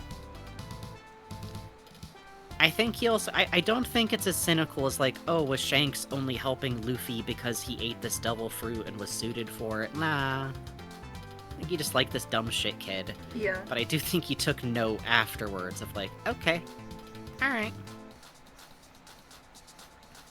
By the way, did I remember to mention way earlier that the really hyper-specific way that Luffy says he's going to be the Pirate King is only ever used by one other person in the whole series? Goldie Rogers, Shanks' dad. And it's not like... And it's not like a super well-known fact about him or anything, it's just something you would know if you knew him personally. I just think about that sometimes. I just wonder a little bit about that sometimes.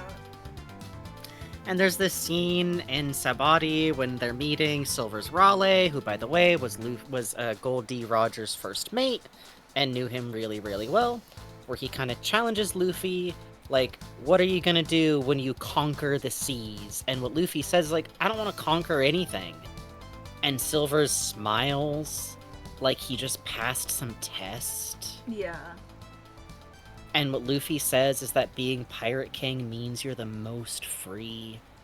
And Raleigh immediately devotes himself to helping them after that, every single time he ever can. I don't know. You go to this weird little island and you meet this shit kid that you kinda like, and suddenly he says something that only your dad's ever said in your whole life. Yeah, it's good. It's good. It's good. By the way, so, like I said, Nika is the god of freedom, and he ties into this history of slavery that exists in One Piece, and I'm gonna pause here to mention real quick, One Piece is the only thing I've ever gotten into that actually figured out how to do fantasy racism, and it's by modeling the same dynamics that govern regular racism. There's a people who are kind of a minority versus the rest of the population. Several types, actually. I really enjoy that it's not just, like, mer people. There's a lot of different types of people in One Piece, and some of them are treated differently. And the series stops and makes a point of that, and, like, pointing it out. And the reason is because they can be exploited by the ultra-rich, and the ultra-rich and powerful also benefit from those people being considered lesser. That's what's going on in One Piece with that. And it's really fun, because it's like, all of that can be true, and there can be people in the system who do not deserve the treatment they are receiving, who also suck, and it's totally unrelated to everything else happening here. It's not like yeah, but if you think about it, people who are fighting for their freedom, sometimes they're assholes, so maybe no, it's not one of those. It's like, you motherfucker, we're already having so much trouble. You're also a shithead, fuck! Oh man, Mermaid Island always, I really actually enjoy, like, oh, that actually hits. Yeah, oh. It does. But there's these suppressed cultures, and it seems like all of them kind of share this, like, memory of Nika, which, boy, that almost sounds like maybe the government is doing some, like, really pointed extermination and suppression campaigns to, like, really specifically suppress a culture for, like, reasons related to their hegemony. We could never possibly guess what Oda's, you know, his politics, if you think about it, that could be anyways. Mm-hmm. By the way, Kuma's one of those people. Found out Kuma's one of those people, and I don't think I can even get into that right now. That might need to be another for, like, later. But oh boy. Oh, and that thing I was talking about with Luffy, just going through my notes here, where I mentioned how Luffy has this connection to Goldie Rogers, and says the same thing. Goldie Rogers expressly had no devil fruit, by the way. That's worth noting, too. Goldie Rogers did not ever have a devil fruit. Did you know that we don't know what Luffy's dream is, actually? And you might stop and think, what do you mean?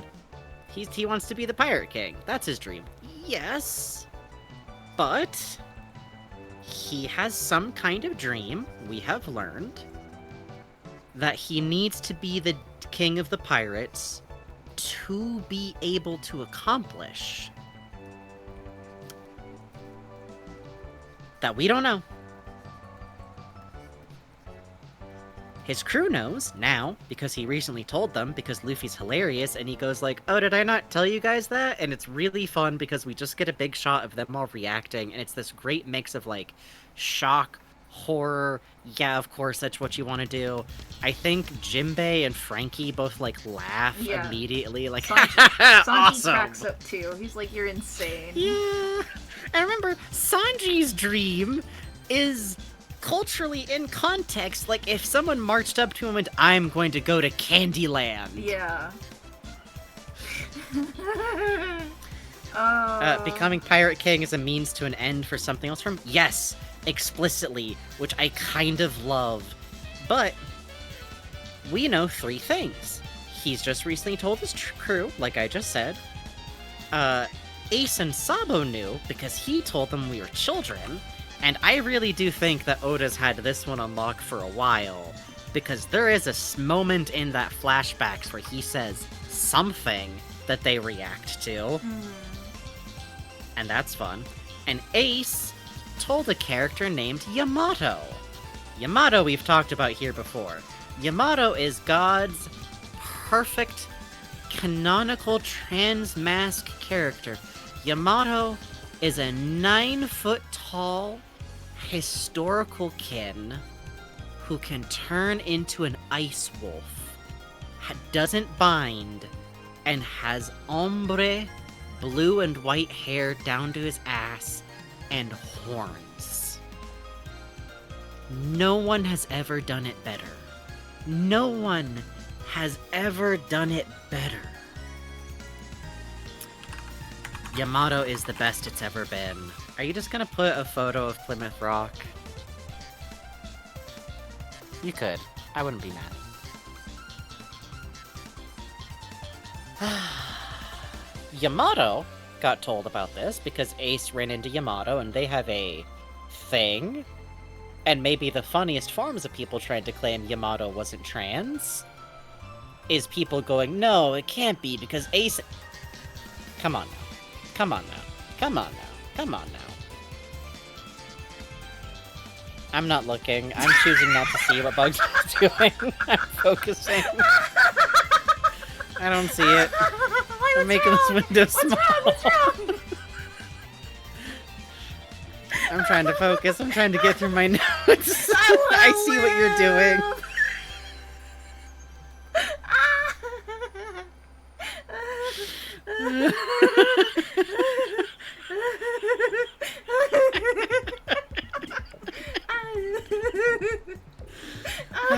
It is in a cage the government put it in, is what we do have.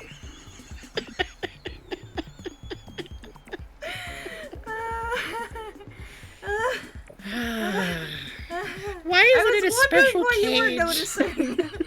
I was like, I'll just keep drawing as silent as possible and we'll see.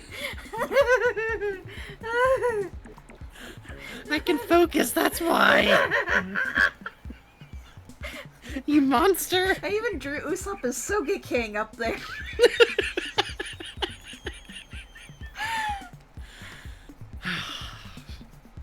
And Jinbei's there, which is totally what, like, an OAV... I want the OVA. Like, you remember how we had that, like, alternate version of Drum Island movie that was great? Yes, I love that shit, man. By the way, don't watch this summary movie for Alabasta Arc. It's actually really bad. Just skip that one. Thank you very much, Bubbly Thank you Milk. very much. Thanks, Bubbly. Thank you very much, Bubbly Milk. Bubbly. Thank you, Bubbly Milk. Thanks, man. Don't be for $25. You shut up. For $25, they can whatever. You, beloved chat member. We signed up to dance. Thank you, beloved member of chat. Thank you. Thank you very much. Thank you, beloved member of chat. Maybe drop fucking Plymouth Rock. Beloved chat member. You're gonna have to post this to your Tumblr. You are. You know you're gonna. Am I? You've posted worse things to the internet. Am I? You keep claiming that Brassius and Hassel are gonna feed each other like baby birds on your Twitter. They will. I'm right. They're not! They will. I'm right. I'm right. They will. They will. I'm right. When Brassius and Hassel kiss mouth to mouth so tenderly, so beautifully, so wonderfully for 30 minutes straight, Stream you will divorce. regret your words and deeds. Stream divorce.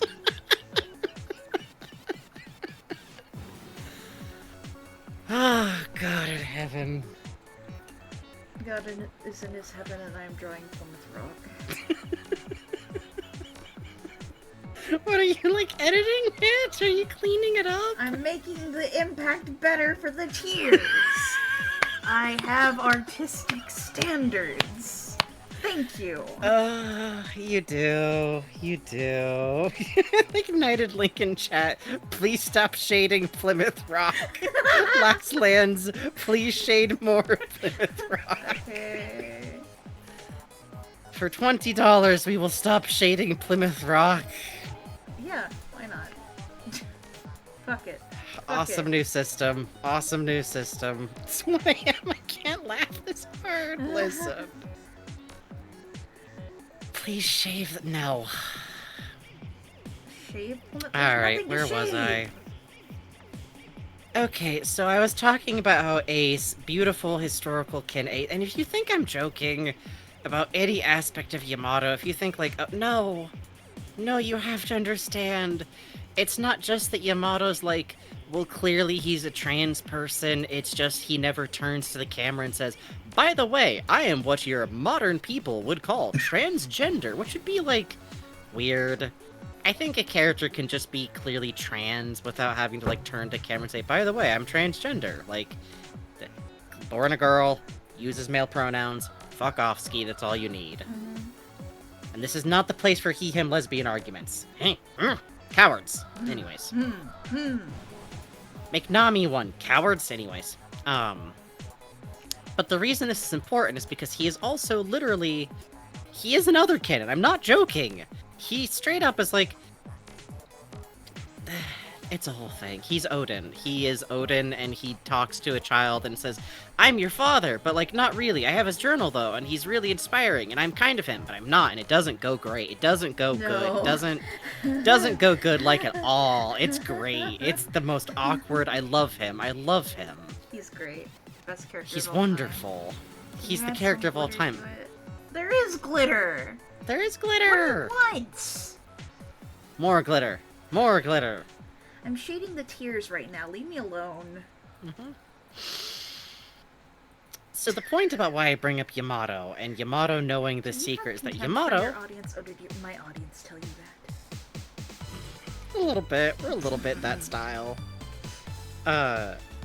Yamato had the diary of a character named Odin, and Odin sailed with Rogers on, like, a huge amount of his last voyage and everything. He was a part of his crew. And Yamato, when Ace tells him about Luffy's dream, says, that's the exact same dream that he had, and Yamato means Gold Rogers. That's good, right? Yeah. That's good, right? Whatever Luffy's dream is the same thing as Gold Rogers, which we're actually indicated pretty heavily Gold D. Rogers didn't succeed at. Which is interesting. I think Shanks might also know about Luffy's dream, by the way. I feel like I remember Luffy mentioning that at some point. Shanks is doing great, I think. I think Shanks is doing good, and his life is doing great, and he definitely doesn't act like he's really depressed all the time, and... Yeah. Finally, I've made it to the end of the notes of things that I really wanted to cover, which means I can be indulgent, and I think I've talked about this before, so I won't get into it that often, but... I think Crocodile might be Luffy's biological mother. Or his other biological father, if you want to phrase it that way. They look really alike. If you look at them both in Pro, I have, like, my cold case fucking panels on my desktop as we speak.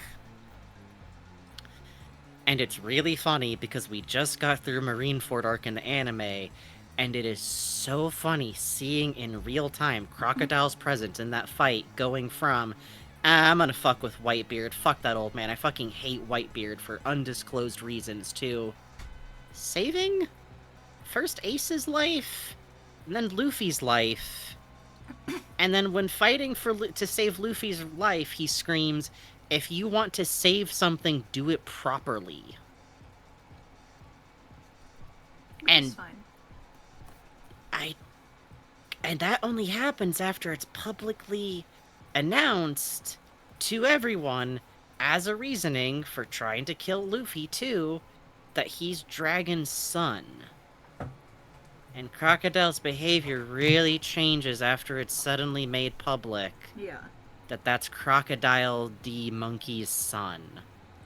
No, same. Astral Rumpus, I genuinely believe that Crocodile's Luffy's other biological parent, and it is so funny because there's nothing to do with that information, but I do think the reason I said this earlier, but I can't, it's just, I think Yamato exists because he was like, wait, maybe it would be fucked up if I made my first trans man character a terrorist.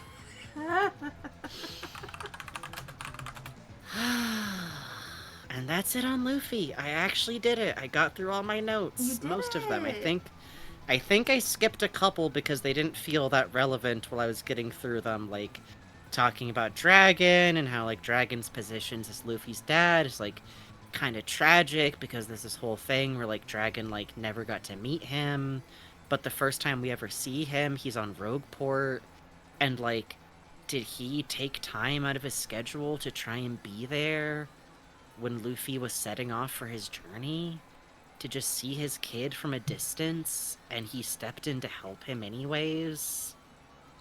Thank you, Bubbly. We're all caught up. Thank you, Bubbly.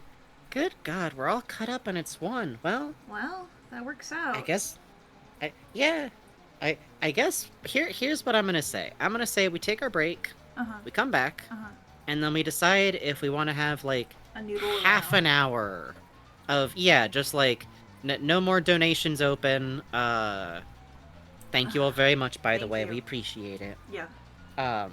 And maybe we'll have, like, half an hour of just free-form talking and doodling. Could be fun. Could be fun. But we're gonna decide after our break, because sometimes we come back from our break and go, no, we gotta stop the stream. But for now, we take a break.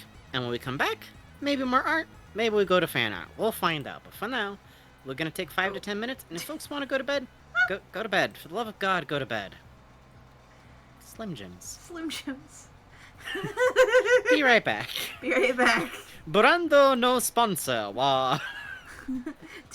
Good smell. Flavor. Anyways.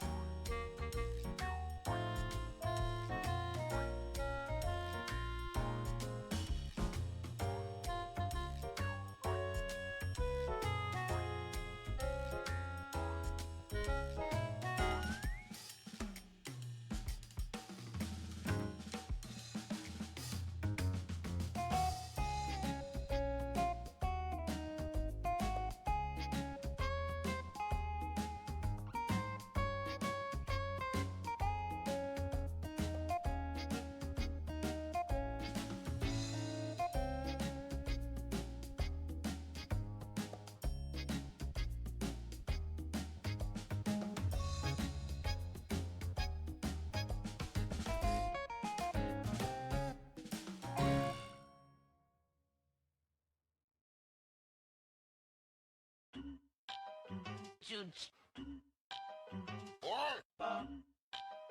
야야야 어이스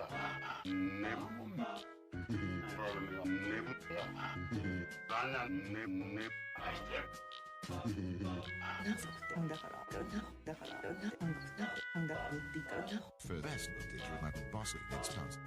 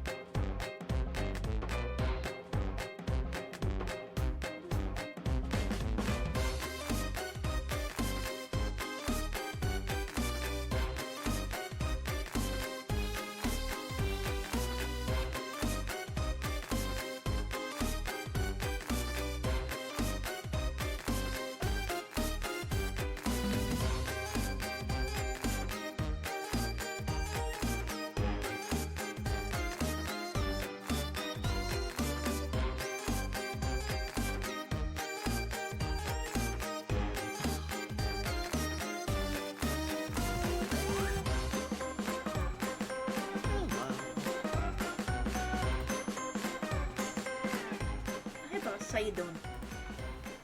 Doing alright, boss.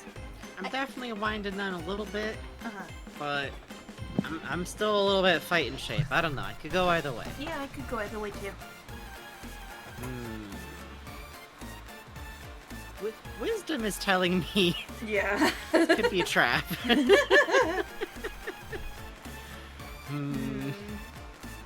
We could. How about this? Oh. Raven Bonnefoy hit $20. Sorry I'm so late. Hope y'all had a good time drawing. Thank you, Raven Bonnefoy. We did. Thank you, Raven We had a Bonnefoy. great goddamn time. That brings us I to admit 100. that perks me up a little. Hey, what the heck? Been a while. Alright, let me get your noises real quick. Hold on. Quickly, children. We need your energy. Listen!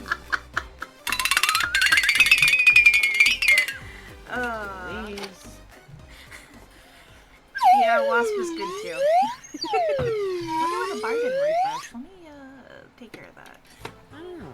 Yeah, one more piece. It's been in such good behavior today. There we go. All I got is Wasp. Well then, I take your Wasps. I'll take them happily. I don't know. I could really go either way, to be honest.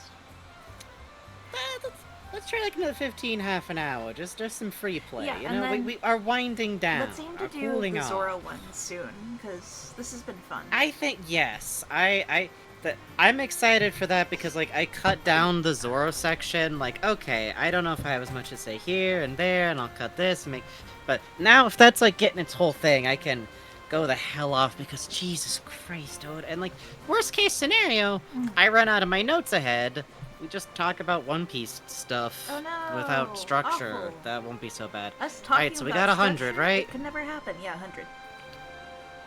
Alright, I think that... I'm not gonna do a whole song, but I think there's one tune that I gotta hit at least. Okay, I'm gonna move the microphone away first.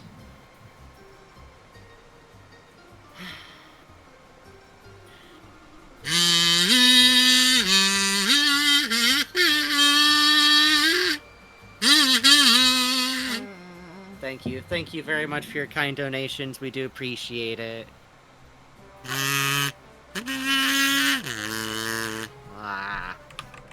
Thank you so much, Danny. It's like a no. It makes a feeling in my sinuses. I'm glad you're enjoying yourselves.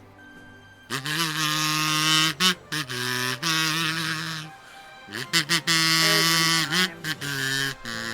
me try it on the other side. This sounds better. Hold on.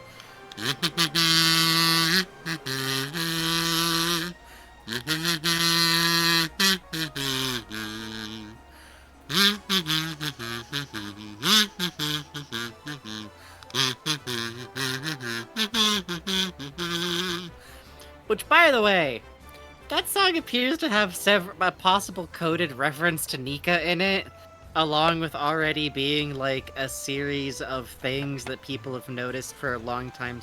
The waves are rolling sound of the drums. Yeah, there's a few things in that song that parallel the events of One Piece where people are like, okay. And when all is said and done, you'll wind up as a skeleton. So raise your glass and have a gesture. By the way, the really funny thing about Binks no Sake is that like Oda wanted it to be like a fun, like easy to learn song, like, and I think for a while there was like more of an idea in like the merchandise event space of One Piece that like, oh, this is like a fun song that can be like the fan song that we sing. It makes everyone in the fandom really sad because its context is incredibly sad. Yes. And like, it is kind of I do think of it as like also a cheerful song. Oh, best viewers, hold on, let me click your name so I can get this incredible deal. Get out of here, get out of here, get out of here. We have 46 people at 1 a.m. Pacific. What could we want in this world? They're watching me draw fucking One Piece. I'm fine, thank you. We're good. We have our viewers. We got them for free. We forged these viewers ourselves. Yeah, wow, homegrown. Thank you again for your kind donations. We do appreciate it, and we love doing these streams. So I'm always like, really. I think every time we've ever done one of these, we go like, and if nobody wants to try, then that just means we get to draw and talk. Yes. So it's fine. Every time we do this, it's really funny. And if that ever does happen, That'll just mean you're up to Bugs' whims. So I can't imagine what'll happen if we're on the Zoro-focused stream and Bugs has free reign to draw whatever could we do? Whatever. No one knows. Oh, I can't wait. Now I have more than enough time. I can go back in and add in, folks. Y'all are gonna hear me make an impassioned plea for an A-spec headcanon that I cannot believe everyone... Luffy. It's always Luffy. And I get it. Oda has said, there's a thing with Boa. I never want to take that away from anyone. I think he's desperately in love with Usopp. Yeah. But there's only one person on the crew who's never shown any interest ever, once, ever, even just curiosity, Even Nami comments on cute girls. Oh God, Nami loves cute girls. Jesus, she's like she ran out of filter once or twice. Yeah. She was like concussed. Yeah. She was like, holy shit, hot or what? What did I just say? Why don't I have a sexy secretary? Yeah. She said that out loud with her human mouth. Yeah. And then there's Zoro. Oh my God, then there's Zoro. I will go down on the ship alone of Zoro Emmy romantic. That is my personal... I think... And it's got, like, it would happen, and he'd be like, what is this? Get out of my ship!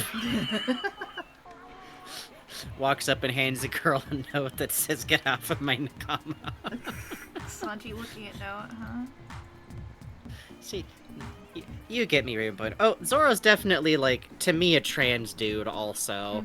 But I also think any trans read you wanted for Zoro, you could make work really, really well. He's lovely. Luffy I did mention earlier, like, in passing, but, like, I really kind of like the idea of Luffy just being, like, either, like, flamboyant, which doesn't sound like a gender on its own, but to me it is, because that's my thing. Like, my gender is gay man. Really legitimately, like, you know, and it's always that joke of, like, explaining gender to cis people versus discussing gender with other trans people. Yeah. My with other queer people is, like, no, being a sissy Mary is, like, part of my thing. Yes. That is very specifically the type of man I am. It is, I'm not a straight, oh my God, not even, like, straight passing, not even the... Now get out there and be a great big passing for straight star. Like, no, it's not. Oh man. Which once again, I must I have an official credit to Mel Brooks for my gender. Specifically. That and Wendy Penny. Ooh boy. I think that's more sexual. Wendy Penny is why I'm bisexual. Good God. That makes sense. Right. ElfQuest. Ooh, baby. Yes, the bear. Did you know that ElfQuest has, like, a whole really long extended scene where a pair of hot boys, like, wrestle in, like, a contest of, like, physical skill and wit for a hot girl? It's, I don't know. 70s comics, man. Shit was bisexual for a while there. But that being said, I like the idea of Luffy, like, kind of leaning that way. I think Luffy being, like, gender fluid would be really cute, too. Yeah. Like, I think I could really see, like, Luffy being, like, yeah, I'm a boy in, like, a whatever way, like everybody is, right? Oh, no. Right? Yeah, you're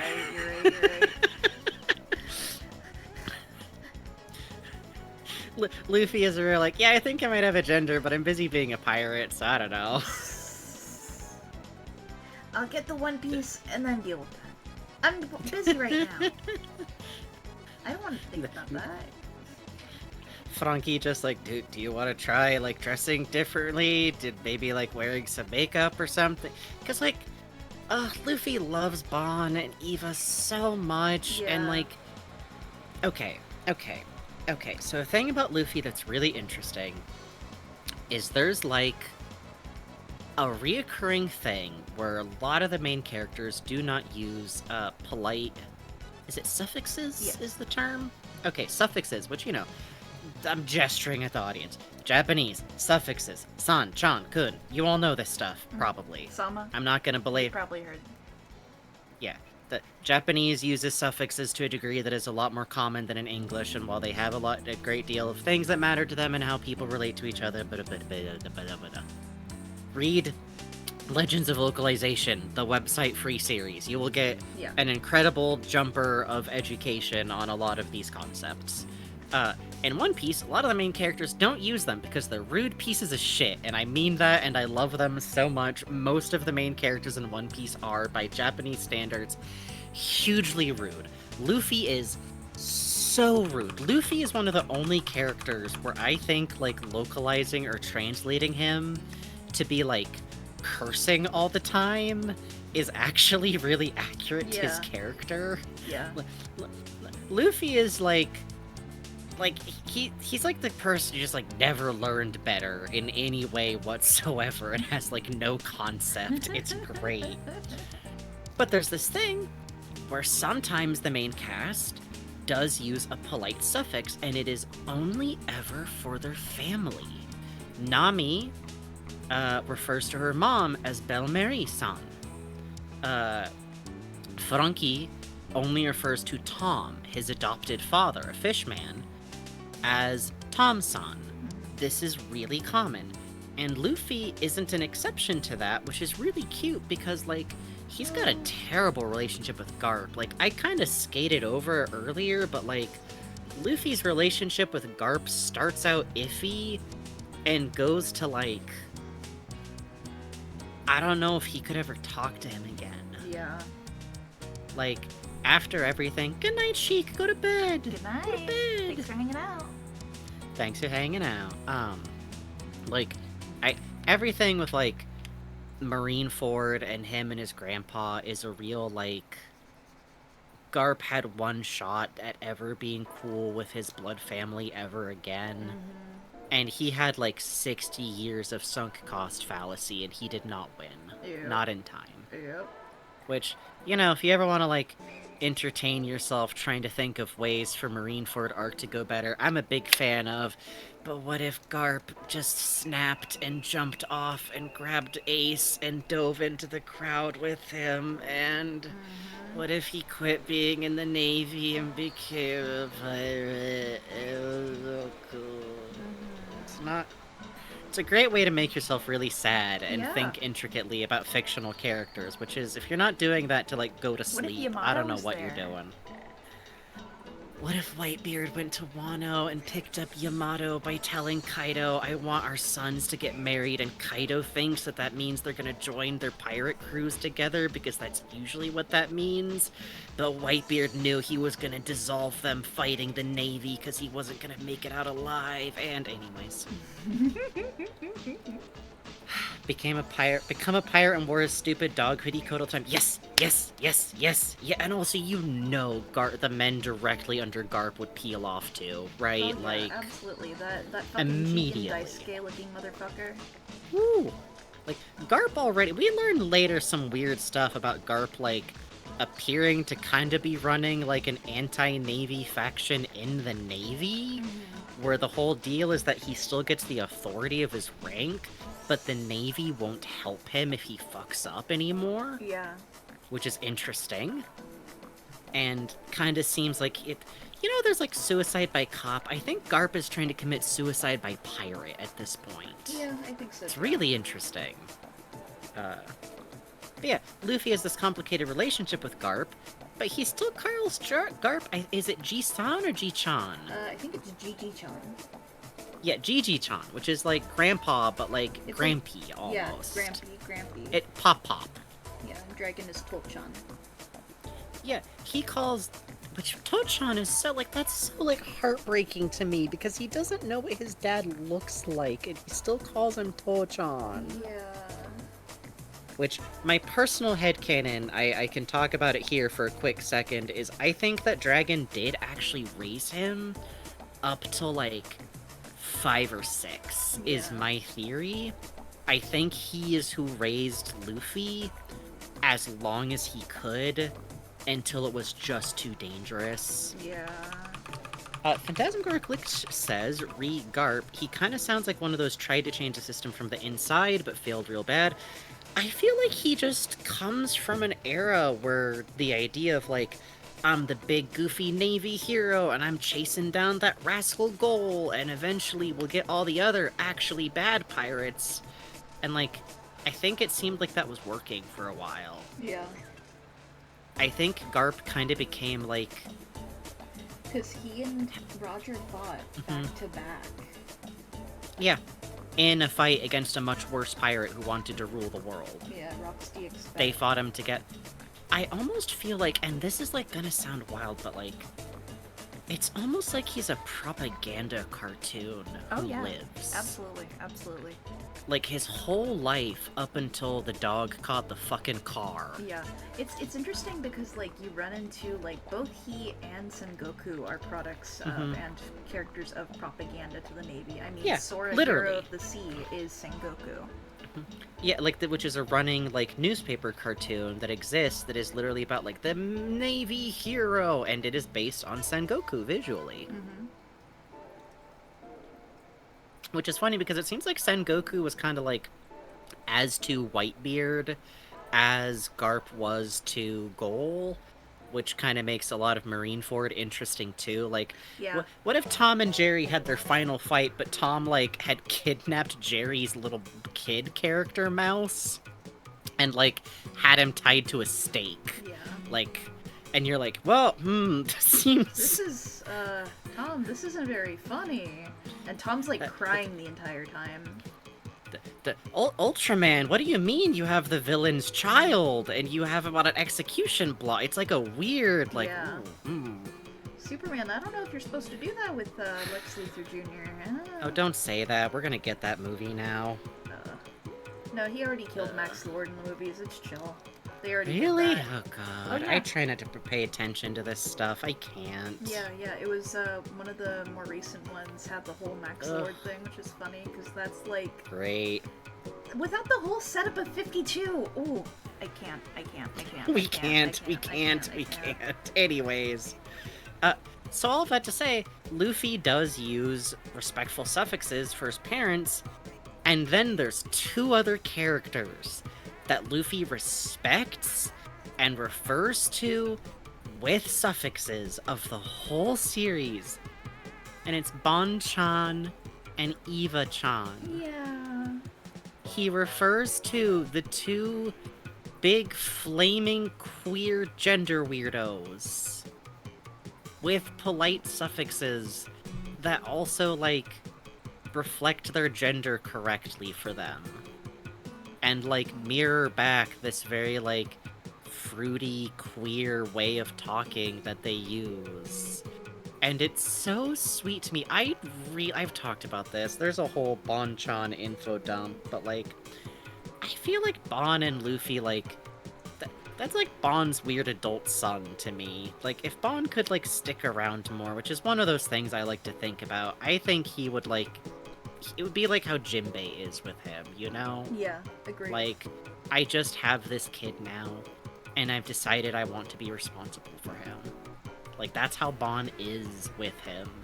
And it's great, too, because, like, Bon always puts us, like, we're friends. That's my friend. I have decided this is my friend. I decided that even though we met for just a minute, I always love the, like, it doesn't matter how long the flower of friendship blooms. Like, Bon. It's good. And I always kind of like the idea, like, maybe Luffy kind of resonating with those people and, like, the way they're important to him. Like, I don't know. There's some gender in there, you know?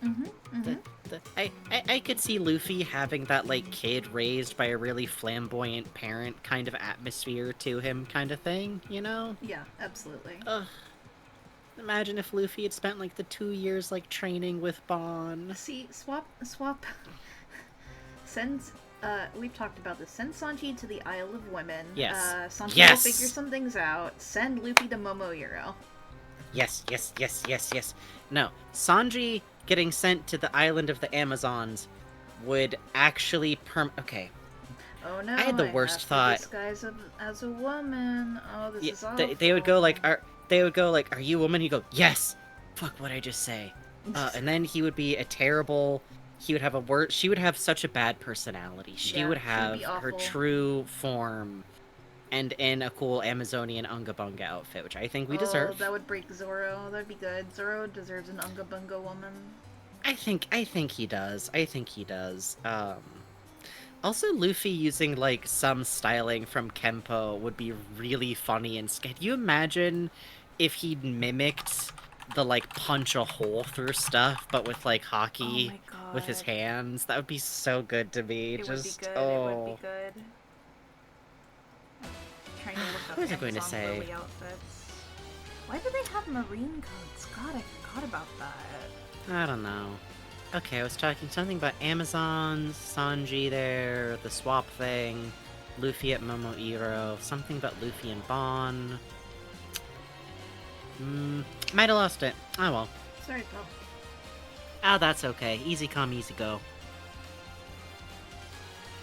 Something about Luffy's gender, something about Bon. Oh, you're thinking about Luffy as being gender because of Bon and Eva influencing him? Might have been, but I feel like that's almost self-explanatory. Yeah. Because a lot of, like, it's really funny how much, like, Luffy's sense of how he dresses is, like, kind of, like, expressly told to us as, like, something he doesn't really care about. But sometimes he does. Sometimes he's, like, he likes a random bracelet. We know that he doesn't like lace on clothing, and I think that might just be because, like, lace is itchy. Yeah. Like, it kind of feels like most of his clothing choices are just kind of, like, whatever's comfortable, except Strong World. And when they go in on Strong World, with the, like, you fucked up, you took Nami from us, we are coming, we are going to fucking get you. He comes in with this bomb pirate look with, like, the long jacket over his shoulders. I love the idea of Luffy with, like, some gender going on, and the gender is pirate. Yeah. Like, ooh, imagine Luffy with the full-on, like, the gold, the long kind of coat kind of look, like the open, like the fluffy, like, shirt kind of thing. I mean, he mostly goes shirtless. I think mostly he would put on, like, not much of a shirt, but oh, it could be good. Oh, it could be good. Ooh, You're right. Please imagine Luffy wearing jewelry, like rings. It'd be good. His hands are fucked up anyways. Why not? Why not? The side note, turning to the audience, a piece of minutia about Luffy that, like, wasn't terribly relevant while I was discussing the gear forms is that once you know Luffy is a Zoan, start keeping track to yourself how often Luffy actually does have normal joints. Because there's scenes where I'm convinced he's all the way down to, like, human. And it's really scary. There's bits of, like, Marineford where, like, he's not transformed at all. He's just going. Yeah. He's a human. He is out. He does not have any rubber in him. He is, like, joints, and I think his hands are really fucked up. Also, Steve-O Citrus, good news. Steve-O Citrus joked, Luffy wears ring and they explode off when their hands get big. Nope. One Piece is the funniest series in the world because at some point early on, Oda just declared that devil users always have their clothing and items on them be affected by their fruit to some degree, so that they transform with them. Because Oda, as he put it, do you just want me to draw people with their dicks out? This would be a very different comic if everyone was exploding out of their clothes all the time. So because of how he is, it's a permanent part of world building, and you can see with every character that their clothing will morph with them, and I believe jewelry would actually fall under that same rule, because if someone has jewelry, it also moves with them. Like, Crocodile turns into sand. His coat turns into sand with him. So my theory is that it just has to be something that's attached to your body. And, okay, Crocodile's hook counts. People's weapons might count sometimes if they're still belted to you, because, like, his hand has a weapon and it is a weapon. I will note that I don't think there's... Well, hold on, though, because Ace had that, like, gun belt that he was always wearing, even if he never did anything with it. And that transformed with him. Huh. Yeah, okay. Weapons count if they're belted to you. Sick. Cool. Sorry, I had to, like, think that out on the fly for a moment. Like, wait, do weapons count? Yeah, I guess they do. So if Luffy wore rings, it's very likely what would happen is that he would make his hand giant to do the big punch, and you just have these giant fucking jewel rings. Oh, that's good. Good luck, Navy. I think he should be allowed to do this. Yeah, that's something I love about One Piece in general, is that it's so toony. But, like, when you were a kid, did you feel, like, ripped off when you realized, like, cartoony stuff in a setting wasn't literal? Like, that's part of why Arthur always bugged me, is because, like, they weren't literally animals, you know? Like, it didn't have anything to do with their lives or anything. I was a weird, very autistic child. I had some unique takes on, yes, that is Sanji, I believe. Thank you. It is Sanji. Yeah. She would be so good. She would be so good. Being around Boa Hancock would make her so much worse as a person. It would be great. Yeah, it would be good for her. It would be good for her. Side note, after going through One Piece anime style, I think we like Boa Hancock now because there's something wrong with her. She has everything wrong with her. Deeply wrong with her. I figured out early on, here's how to deal with Boa's crush on Luffy and how strange it is. Stop thinking of it as a character who has a crush on another character, and think of her as a K-pop stan talking about her favorite. Oh, God. It all makes sense immediately. God. If anything, she's much less foul-mouthed. And I say this with love and respect and a mutual on Twitter who I've seen say some things about some gentlemen's. I don't think you're gonna make them pregnant. I believe in you, though. I'm just saying. It fits perfectly, you're so exactly. But we were watching the anime, and they, like, add some bits that the manga didn't have, and it's so... Oh, the bit with where she's making her, like, thumb and, like, pinky talk to each other, and she's doing the voices. She's unwell. I love her. She's great. Before I was always, like, kind of uncomfortable, because, like, she's, like, 30, and Luffy's, like, 16, and, like, that's weird, and that's part of why I thought of, like, okay, so it's, like a weird idol kind of fixation. But now it's just, like, she's so off that, like, I don't care anymore. It's, like, cartoons to me. It's like, okay. She's just having fun. She's, like, thinking too hard about her blorbos. Okay. Yeah. Honey. Maybe that doesn't make sense to people, but I don't know. It does to me. The Luffy, I want her to meet Dragon. So bad. I want her to meet Dragon. So what happens? What happens? Like, what I love too is because, like, when Jinbei's there, she's, like, so pissed at him for existing near her and not being Luffy. Like, would she react like that to Dragon? Or, like, because Dragon is, like, the 9-foot-tall grown adult version of Luffy. Could be fascinating. Get closer to your cake pop stand by becoming his stepmom. It could happen. Oh, I think I've seen that manhwa title out there. I accidentally started dating my fave's dad is definitely... Awesome. There's a lot of genres out there. I think I mentioned before, but whenever I'm, like, trying to figure out who to ship Bond with, Dragon is another one of those, like, I just hold him uncertainly up to the light and then, like, hold him up next to other characters. Like, Which, speaking of, the Alabasta movie was, like, bad. Oh, it was bad. Like, it was really so regrettably bad. But it was fun seeing some of those scenes again and seeing, like, hey, Crocodile, Why does it feel like you're talking to someone else when you're talking about, like, idealism and getting people killed by thinking you don't need to kill anyone, and how genius your plan is, and... That's probably fine. It's interesting. Crocodile's plan did seem to be to take over this country to get a super weapon to, like, fight the government, which seems kind of like just a really extreme, like, ends justify the means form of anti-government rebellion, and kind of seems like, would it be fair to relate that to Finn? Like, Adventure Time? No, because, like, strike and reverse it, you know?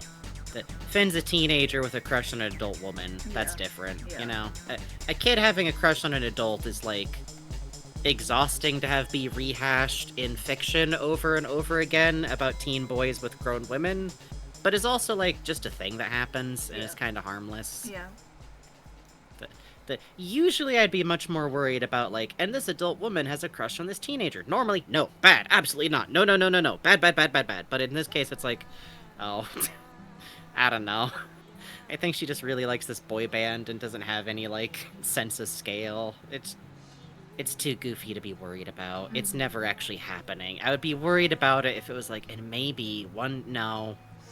Oda's not doing that. Oda's already done his one romance, and it's Bege and his wife, and they're the perfect romantic couple, and that's what it is around here. That's true. That's true. Also, I don't think Luffy notices or cares, so it's fine. Yeah, it's fine. It's good. Don't worry about it. Probably explicitly he just doesn't care. Doubly so because part of what else happens is that Boa Hancock, if you're unaware, is a character whose devil fruit makes it so that she can make anyone who thinks she's cute turn to stone. Doesn't work on Luffy. Yeah. At all. Yeah. Even a little, and it works on, like, all kinds of people. It works on people, like, it's a bad idea, like, you'd think it wouldn't work on, but it does. Which, by the way, the fruit doesn't have the power to make people think you're cute, either. It only works because she's really cute, and she's, like, 10 feet tall. She's built like a Sailor Moon character. It's really funny. And voiced by Sailor Moon. And voiced by Sailor Moon, which is why I'm still like, her and Dragon, though. I don't know. Cute. There could be something there. Dragon kind of deserves an insane woman. I Yeah, don't know. yeah. What if she had a crush on Bon-chan? Wow. There could be something here. I could do something with this. Yeah, sure. Absolutely. I'm with you, buddy. 100%. Get the net. See, I was gonna joke that, like, it couldn't be any harder to make work than Korra Buggy, but that's, like, the most inspired, out of nowhere ship we've ever come up with. That's, like, Mime and a Clown, Moon and the Sea, like, they're, ooh. Turns to audience. One of those statements is based purely on a large number of speculations I have that Korra's fruit seems like it's related to the ocean in some way because the kanji it uses is really weird. The kanji it uses isn't actually the kanji for silent. It's specifically for calm seas. It's the calm fruit. He could still be alive. We haven't seen Law since this thing went down. I keep thinking, you know... What if? Because here's the thing. What if? Law's unconscious right now, right? And Vegapunk just was out talking about all these people a D, and who else knows that Law's got a D in his name and might be listening that wouldn't be able to be shown without giving something away? Because Law was not shown in that big lineup of everyone going for the One Piece, or in any of the things talking about, like, people with the... Yeah, and there's no way Law's dead. Yeah. That's not the way that Oda would kill Law. Yeah. Like, not after everything we've done and gone through with Law. Kid I thought Corazone's fruit was the same as Law's fruit. Nope. Law has the Op fruit, the Operation fruit, which Corazone found for him, and literally force-fed it to him because it's the one fruit that could help cure Law's incurable illness, which was functionally like lead buildup in the body, more or less. Yeah. And Corazone has the silent fruit, the calm fruit specifically, and there's a lot of places where we have now learned that fruits with apparently simple applications can be used in really, really wild ways. One of the best examples of which is Korra's brother. Corazon. His brother is Doflamingo, and Doflamingo has the string fruit. And he uses that for the scariest shit you can imagine. Oh, yeah. He uses it to marionette people, to attack their own allies. It's fucked up. That's like his basic use for it. So I sit there and every now and then I wonder, why is it the calm seas fruit? Because the ocean and devil fruit seem like they have some kind of weird connection or repulsion to each other, and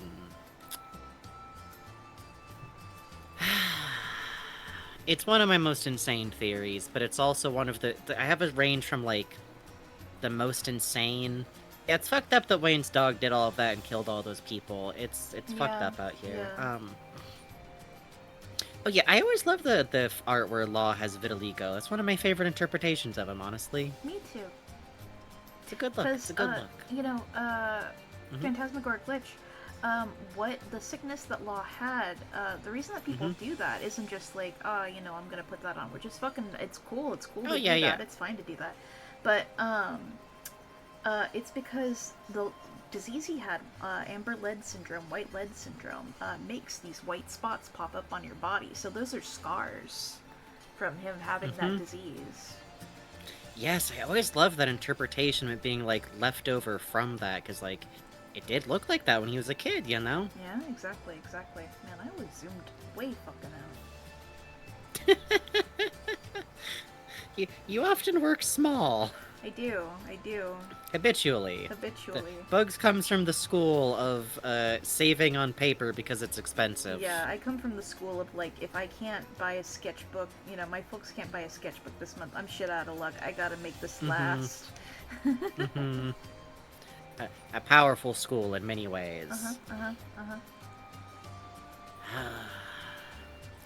Side note, if we ever, like, do one of these and we really have spare time, we gotta detail out our, like, so here's the complete timeline of what could have happened if Korra met Buggy and Korra also lived, and here is what's different here, and the main difference is Korra would be Buggy's terrible, like... Yes, Harley Quinn. Like, cheerleader / encouragement / the one standing up in front of his, like, terrible crew from jail going, like, you all understand the Great Buggy's thoughts so well. I'm so glad. Buggy's just crying. It's good to do this. Make him cry. She's writing cue cards for him on the fly, like, glancing back towards the execution table. But in this idea too, by the way, Korra's also trans. Because what is the point of having way overdeveloped fan AUs with friends where you're playing with dolls together if you don't point at characters and make them trans? Exactly. I drew, like, the smallest G-Man and it's comic. It's good to do this! It's good. Oh, Boots says, my dad got reams of paper from his mill job, so I draw too big. Oh. That's awesome. That's fucking dope, man. That's really funny. You know what that means? I like that means that you have a lot more confidence in your line strokes. Yeah. Moving big gives you confidence, it's true. I have trouble with that a lot. I think everyone does. That's why art school makes you use those big-ass pads of paper, but never really... I just hated having to move them around so much, because no school I went to... We didn't have, like, a storage space that we could use on campus, so I had to, like, carry them on buses constantly, and it was the worst. Sucks. And I still have all those drawings, and I don't know what I'm gonna do. I'm just gonna shove them in a closet. No, mine are actively in a closet right now. Moldering. Yeah. If you would like to own some Bugs Originals... Oh my god. Yeah, look, if we ever got to do, like, a really bad, like... Oh my god. Put Bugs to the hell of taking photos of 5,000 pencil sketches. Would you like a drawing of a naked man who lives in SoCal? Please, contact... Awesome. He was once on the Jimmy Kimmel Show. He wouldn't stop showing us footage of him on the Jimmy Kimmel Show. I've been attempting to draw in a smaller sketchbook for the sake of having it in my pocket while at work. Hey, now you thinking. Nice. Now you thinking. Nice. See, I'm always impressed by people who, like, use their cell phone as like their drawing tablet for yeah. you're a kid. Oh my That's like what you God. have. You've had a cell phone your whole life, and there's people out there doing some shit, man. Oh yeah, absolutely. I don't It's know. fucking nuts, man. People like, I did this with my fingertip, and I go, oh my god. No, I'm so like power. I'm so like envious and so like glad kids these days have like these like. No, same. Oh my god. Oh my god, it used to be fucking like I could use a highlighter to color. I love using highlighters as my sketch layers. Oh, a sketch? That's smart because they're so broad. You would get great gesture work that way too. They're really broad, and you can layer them up in colors. I would go from like yellow to red to green to blue sometimes. That's so smart. And then I could like keep track of like what we're finding, and it looks really fun. I did this in college a lot, and teachers did not appreciate the resulting What's wrong? Look of doing like ballpoint and like black paint over that. But I think it looks good. I gotta get set up to do that again sometime. That and like a big thing of like, what I want to do is, those like the brush pens where like you can fill a reservoir with water. Oh yeah, I want to see if I could get one of those and fill it with poster paint without ruining it. Yeah, alright, good luck. I'll be down $10. It's fine. It's fine. Down It's fine. $1. Just get that shit off eBay. That's true. Those shits work just as fine as any other water brush They pen. do. It's the same. It's the same. I don't think if there's anything else about Luffy. He's in love with Usopp, and that's just all there is to. And I respect other types of Luffy shipping because I feel like all of them have like a totally valid point. Like, isn't that wonderful? When you're in a fandom and like you see ships that aren't your ships, but you're like, yeah, no, totally, like except Luffy and Zoro, except for age gaps and Ace. Yeah, I don't. I meant the main ones. I don't consider Luffy and Ace one of them. No, I mean like fucking. You see it a lot. I'm not down with Law and Luffy because they met when Luffy was on. No, yeah. No, that's what I'm saying. Like, okay, Zoro and Luffy. Zoro is older, but it's literally like 16 to 19. That's fine, whatever. I'm not gonna get hyper mad about that or whatever. Law is like 25 or something. That's no.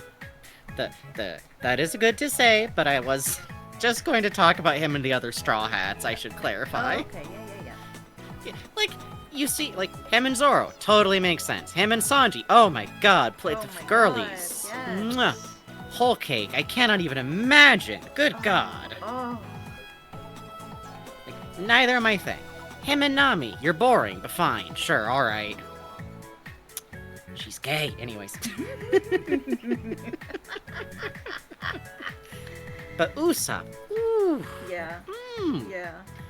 They're in love to me. Like, I remember when we were, like, first going through, and I was, like, hitting through, like, Water 7, going, like, hey. Yeah, there's, like, hello? going on here. Hello? Oh, my god, and then later in Dressrosa, when Usopp is, like, lining up this impossible shot to save Luffy from a danger that Luffy doesn't even know is there, and he's winding up, and he's going, I hope Luffy I hope you never even know how close this was. Luffy, do you know? I don't want to go to sea without you, man. Real. It's real. It's real. It's real. It's real to me. It's real to me. Ooh. I always like, because there's a sense of, like, I don't know, I think Luffy needed, like, a friend he could be really silly with, because, like, it's really funny hitting his past and going, like, oh, he never actually had that. Yeah. That's why he's like this as a teenager. Like, wild pull, turns to audience, but in Harpo Marx's autobiography...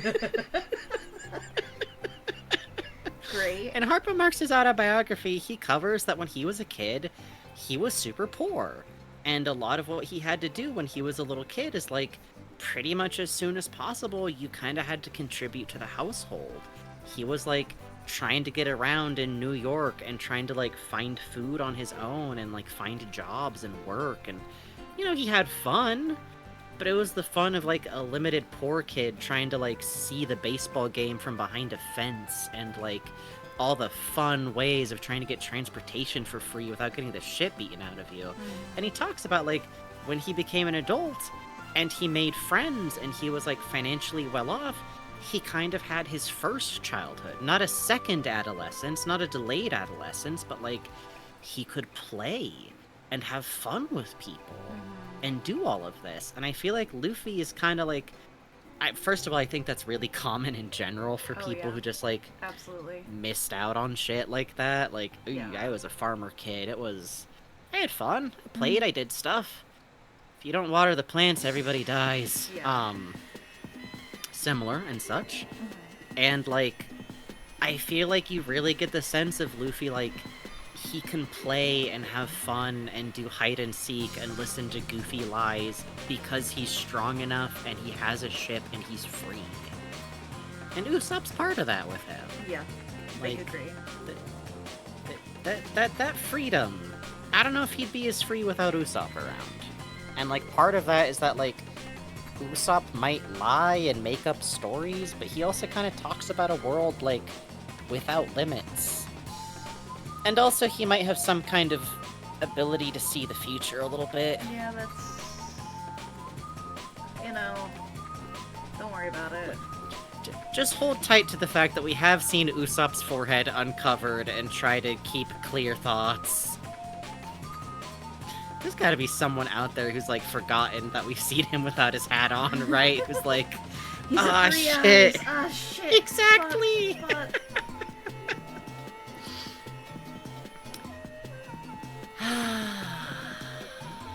Now is the time where Bugs tries to shade things as fast as humanly possible. Because Bugs likes to shade things. Like shading, it's fun. Is it? It's fun to have fun. It's fun to have fun. Felt an animation. Oh man, yeah. I need to read One Piece. You would really enjoy One Piece. You will enjoy Brook. It will take a really long time for you to meet Brook. But also, here's the thing about reading One Piece is, like, it reads so smooth.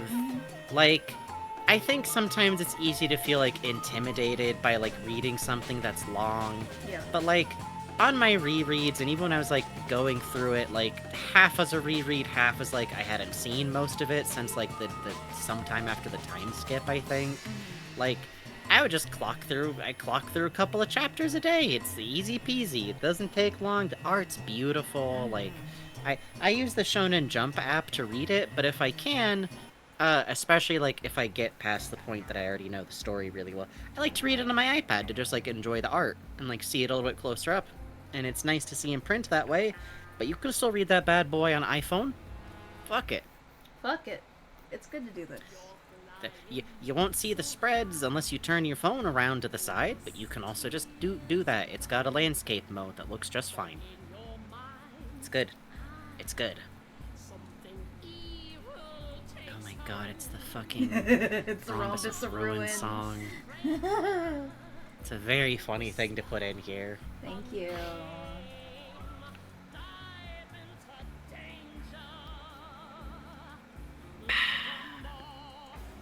I'm not done yet.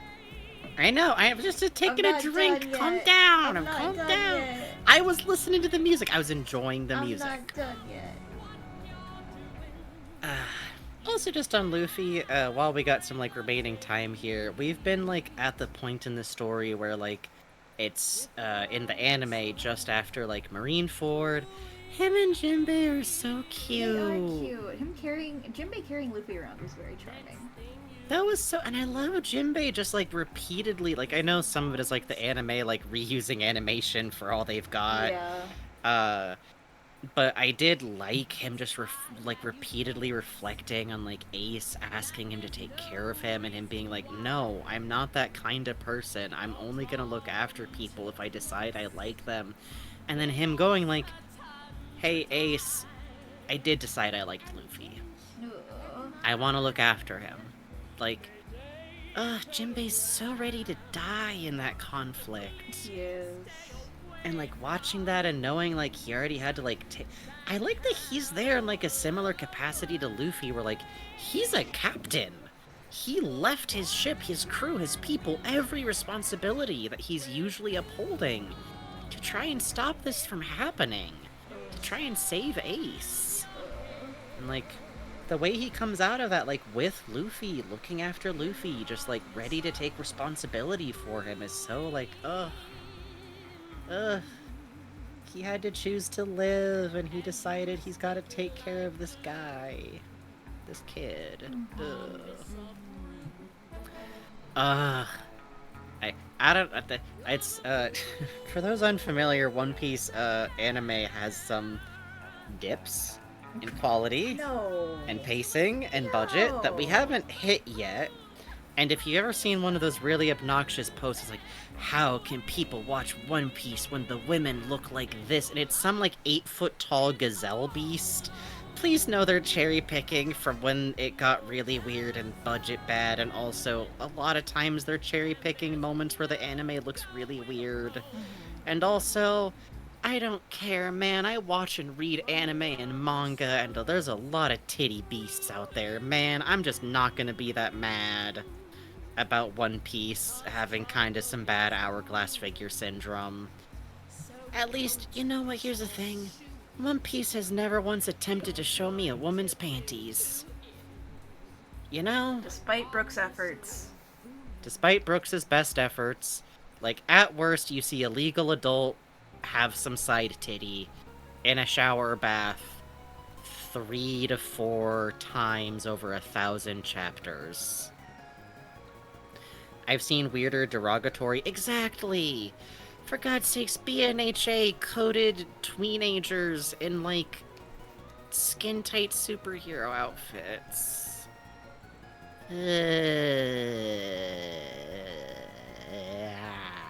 Oh yeah, Frank... I don't know if Frankie really gets panty shots. He's just in panties. Does it count as a panty shot? I mean, I think he got so. buck... He had his whole booty ass out, but I don't think that's a punty shot. He's in the opening that we're on right now. I don't think that's a punty shot, though. I think a shot implies, like, a briefness. That's just panty have. You know? Which I think is part of it, too. Is like, this might be, like, a dumb way of putting it, but it's like, it's such honest titty. It's just titty. It's just a grown-ass woman titty most of the time, you know? It's 1,000 chapters, and it's iffy, like, 10 times total ever. It's just negligible. And also, it's got fat women who do anything ever and exist, so... Like... Choco Lola, Woman of My Heart, exists and is plot important once or twice, and blows every other anime out of the water for doing so, except, like, what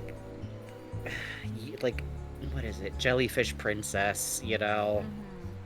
It's rough out. Oh, I love Bonchan, so... I do too. Bon's a great character.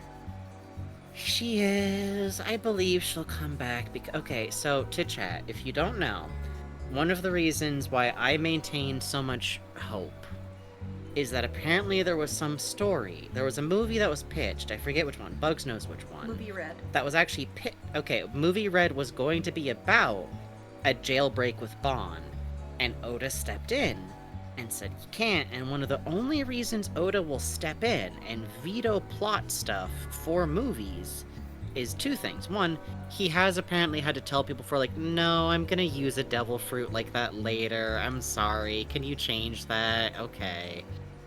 Which is really funny because I do think there's one example where there's a devil fruit he totally would have used later, but it was like 900 chapters early. So Big Mom had one candy just slip out of her grasp. There was, and the Game Boy game had the paper fruit also, which is one of the ones that he mentioned he wanted to use. Oh, that's so funny. But real quick, actually, that jailbreak was Oda's pitch, and then he decided to do something different. And another one that was Oda's pitch was Luffy somehow experiences the life of the previous Gum Gum Fruit user, who was in some kind of academy for devil fruit users. And I'm kind of glad that one didn't go through. It sounds a little boring, actually. Same. But I could see that, because I do feel like who was the last, like, gum fruit user is both, like, kind of up in the air. And I'm also like, was it actually literally Joy Boy? Has no one used the gum fruit for, like, centuries? Right? That's such a wild idea to me. I kind of love it. Oh, Deadly Premonition music. It's good. It's good. Sitting in awe of your poses. Thank you. I've been trying to make them more Bugs fluid does lately. good poses. Yeah, but Bugs has been going through. All artists know this, and if you're friends with artists, it's a normal thing. It'll happen sometimes. Sometimes the dissatisfaction creeps in. Yes. And it's it's like you gotta like bang ideas around and figure out, like, what can I do what is it to about make my it work look more that isn't working for me, and then you have to work from there to figure out how to work on it. For me, it was realizing that the rigidity of my poses was something I was very unhappy with, so I've been trying to play with perspective more and working dynamic lines into poses a little more, trying different angles, because I realized a lot of what I was doing was straight head-on drawings. And I don't know. I've been having fun with it.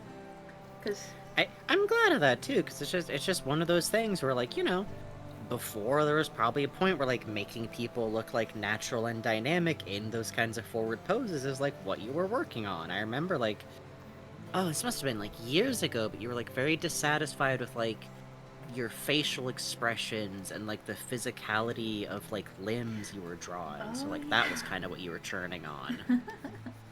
It was, like, back in the ABATS days, I think. Yeah, I think that was when I first discovered that jaws move the whole face. And then I keep it's forgetting fucked it, up. and then I have to remember it. It even moves the nose. Oh, don't say that to me.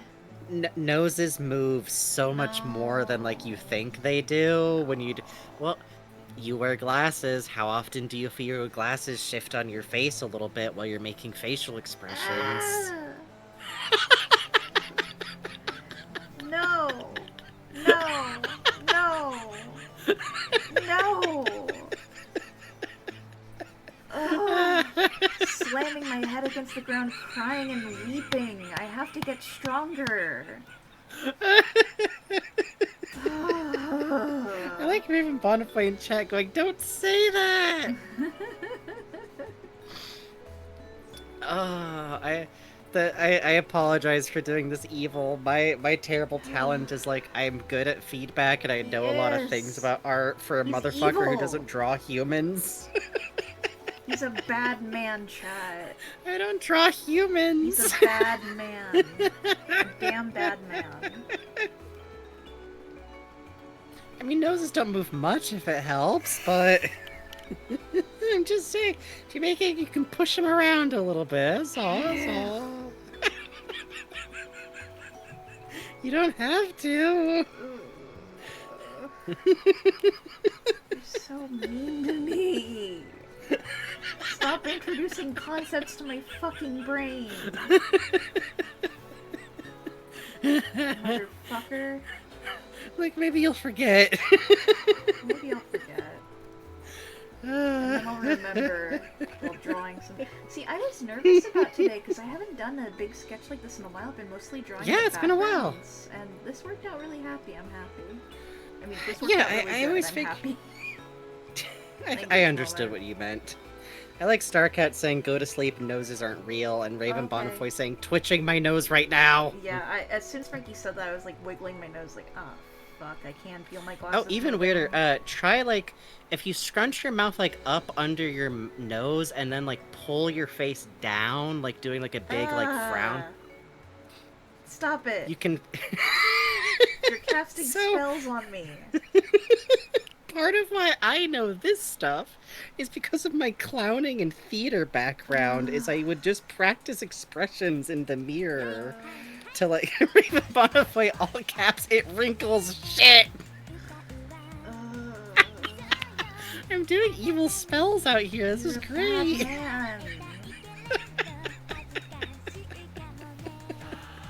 just causing chaos and tormenting the chat, and you just At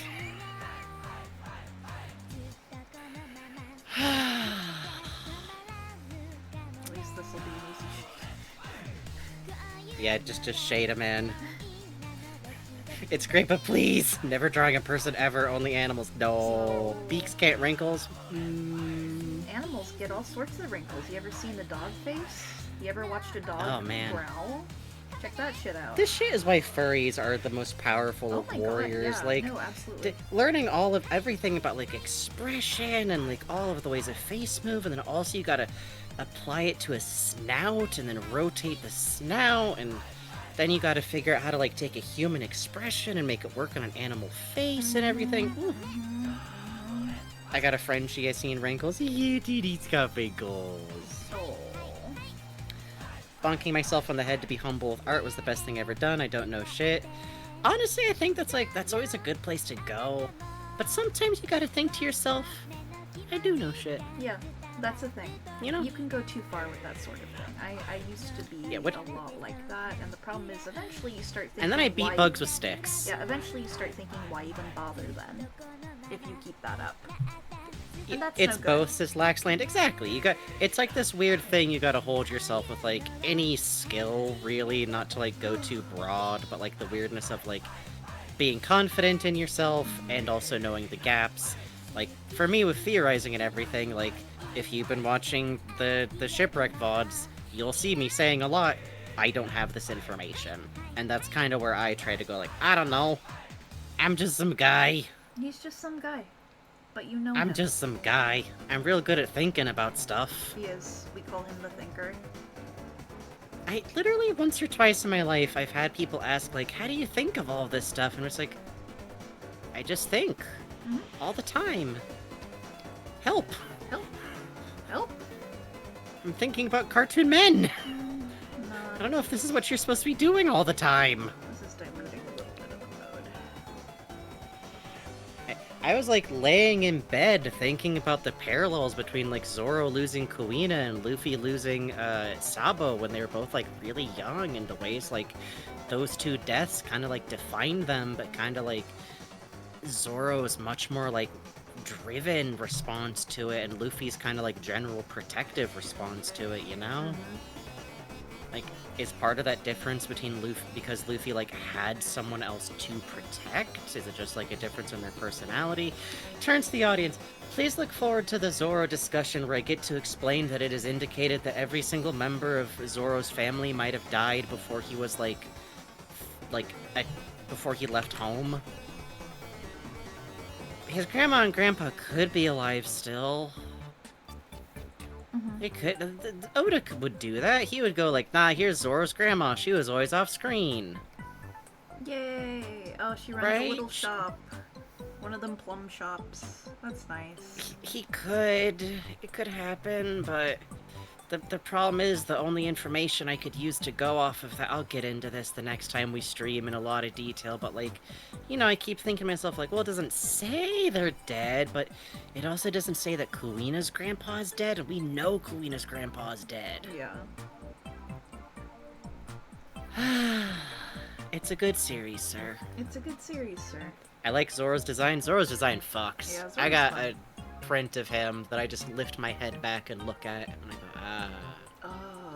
Zoro, the French Zoro. Yes. Yes. It's good, it's good.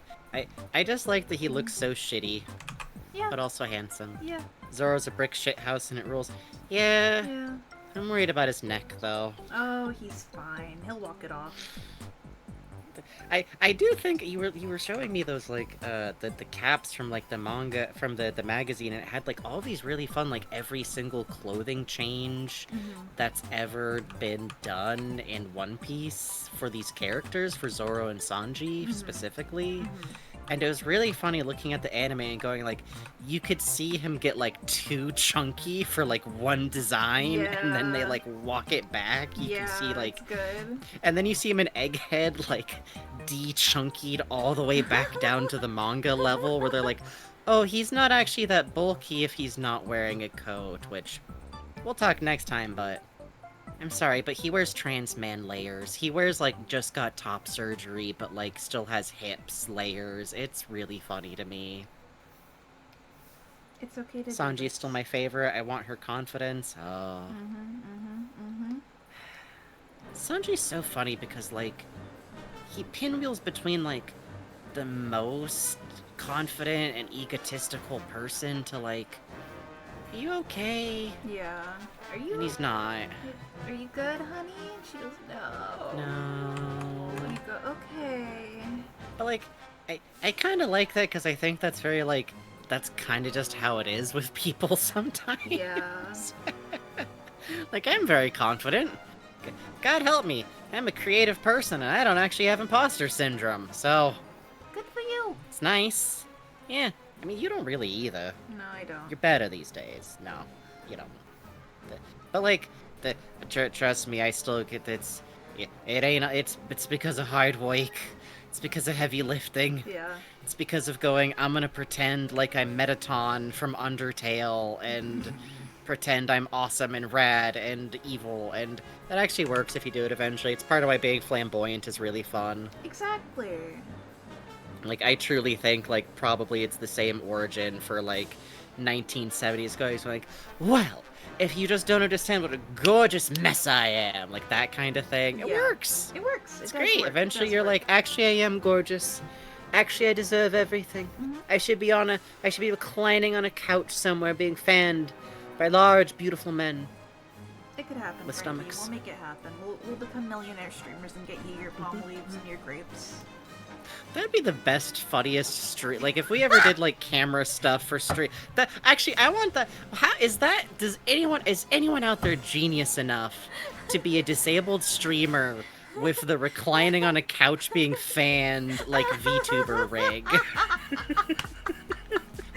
We just cut to you and you've got, like, a crown of laurels on and you're like, bring in the next game. It's my Dionysus cosplay. Yeah. Got, like, a sash. Well, it sure has been a drawing night. Let's take a break and then look at fan art. Let's take a quick break, and then I think we'll go to fan art, we which have I to don't look think... at Bishoujo Shipwreck 64, which I'm very much looking forward to. That's frightening, but I'm excited. Speaking of, Shipwrecked will be... Soon.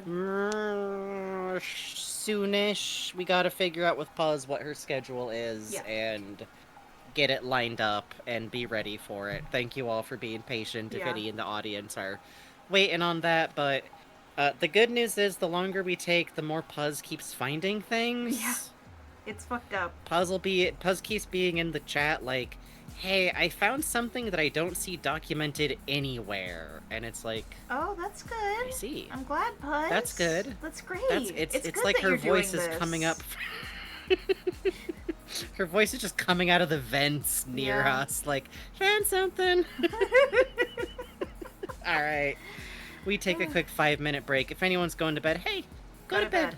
Thank you for staying this late, but if you're gonna be up for a while now, we got fan arts to show you, and then we will put you in a jar, throw you over the horizon. Enjoy one of the really good tracks from Psychonauts, I think. BRB.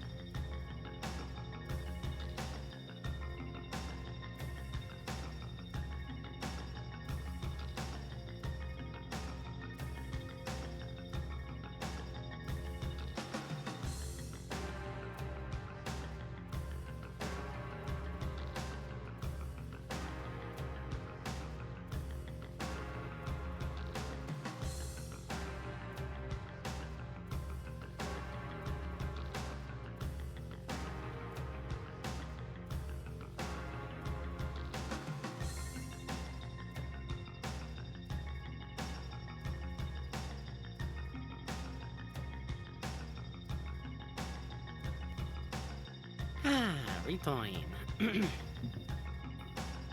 There we go.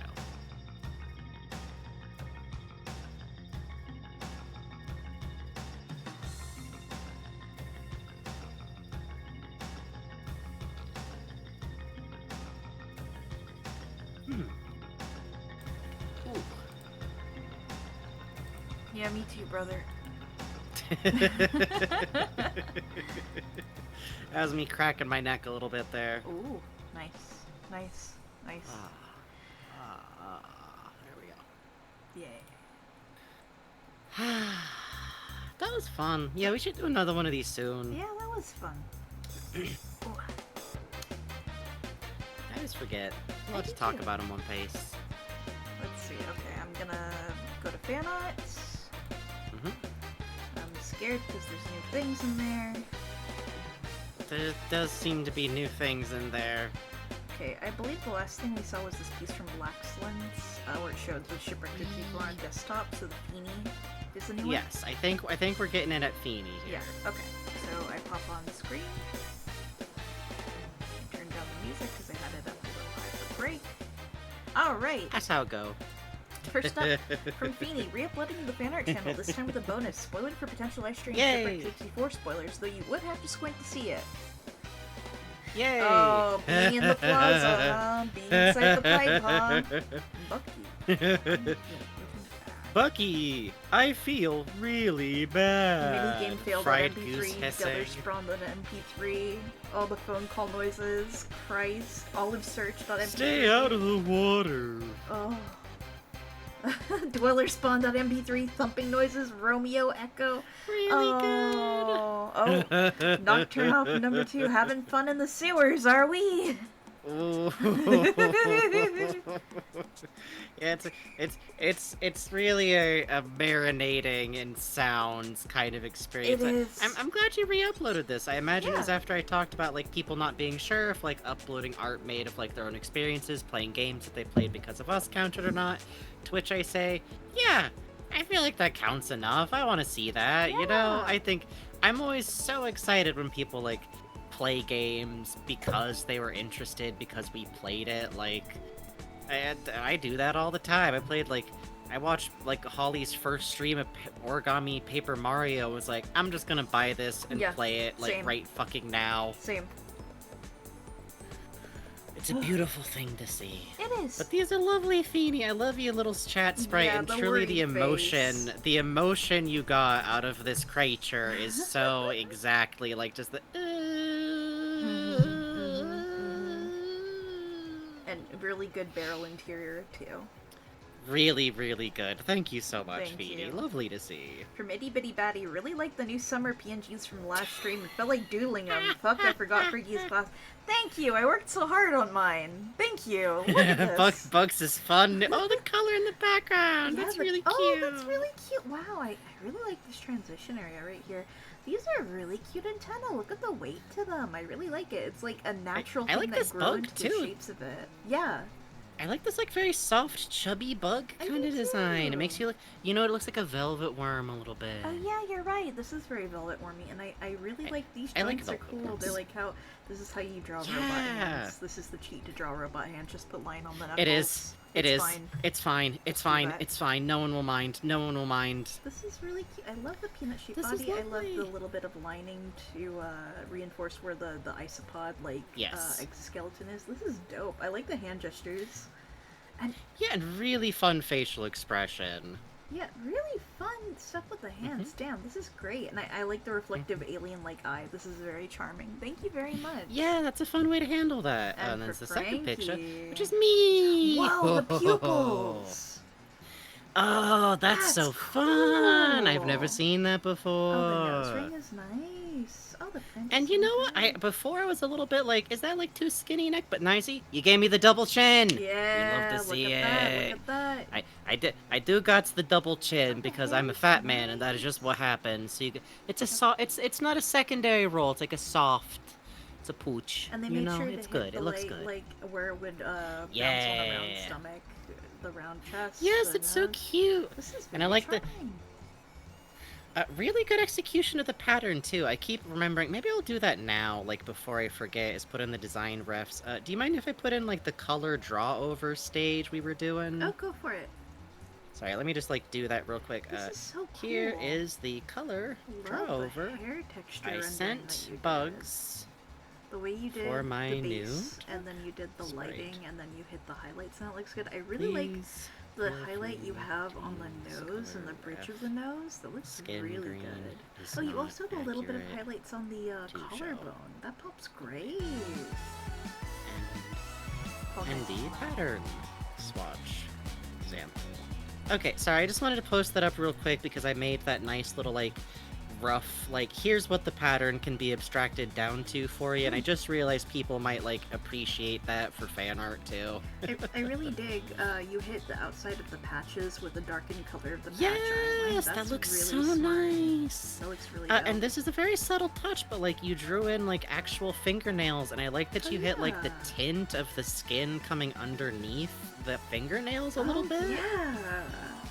That's a very nice touch, and it makes this, like, inhuman skin color kind of thing going on, like, read very, very well. I wouldn't have thought of that, and I like that you really understood that, like, the skin patch goes, like, up to the eyebrow. That's, like, nice and enunciated. Yeah. And rotating the bolt is always impressive, because I realized, like, I gave people a fun challenge for here's a circle to put in perspective. Good luck! Yeah.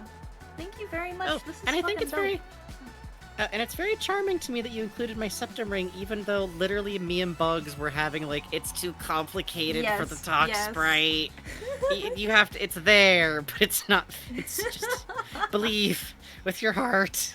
And I like... Yeah, these are beautiful. The color choice on the Kane's very vivid pink is nice. Yes. Oh, and I got the trans flag background and, like, a cloud. Oh, I love that. So pretty.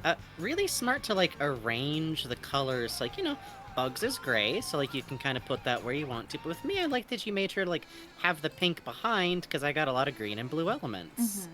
But you don't want Big the Cat's theme, like, screaming behind us, full lyrics. I love that fucking song, but... it's a I do too. and sunny day. Of course you have that on. See, someday if we ever had to do, like, a big fundraiser, one of the goals is going to be, like, we got to duet the Big and Froggy song. Thank you very much, Eddie. Hey, big guy, hey, little guy. Thank you so much. Next from Glitch E Guts. Let's see. Rewatching Catching Up on the Shipwreck 64 VODs. First things are the Giovanni and Olive smoke break incident and Bugs were jump scare hunting. Second things are based on a mention of the gang being anime girlified Gajinka Giovanni. Yes! Wanted to look like one of those goofy Bishoujo horror game figures. Finally, this rules. Oh man, when I saw this morning. Oh, I clicked on the first one, little, hey girl! Do you think any of the wolves are girls? I still think me and Bucky could work it out. That's not what I fucking asked. I love the shadowing on the boobs here, on the neck, the chewing on the cigarette is really good. The way you've captured the expression with the brow here while still keeping the eyes dark, and the little curl of blush here is really funny. Yes, I love this Giovanni. I can see you're, like, working with the beak, and beaks are tough. Oh, the finger bend down here is really good on Olive. I love this, like, molecular little bugs, I do too. Hey, girl. So small, so doomed. Really love the way you're using stripes here and emphasizing the volume of Olive. You know, it's a complicated figure and you're keeping track of, like, the volume here. Same with the way you fit the suit on Giovanni, too. And I really like the I like that you, like, paid attention to how, like, his shirt rests, like, kind of high up his body, because it's that, like, Donald Duck thing where, like, it kind of defines the torso roughly. Yeah, exactly. Which I think is, like, you know, I think there's always going to be a temptation, and this isn't even, like, a problem with, like, drawing him, or, like, even drawing Donald Duck type characters, where, like, you kind of find yourself wanting to, like, pull the shirt down lower if you make him taller, you know what I mean? And it's a really interesting choice. I really like it of where you've chosen to use hatching versus the color film. You know, it's a tighter very hatching. Subtle. It's good. It's a great balance. It looks really nice. Yeah, it's like a little bit of applied, like, around Olive's chest, like, to find the curves. Oh, let me see that next picture. Oh, brother, this owns. These are so cute! They're so cute. The Walter! Oh, does Walter have like cut off Daisy Dukes? That's so fun. You're so smart. You're so smart. The bra. Oh, oh, the oh Giovanni my god! with that pout. I think Giovanni has garters. Oh my god, you're right. The olive Awesome. is so cute. Wow, this And hair look is at Bucky. perfect. Oh my god. The teeth. Oh, this is so charming. I like how they're all like chubby too. Yeah, I love that they're all potato shaped. You're so right for this. They are potato shaped. This is adorable. I love the movement on the skirt here, the hanging of the towel, the hair. I love the ponytail on Giovanni particularly. I like the touch that you kept like. The touchstones you chose to kept for like this concept of like Gajinkas, which I almost feels like a Gajinka to me is different than anthropomorphizing an animal character. Because like you kept all these hallmarks of like the tails and the teeth as the main thing you keep. And I think that was such a smart choice because like, you know, Walter doesn't really have a visible like tail, but you kept the tusks. That's great. And a really tight understanding of like this specific type of like anime eye shading. Yes. And you drew the shit in ballpoint. What's up with you? That's crazy. That is the that's the way of the wise man. Yeah. That's the way. That's the light. That's you understand something. Oh my god. And I'm looking at the last one. Dang! Wow! Oh wow, look at the goop on that egg. Full on Gajinka great. Giovanni. Oh, wanted to look like one of those goofy Bishoujo horror game figures. I love that. Yeah. I love that a lot. I like that she's built like a truck. Oh, the garters. She's like rectangular. Onto the fish. That's cute. Oh. That's really good. The high boots. So cute. This shows great understanding of the concept of like how Bishoujo translation characters work. Yes. Which is like a really specified, like, okay, the boots to mimic the bird's legs. The fact that he doesn't normally wear pants into having this cute like short shorts, garters, and stockings kind of look. Yeah. The chef's type shirt done very well with like the little short sleeves, the little hat, mimicking the feathers of the hair. And this is so, I can like see this like figurine. Yes, I can too. And like the bratty, dismissive expression, you know? This is so cute, man. So cute. I love this. Squeaks, I apologize. I ain't even apologizing for shit. Enjoy. I'm low. We fucking good. But yeah, I cool truly love that she's such like, I love her being like a rectangle, because like you're right, Giovanni's a potato shape. You're right. Also appreciate our chat just going, woman, like Woman, fucking animal out yeah. here. Woman. Thank you so much, and from you're... Guts. Yay! Extremely distressed Layer 3 Bucky shouting, I don't want to be here! I want to be a girl! Was wonderful for me. Let's hit the respawn button together, and also Let's hit the respawn button together. I'm so glad. I know it's like, you know, when you just like joke about something enough in a stream that it just kind of like lingers. This is such a cute interpretation of his outfit for it too. I love the gloves. And she's cute and potato shaped. The button is cute. This is adorable. What the fuck? This is such a cute design. The eyes are spot on. This is wow. I feel like I saw this on the internet in 2007. Like, this is amazing. Yeah, the eye shines. I really love that you were like, how to put this? You were like brave with the buck teeth. You didn't reduce them to just like normal human level like front teeth. You kept like the beaver essence, and you're right for this. Yes. And speaking of, I love like, you know, I already said like I love that she's potato shaped, but like I like that like this is the only way to put it is like I appreciate the restraint on the titties. Because I think that makes for a more charming figure and a more personality sense, and it feels more built on Bucky's physique as it's in game.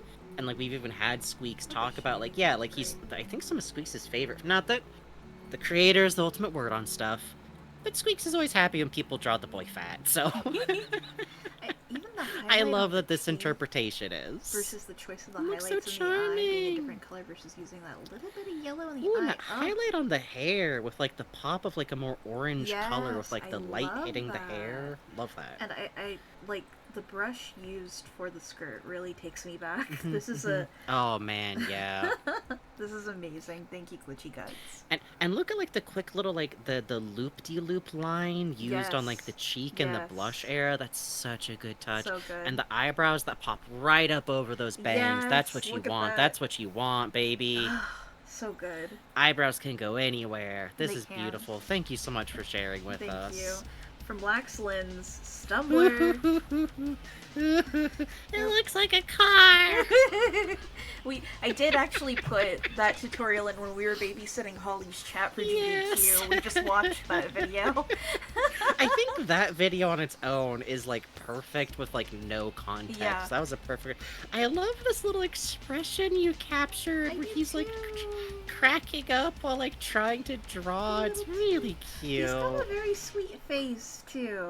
It's very charming. Him face. So sweet. It's so tender, the Stumbler. Him face. It is. The freckles are cute. I like the movement of the ears you have here, the swoop over versus the side to side swoop. Yes, it's a lovely gesture on it. This is a really good muzzle for a Walter. This is cute. I like the teeth. Yeah, I can see you like building in like Walter's a really complicated head shape. Oh my god. You know? Oh my god. I forgot his tooth like a fool. I actually read out his teeth. Yeah, like I did there's too. a little like right under the paintbrush that curve winds up reading as the teeth. So like it's one of those things where like if you're the person who made it, it's still gonna drive you crazy because you know what it is. Yeah. But it might be that part of why you forgot is that you also read it out as being there, to be honest. That happens. But art is weird like that. This is lovely. Thank you. Thank you very much. I love your take on the cat that Stumbler drew. Yes, it's really good. Oh, from Unofficial Jam, what if Bugs was on an 8-bit console? A glimpse into my awesome vision. The Mega Man sprite edit. Wow! Oh man, speaking of taking me back, ooh. I'm back on the Bob and I'm back on Bob and George. I'm back on Bob and George reading all of the amazing comics.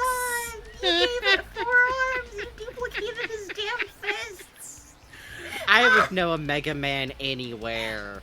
I would know a Mega Man. I've never played a Mega Man game, but I would know a Mega Man anywhere. 1620, fuck you! Fuck you! 1620. What did I do? I think it's actually my fault. You! Look, is it my fault if I can never stop thinking about the fact that there's Pilgrim's bones buried? No, they moved the bones. They moved the bones. Yeah, they're in a crypt nearby, but they used to be the building that contained our special American rock. They used to have bones. The bones aren't there in anymore. the building. The bones are in a separate location. Anyways, this is your legacy now for some reason.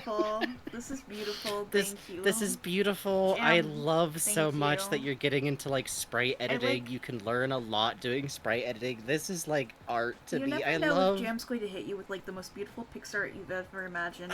Very charming drawings. There's something haunting and can I talk about the artistic choice to not trim the window in around the ground so that you can see that it's just this like disconnected like block and the 3D plus the pixel back. Oh, the Goomba's so big in it's HD. so good. He's so shiny in HD. So in Japan, Goomba's called Kinoko or Kuribo actually, because chestnut. Kuribo from Yu-Gi-Oh! Is named Kuribo in Japan as well. So if you hit auto-translate on any of the posts for Shonen Jump's new festival where they have a Kuribo mascot, it says, like, many people are calling out to Goomba, who is very cute and has appeared on the floor. It's true. It's a cute baby. Thank you. Don't. Hold on. Don't. Don't. What's wrong with you? What's wrong with you? What's wrong with you? What happened? What's wrong with you? What's wrong with you? I think next up is from Lax. Next up from Laxland, I got an idea from Cookie Shaped Rat and went for it. No, I forgot Stumbler's whisker spots. Oh, that's cute. Oh, Wolf Restum is nice on there. Oh, I really like how you did the scar here, how fleshy it is. Like, the red coming into the pupil is nice, the relaxed ears back. I love this, like carpet, like plushy pattern on the interior of Stumbler's ears. Yeah.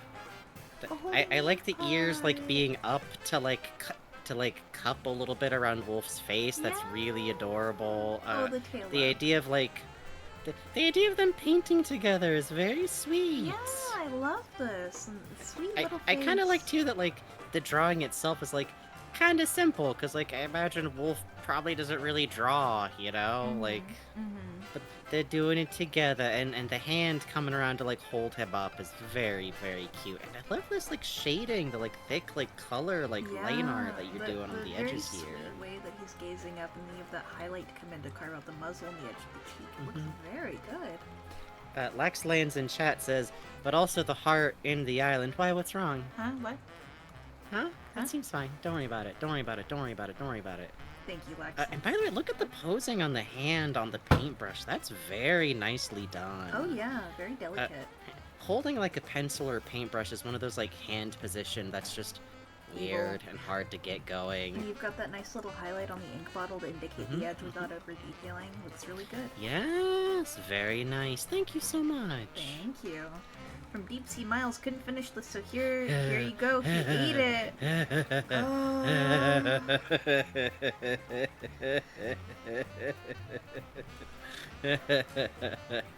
Mysteriously pilgrim rock shaped.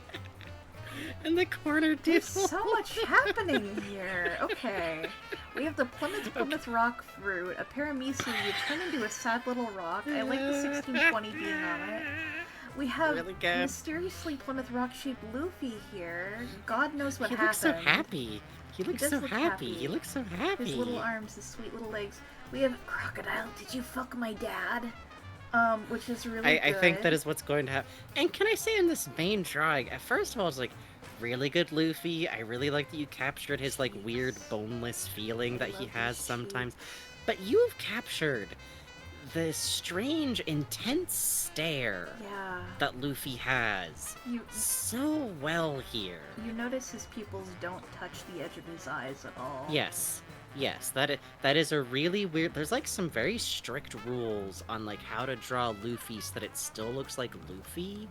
And one of them is like his eyes have these little pupils that are just right in the middle. It makes him look empty-headed, but also like weird and intense and feral, and there's not a thought in this boy's head right now. I like there ain't a single thought.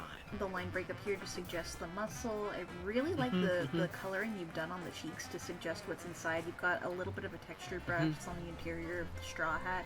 I like the way the straw hat's kind of worn out. That's really cool. Yeah.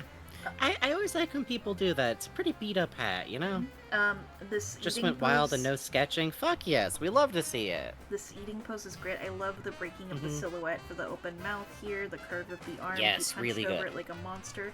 The eyes popping out for this questioning is really good, especially versus Crocodile's like somewhat normal face. Great rendering on the cravat, very simple, perfect like curves to get it. You get it all like so perfectly. And subtle touch, but you even hit like the wrinkles on like Luffy's like shorts and this little shadow like under his chin that goes a really long way to like selling like depth. Suggestion too. Yes, his little nose. And the line breakup on the rock is very good for rocks. Rock line breakup is tough. Luffy, this is beautiful. Luffy, where's the Plymouth Rock? Really good. I just love how happy little rock-shaped Luffy is. He's just having such a lovely time. Thank you. Thank you all so much. You blights upon the world. Why do you keep drawing the Plymouth Rock? Never stop. Why? I don't know. I got paid money to draw it, Laxlands! I got paid money. That's different. I don't have scruples when I get money. But you did draw it. What was I gonna say? No? Technically, you can to like any request I'm not if a you coward. want to. I'm not a Goddamn coward! Thank you. Thank you all so much. Thank you for watching. Thank you. Thank you all very much for your support. Thank you anyway. Okay. Yes, thank you for showing up and listening to us as we just talk about One Piece for hours and Bugs draws and I ramble, because I think it's good for us to do this sometimes. I think it's healthy for us. I literally have, like, ramen and topping directly to my left because I'm gonna take one more step and, like, collapse into calorie deficit from talking for 5 hours. It's been 6 hours. We were streaming for 6 hours. This is... You're smart. One Piece's funny trap. This is One Piece's funny trap, but... Thank you all so much for coming. Do we got anywhere to send folks tonight? I don't think anyone's alive that I can see.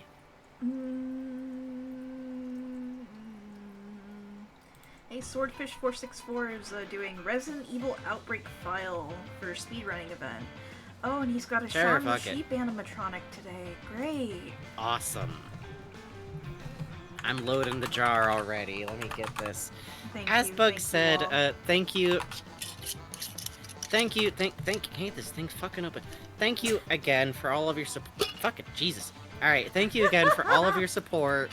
We really appreciate, genuinely, we really do appreciate it. These are like one of our favorite types of streams to do. Thank you. And I'm really glad that we're able to, no, get back here. No.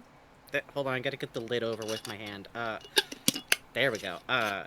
We really appreciate it. We appreciate y'all's company and being able to do streams like this that are really, again, as I said, indulgent, even if it involves me talking myself tired. It's fun. Please enjoy One Piece, and enjoy rest of your evening. Thank you if you watched this live, if you watched this on the VODs. Leave us a comment. We like our comments. Bugs just brings them to me like the paper. I do.